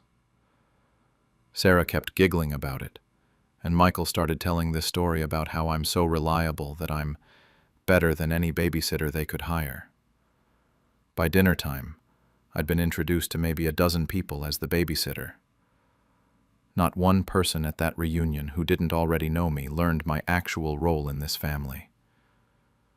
And the worst part was watching my own grandchildren's faces when strangers would look confused about why these kids were calling their babysitter Grandma Maggie. I sat at the main family table during dinner, listening to everyone share stories and updates about their lives, and I felt like I was invisible. Not invisible like I was being ignored, but invisible like I was furniture. Like I was just there to serve a function, and that function was watching other people's children for money. The breaking point came during the evening activities, when everyone gathered in the main lodge room for what was supposed to be family sharing time. People were passing around old photo albums and telling stories about the kids.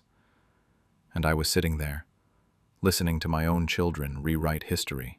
Sarah started telling this story about when Emma was 5 and got lost at the grocery store.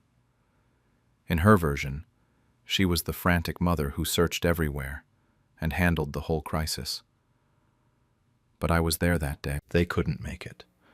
All the scraped knees I bandaged and homework I helped with, none of it happened according to them. They were super prente, just happened to have this really reliable babysitter who was always available.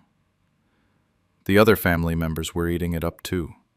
Sarah's sister-in-law made some comment about how lucky they were to have such dedicated help and how hard it must be to find good childcare these days. Michael's mother-in-law started going on about how expensive babysitters are now and how they'd found such a good deal with me.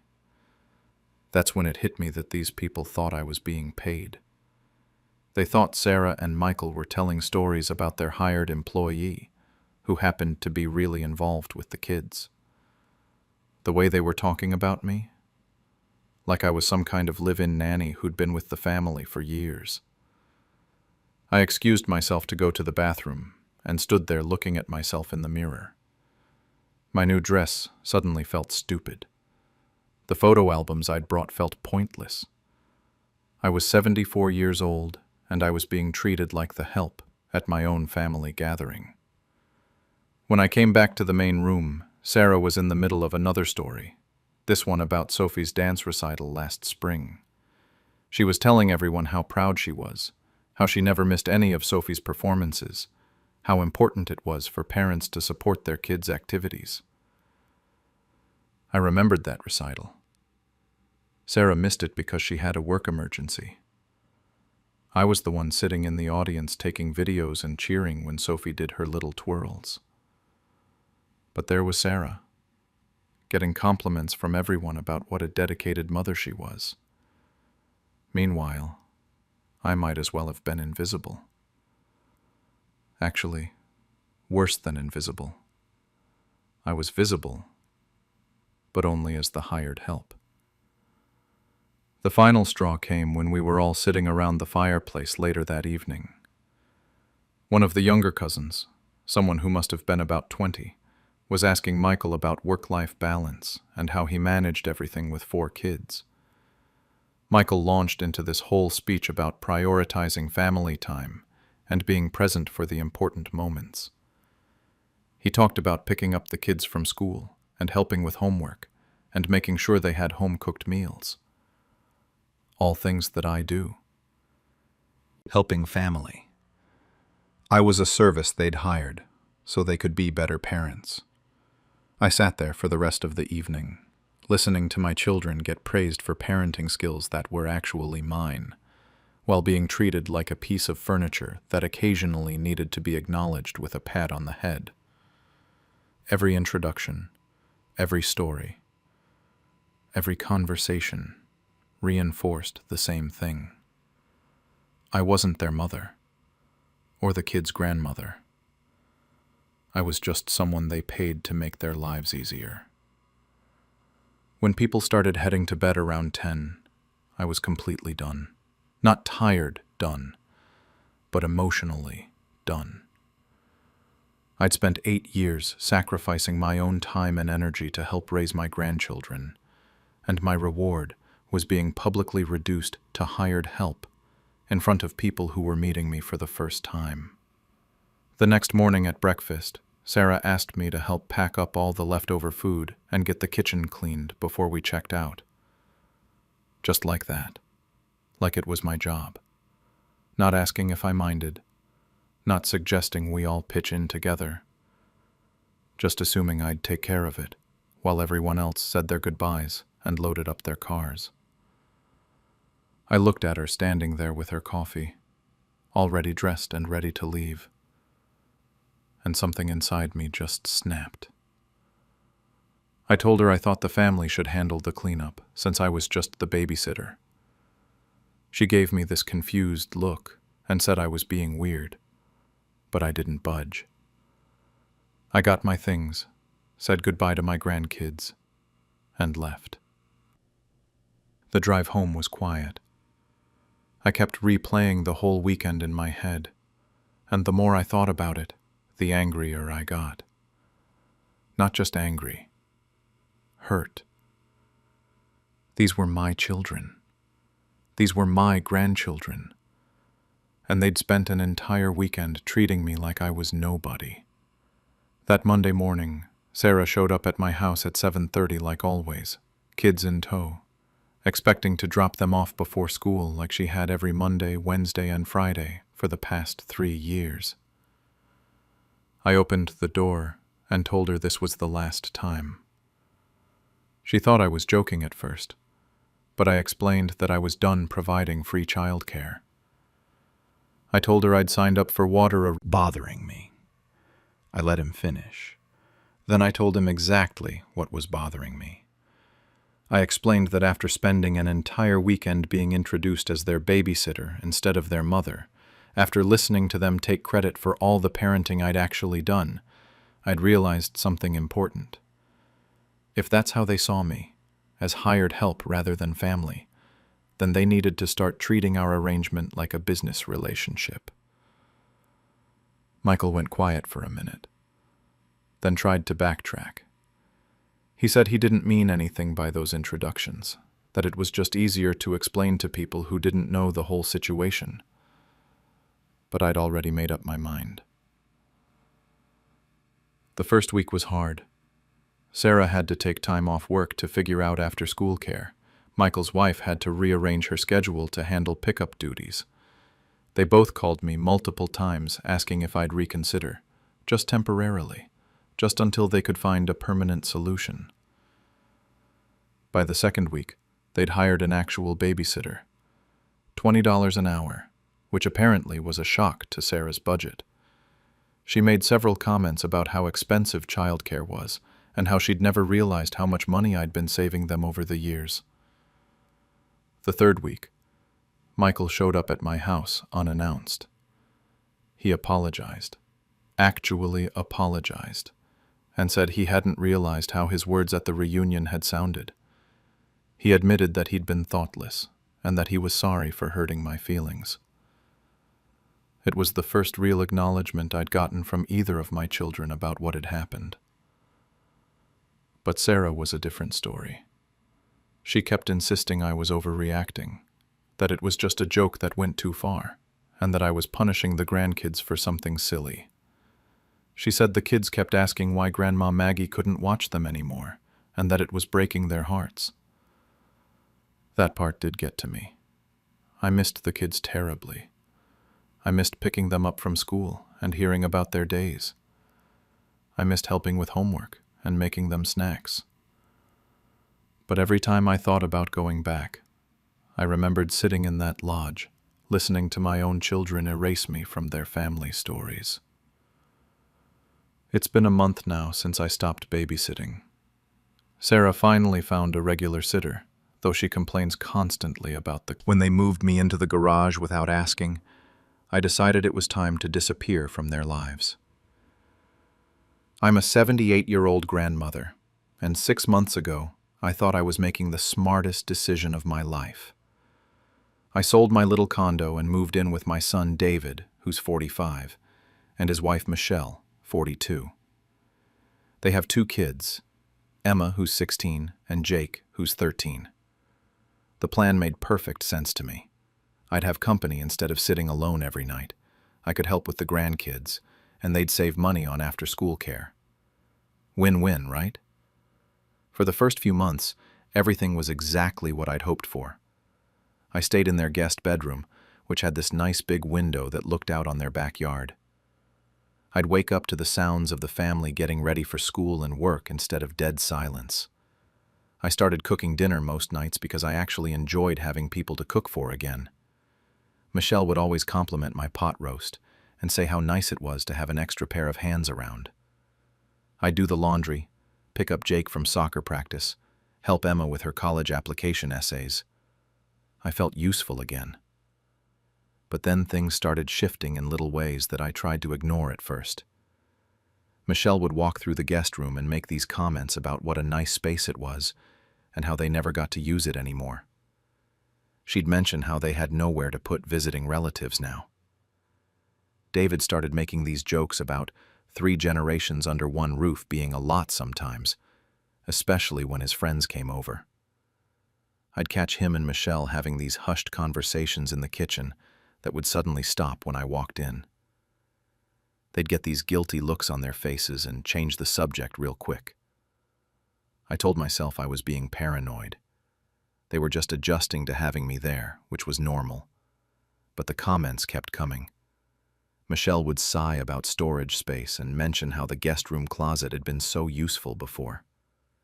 She started bringing up how her parents would need somewhere to stay when they visited for the holidays. David would nod along and say things like, maybe we needed to figure out a better arrangement for everyone.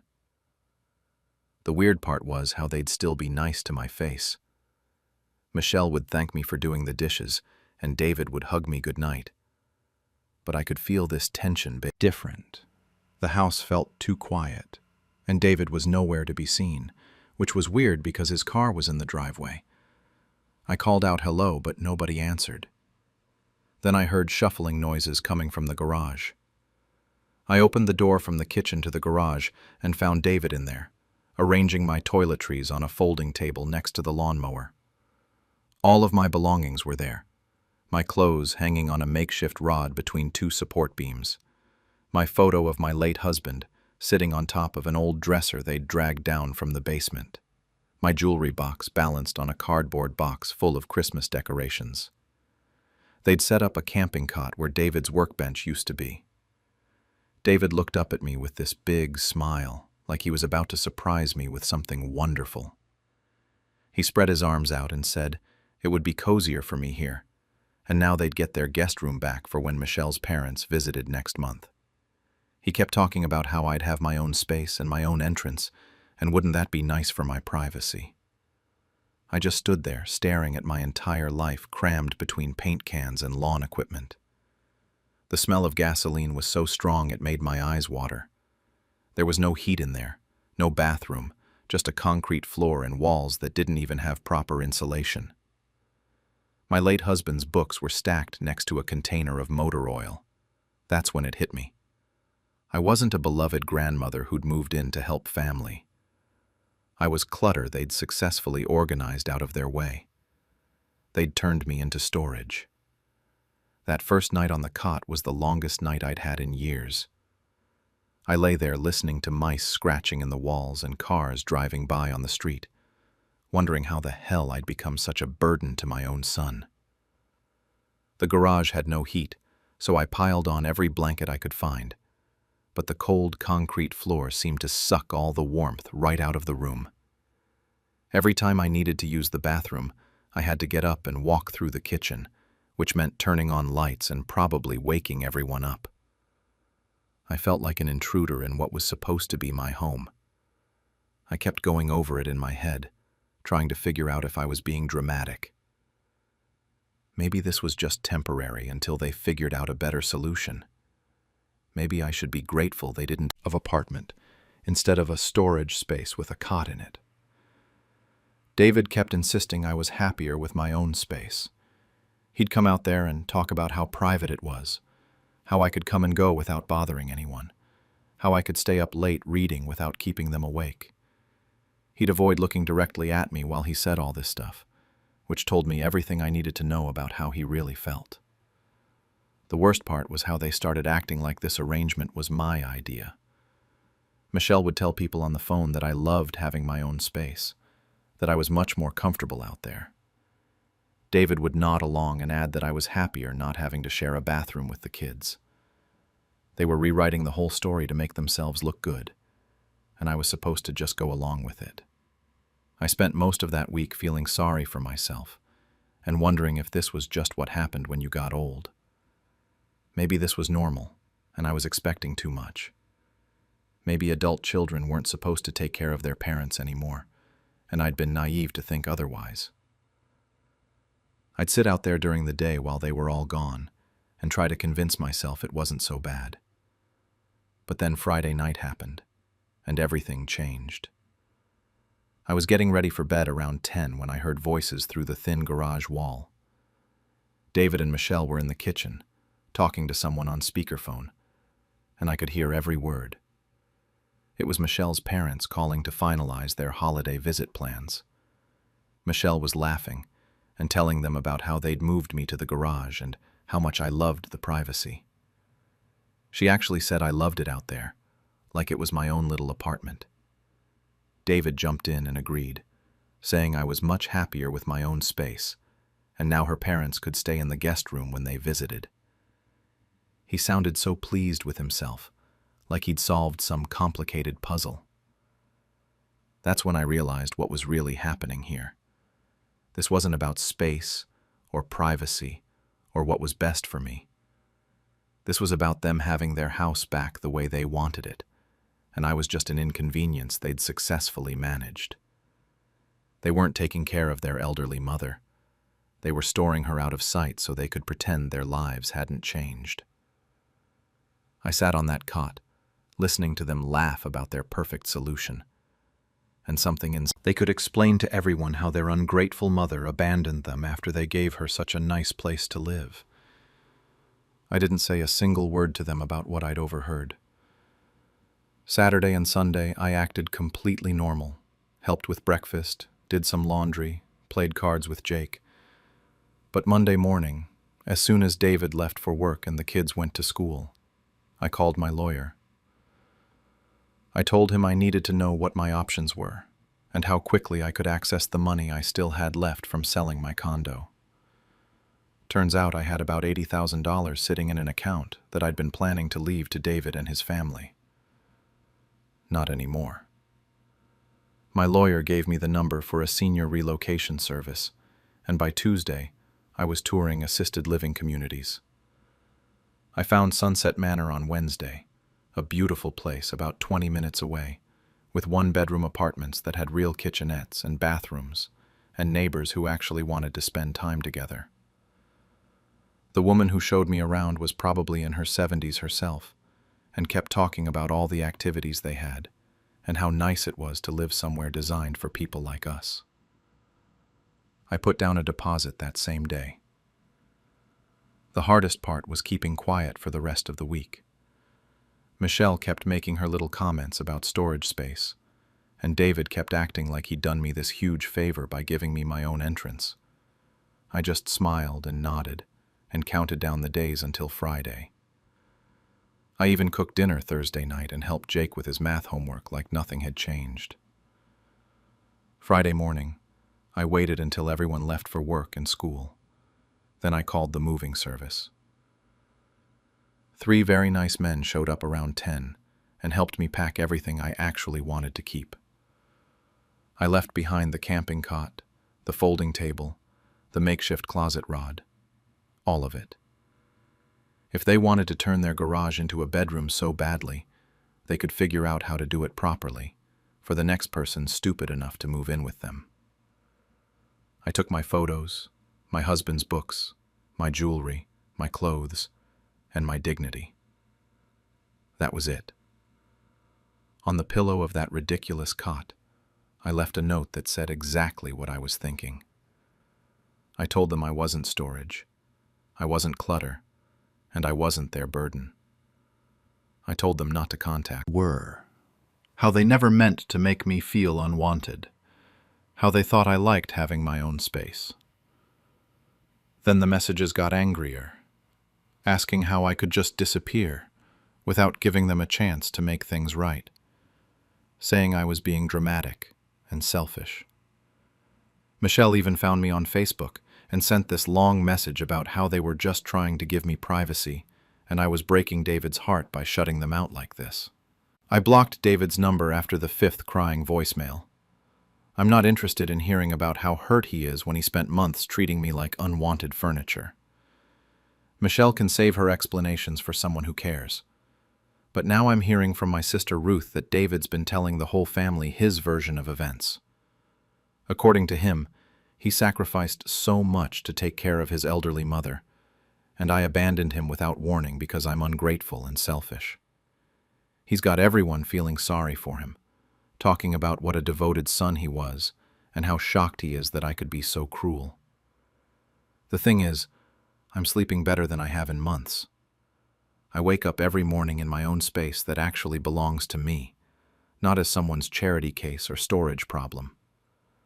I have friends here who invite me to play cards because they want my company, not because they feel obligated. I cook when I want to cook and go out when I want to go out, and nobody makes me feel like I'm in the way. But I can't shake this nagging feeling that maybe I should have tried to work things out instead of just vanishing. Maybe I should have fought for that guest room, or at least given them a chance to apologize before I burned down the only family relationship I had left. Part of me wonders if I just made the biggest mistake of my life. But honestly, another part of me thinks I spent 78 years being too polite, and maybe it was finally time to put myself first.